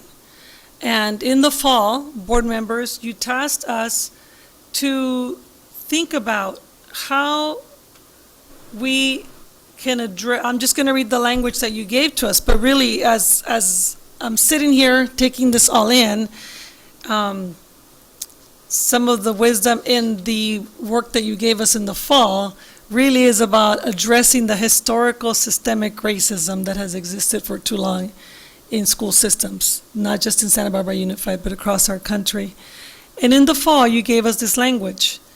You directed district staff to reimagine, reallocate funds, and create better alternatives and solutions at all 3 high schools for addressing issues on campus that negatively affect learning, such as poor attendance, personal or family involvement with alcohol, tobacco, and other drugs, bullying, harassment, or other types of violence. These are the direct statements of the motion that was made in the fall. Clearly, after this last report, we know we have a long way to go, but we wanted to bring you a bit of an update, and after tonight's, this last conversation, we're very open to hearing the constructive ways that you'll want us to continue to do some of this work, but we wanted to give you an update of where we are with that. And I want to also thank Board Member Sims-Moen and Board Member Alvarez, and she couldn't be with us tonight, for helping guide some of this work as well. So with that, I'm going to turn it over to Ms. Carey and Dr. Vecchio to bring that forward. Thank you, Dr. Maldonado, and good evening, board members. First, I think we do well to remember that this actually goes back even farther than the fall to the, what we now consider the dual pandemic of 2020. But even as we say that, let's be clear that the pandemic did not create, but rather revealed the pandemic of racism locally and historically. So over this 2-year time period, though, our youth, it's been very visible and very compelling. They've organized and delivered demands to us more than once. You as a board have adopted 2 firm resolutions that explicitly relate to equity and specific outcomes. And this work, this presentation to reimagine school safety in a new era is connected to those experiences and to the ones we just heard about. But since the fall, equipped with the task of reimagining school safety, we've been very intentional engaging a variety of stakeholders who share our interest in promoting schools that are not only safe, but which promote a sense of safety. Because we all know we are only as safe as we feel. Next slide, please. We immediately made rounds of visits, cabinet members with the safety teams at our traditional high schools, and we included Goleta Valley as well, given the current setup of the school resource deputy there. So when I say campus safety teams and administrative teams, I just want to name that includes the principal, assistant principals, the deans of student engagement, who are often the sort of the frontline administrator in many of these incidences and spaces. Also the campus safety assistants and any personnel involved with maybe an intervention center or restorative, formalized restorative systems. There are sometimes classified and certificated folks who have lead roles with respect to that work on campuses. And we noted all of their input and their suggestions and solutions and their experiences. We also, in addition to hearing many students' voices via public comment during meetings of this board and during organized youth efforts, we also scheduled multiple meetings with students and different student groups to listen to their perspectives. Superintendent Maldonado, along with members of our cabinet, met with our partner agencies both in local government and in law enforcement, Sheriff's Department, as well as a police department for City of Santa Barbara. Next slide. From these conversations and this dialogue, data emerged that included the content itself of public comments. We know you heard that directly. Specific feedback that was gleaned from local organizations and advocacy groups such as Surge and Cause, and there were students who participated in those meetings with those organizations as well.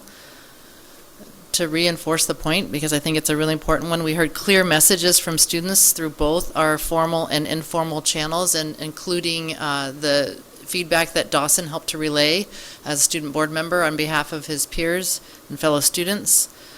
We heard from the Sheriff's Department about the scope and nature of the calls that they receive, calls that are made to them from school campuses, from our students and families.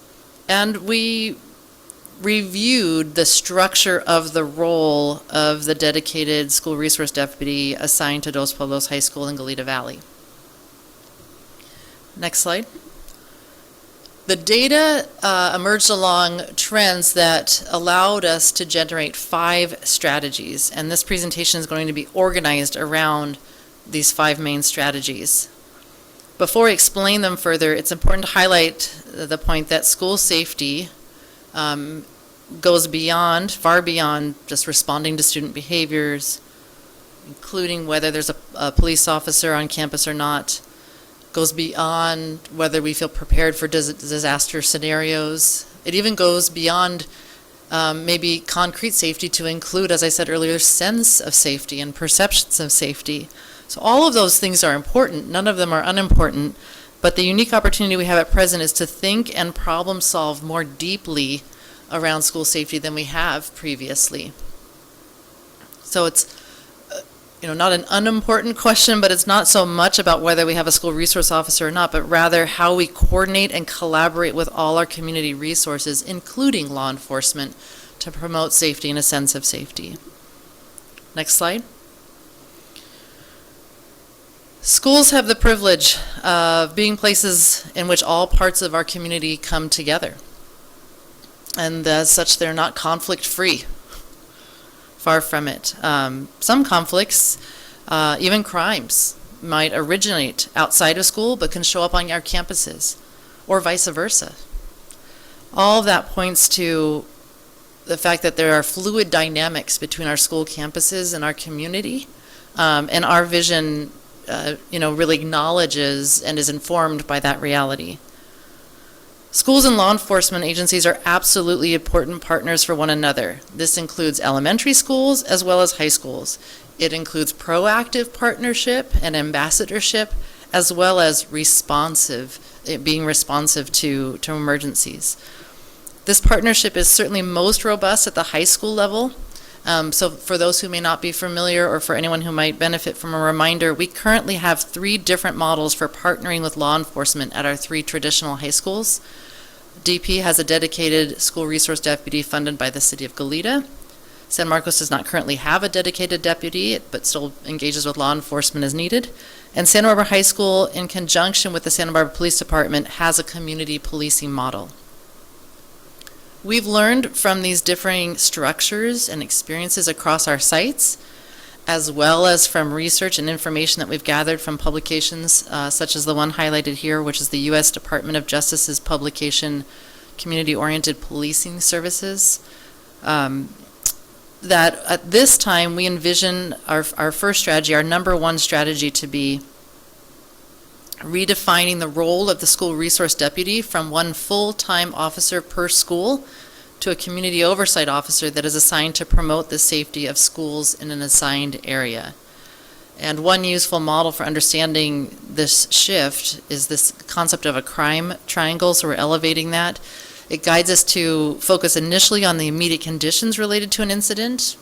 There's some formal words here like victim, offender, and place, but it also simultaneously invites us to visualize the links among the different parties involved, the different factors that impact them, and the shared responsibility for problem solving, including the fact that every party has a defined and appropriate role if we're going to generate the best solutions. Next slide. A second strategy is to shore up our facilities from a safety perspective, including conducting safety assessments regularly through a safety lens, or facilities assessments rather, through a safety lens. Some examples of that include thinking about video cameras, surveillance cameras, improvements to lighting, fencing, sensors that help us detect activities we don't want students to be doing during the course of the school day or ever.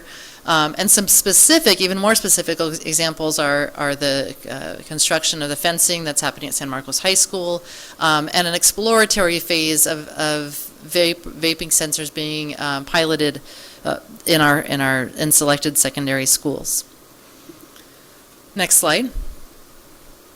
I'm about to hand the mic over to Dr. Becchio, but before I do, or as he comes up here and we show this slide, and really also as someone who has had the experience of co-leading some of our district's anti-bias work and learning efforts in the past, I think it's important to mark a shift from what that era was like for us in Santa Barbara Unified, really prior to 2020, where we did have robust and effective anti-bias, anti-racism learning. It was robust. We had full-day implicit bias training for many staff members. We even had long-term residential programs provided through our contracts with Just Communities, as you'll recall, programs such as the Institute for Equity in Education, Talking in Class for our youth, Community Leadership Institute, Families in Dialogue and Action. But something really important to note about those efforts is they were all opt-in. They were all optional learning experiences. So many people participated in them and they were powerful. But at this point, as we've been reminded tonight, we need to also not only do more, but do different. So with that, Dr. Becchio.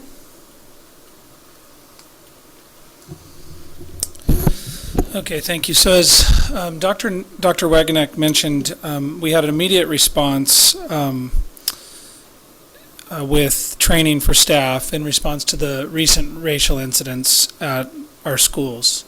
And adult learning and communicating our organizational expectations is extremely important. And so moving forward, we will implement an anti-bias and yes, anti-racism training for all staff this spring.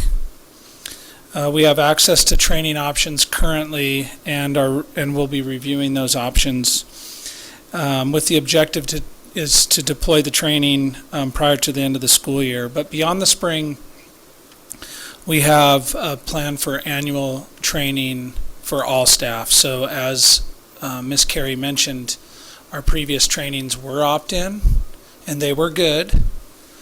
But this will be a baseline of training that all staff will get. Again, it's important to have adult learning, but I want to reiterate that this is really only a baseline.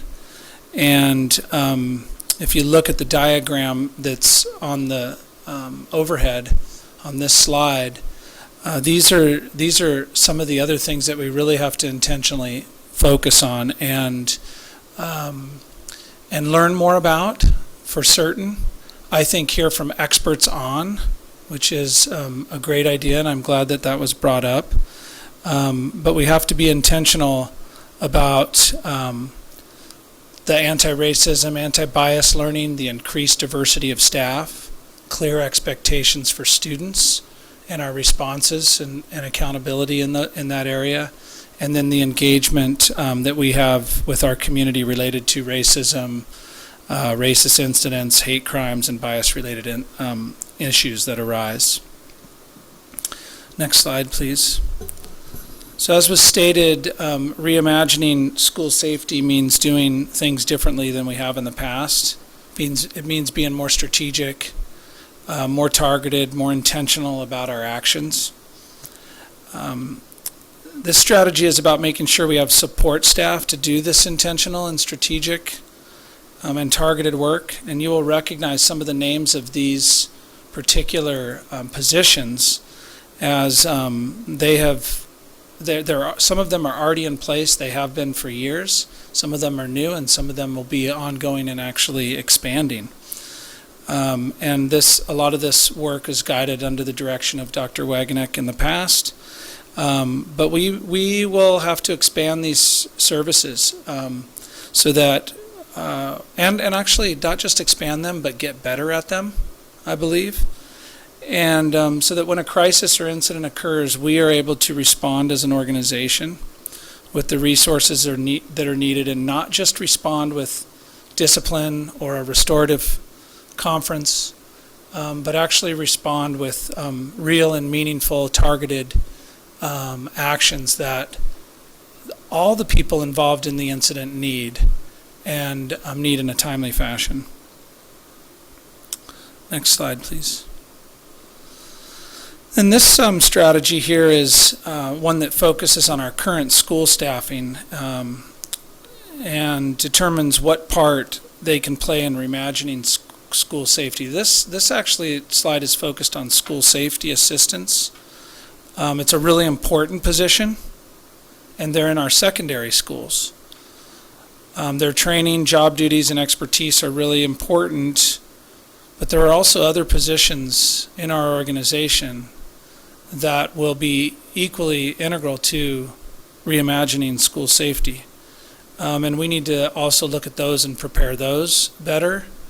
Look at their job descriptions and job duties and see where we can fill the gaps in terms of a new way to reimagine school safety. Examples of that might be noon supervisors, school counselors, paraeducators. Those are just to name a few. So now I'll turn it back over to Ms. Carey. Thank you.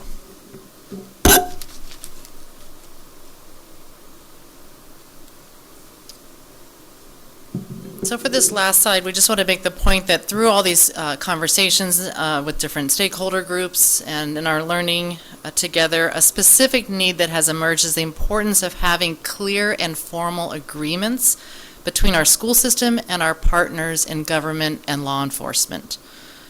So moving forward, our new goal will be to make sure that we're doing that where that's appropriate to do. And with all the strategies that have been mentioned and that Dr. Becky and I have reviewed, as we move forward from this point, we want to close by reinforcing the value and importance of continuing an ongoing collaboration in all of our relationships and in our decision making. And with that, I'll hand it over to Dr. Maldonado for her closing remarks. Thank you, Dr. Becchio and Ms. Carey. Again, board members, this is an update from the request from the fall and some of the work that we've been doing. We are still in conversation with some of the agencies that were just mentioned, and welcome your ideas, comments, and questions. Yeah, I thank you for the report, and Dr. Becchio and. Okay, Ms. Trujillo, do we have any public comment on this item?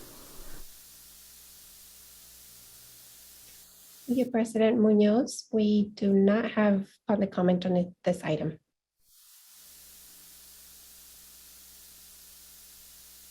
Oh, can you? I'm sorry, we have one. With Sheridan Rosenberg. Thank you. Well, what's clear is you've created this very elaborate framework where you're now diluting we all acknowledge that SROs work. You should not split that SRO between San Marcos and Dos Pueblos. Don't dilute it. Bring back the SRO to San Marcos. The other thing is that you're not following the law. You've created this PowerPoint that does not include your duty as mandated reporters to immediately, when there is an event, contact law enforcement. You're supposed to call the police. So I also am just going to say it. This is, you've been doing it this way for 13, 15 years, these public-private partnerships. We see the same NGOs, right? COM, Family Services, now these special interest groups. And this is really just another vehicle for directing financial resources to these NGOs rather than the county sheriff's department for a trained SRO. You should have an SRO also on La Cumbre Junior High's campus. Remember the vicious attack a couple years ago on a special needs student by those students? It was a gang of kids that beat that boy up and filmed it. I mean, this is a systemic problem. You need law enforcement. Thank you. Next speaker is Noel Cabrera. Good evening. My name is Noelle Cabrera, and I'm a sophomore at San Marcos High School. When reimagining school safety, all decisions should be made in the best interest of the students. And when looking at this new community policing model, the same should apply. Deciding to not have an SRO on each high school campus is a step in the right direction in terms of showing commitment to the mental health of marginalized students. However, instead of redefining the role of the SRO, we should be redefining what safety means. Because for many students, any form of police presence does not feel like safety. We should be investing in community healing, not in community policing. I also ask you, what exactly would the role of this SRO be? Would they patrol different campuses depending on the day, or would they come onto campuses when called? Most importantly, how is student input being taken into consideration in the creation of this model, and not just the input of those who are privileged enough to speak up? And again, students should be the center of every decision made for this district, and each decision should be made with the needs of all students in mind. Having any form of SRO, including a community SRO, just does not do that. I would also like to say that the Cops Off Campus Youth Coalition has not been contacted on the subject of these strategies. Thank you. Thank you. Next speaker is Rene Garcia Hernandez. Sí, buenas noches de nuevo. René García Hernández, miembro de la comunidad.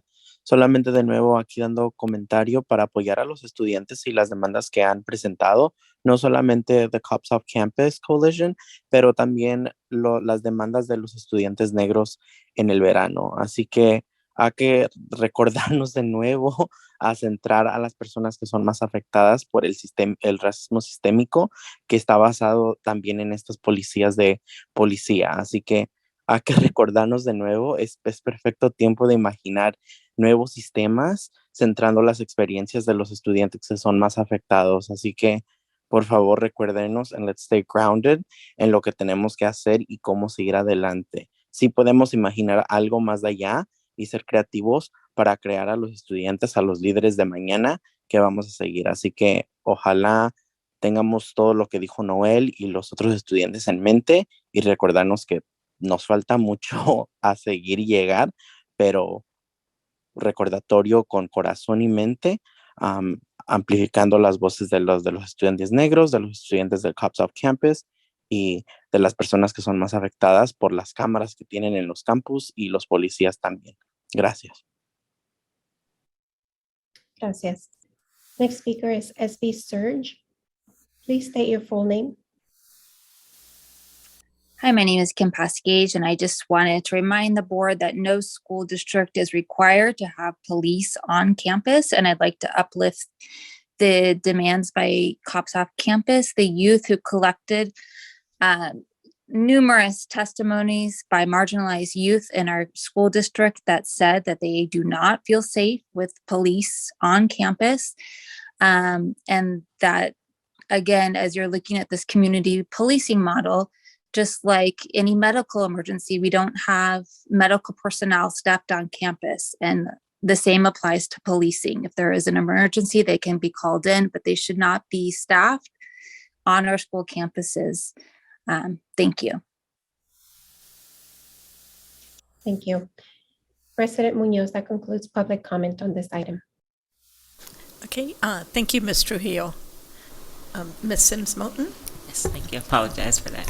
Again, thank the public for, again, your comments, and we do take them into consideration. Again, as we're bringing this, as we're still looking at what the role is going to be and how that's going to be impacted in terms of school safety as a whole, I do want to say it is important to have a relationship with law enforcement. We need to work on redefining that relationship, because I definitely understand and hear very clearly about how it makes others feel. But just the same way that if there is an emergency and we need to call them up on the campus, we need to have a relationship and an understanding. So I think it still needs conversation going between those two entities, and those who are feeling marginalized by it, who are feeling afraid by it. We continue to have those conversations so that we can work on a relationship. So when we do have to call for law enforcement to come on a campus, then they're coming on for a purpose of safety and not to intimidate or to make someone feel unsafe,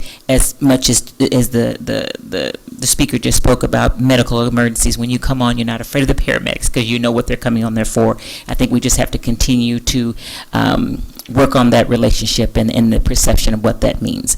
And so with that being said, I thank you for this report, and I also wanted to express from Board Member Alvarez, thanks to the campus safety assistants. When we went around, their day had to start early because they needed to be paying attention to the campus, and so I appreciate their time in meeting us early and really giving us an insight from on the ground every day, what they're doing and how critical their role is, and what things that they need to be a part of it. Because when we were looking at this initially, we didn't really hear about the campus safety officers and really didn't really know what their duties were. But through those meetings at the 3 high schools and the 3 junior highs, we really got an insight for that. They were very transparent on the needs, and even gave ideas in terms of what they needed to see, what support they needed from law enforcement, like certain times of the day they might need, not necessarily on the campus all day, 5 days a week, but there is a need, again, to have that relationship and support. And so they really gave good feedback with that. And so in the next April meeting, Board Alvarez and I will finish up our final report and bring that in conjunction with this, and hopefully we can get to some resolution of how we're going to move forward, again, with regards to the school resource role in redefining school safety. Reimagine it, again, with all the input from the students. I know that has been asked again, how are students feeling about that. And as I last recall, it was 50-50 in terms of the safety, whether the school resource officer was on the campus or not, in terms of those pieces. And I don't know that would be any different, but I know that's been a request to do that. So that also came out of some of our meetings as well. So I still think we're on the right track of addressing this, keeping it forward, and how we're continuing to do that, and keeping those who express the concerns, keeping their voices in, as we take into consideration as we start to make more define roles of what we're going to do and how we're going to reimagine safety as a whole. As we've talked about, it's a huge umbrella, and it comes in many layers. So just how are we going to figure that out? It works best for everybody's safety, because we need law enforcement, because they protect us from things that we don't see, and thank God they do their jobs. But we just need to make sure that we remember that this is school districts. These are students here, and we're not perps and victims. So how do we change that perception and all of those different things? So I think we continue to talk and be upfront and transparent about that as well. So thank you. Ms. Capps? Yeah, thank you for this. I just wanted to point out a strategy that I think could be added, and that's the input of students. I didn't hear that enough, and I know where your heart is, and that perhaps just wasn't communicated, but I was concerned that the Cops Off Campus group perhaps wasn't met with in the development of this, and obviously there's still time, and I would encourage that. I learned so much from them when I met with the 3 students who were willing to meet with me, and I just would like to see of these 5 main strategies, a 6th being student involvement, and I know that's hard, but it's crucial with this. So again, I'd leave it to you to how that happens and how that works, but I just crave their voice in this process. Thank you. Mr. Kelly?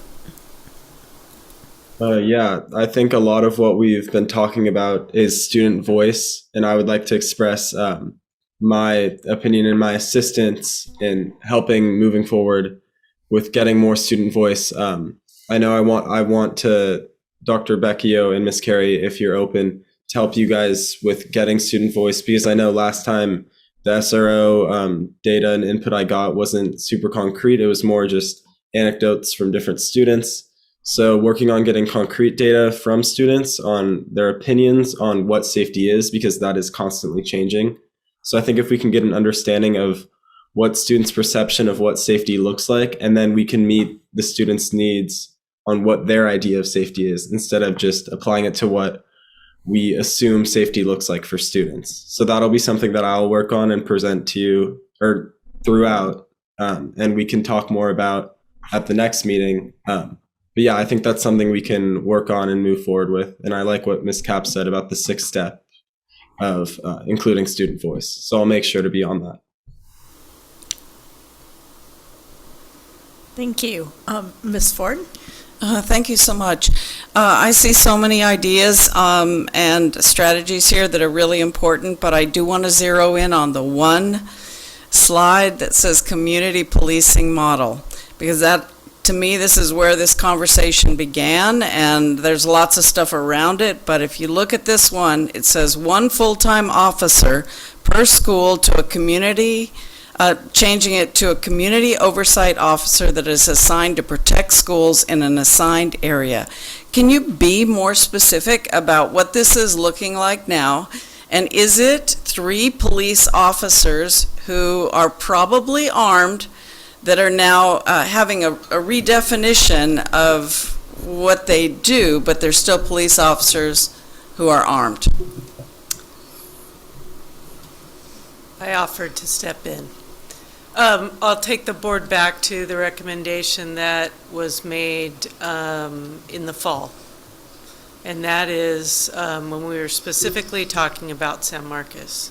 And that is, rather than having law enforcement on the campus itself, have the officer or the deputy in the area around the campus where the majority of the crime and the issues of safety are occurring. For example, sexual assaults that occur on the Tatum property adjacent to San Marcos. The increase, and I know about this, in homeless population, folks who are unhoused who are living in and around San Marcos and coming onto the campus. So the idea was to have them in the community. That's what Santa Barbara PD has been doing this year, and I know if Dr. Simmons were here, she would say that it has been effective. So the idea is that a deputy would spend time patrolling the areas around Dos Pueblos and San Marcos, being on the campus and being the deputy who would respond when calls are made. So hopefully that helps. And if you look at that slide again when you have an opportunity, you'll see that the community model includes the responsibilities of the guardians of the community, such as business owners, neighbors, the whole community in and around schools. And so I think that's a really important piece to look at as well, that we're working in union with everyone in and around that campus.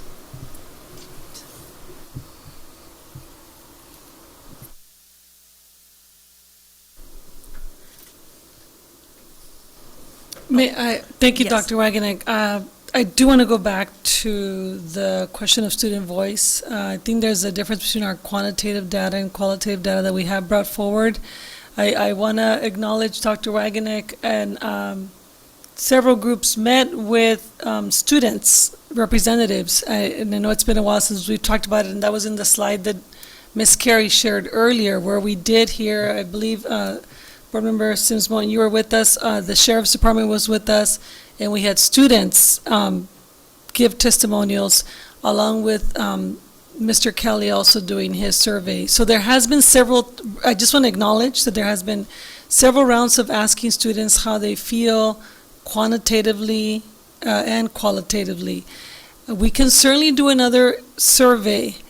I do want to acknowledge that doing a survey of the 3 different high schools, we are surveying students with 3 different models.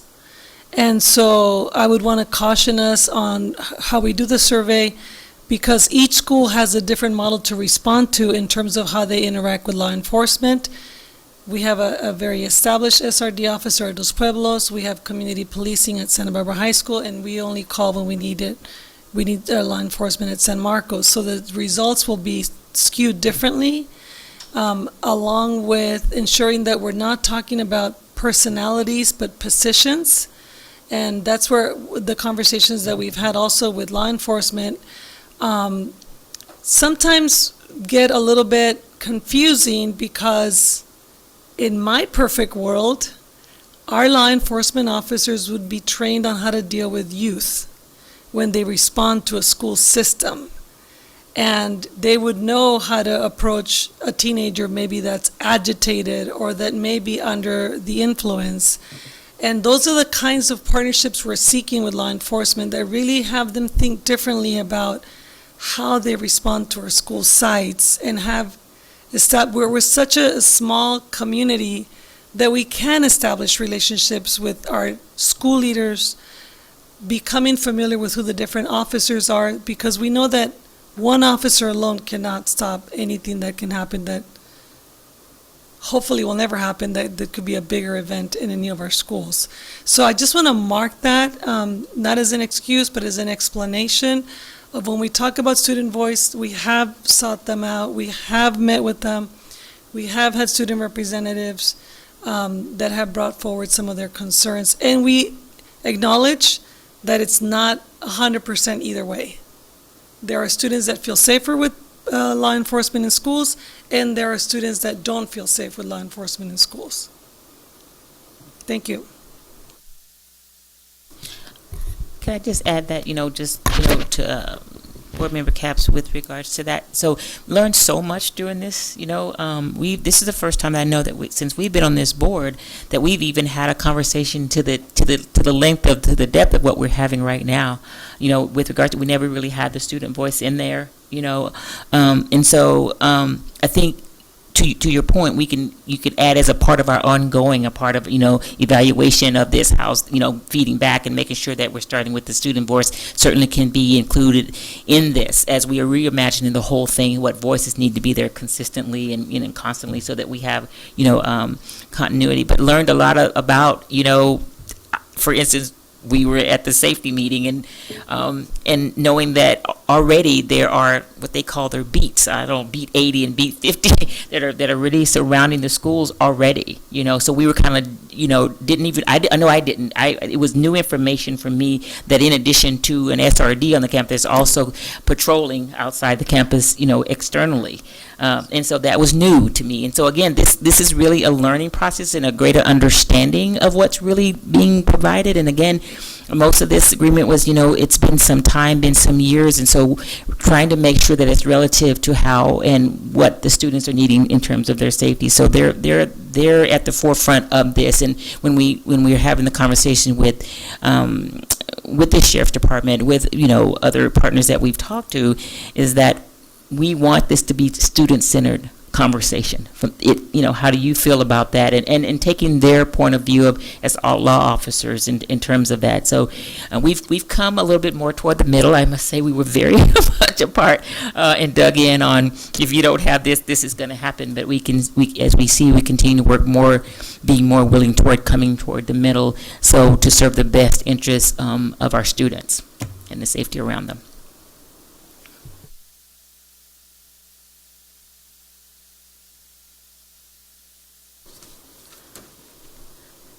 Okay, thank you very much for that. And okay, we're going to go into, are there any coming events that board members would like to bring up?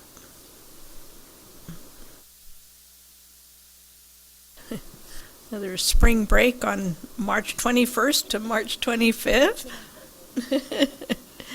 And then we have, of course, the future agenda items that are listed here. And our next board meeting will be Tuesday, April 12th at 5:30 for open session. And with that, we will go ahead and adjourn the board meeting tonight at 10:41. Thank you very much.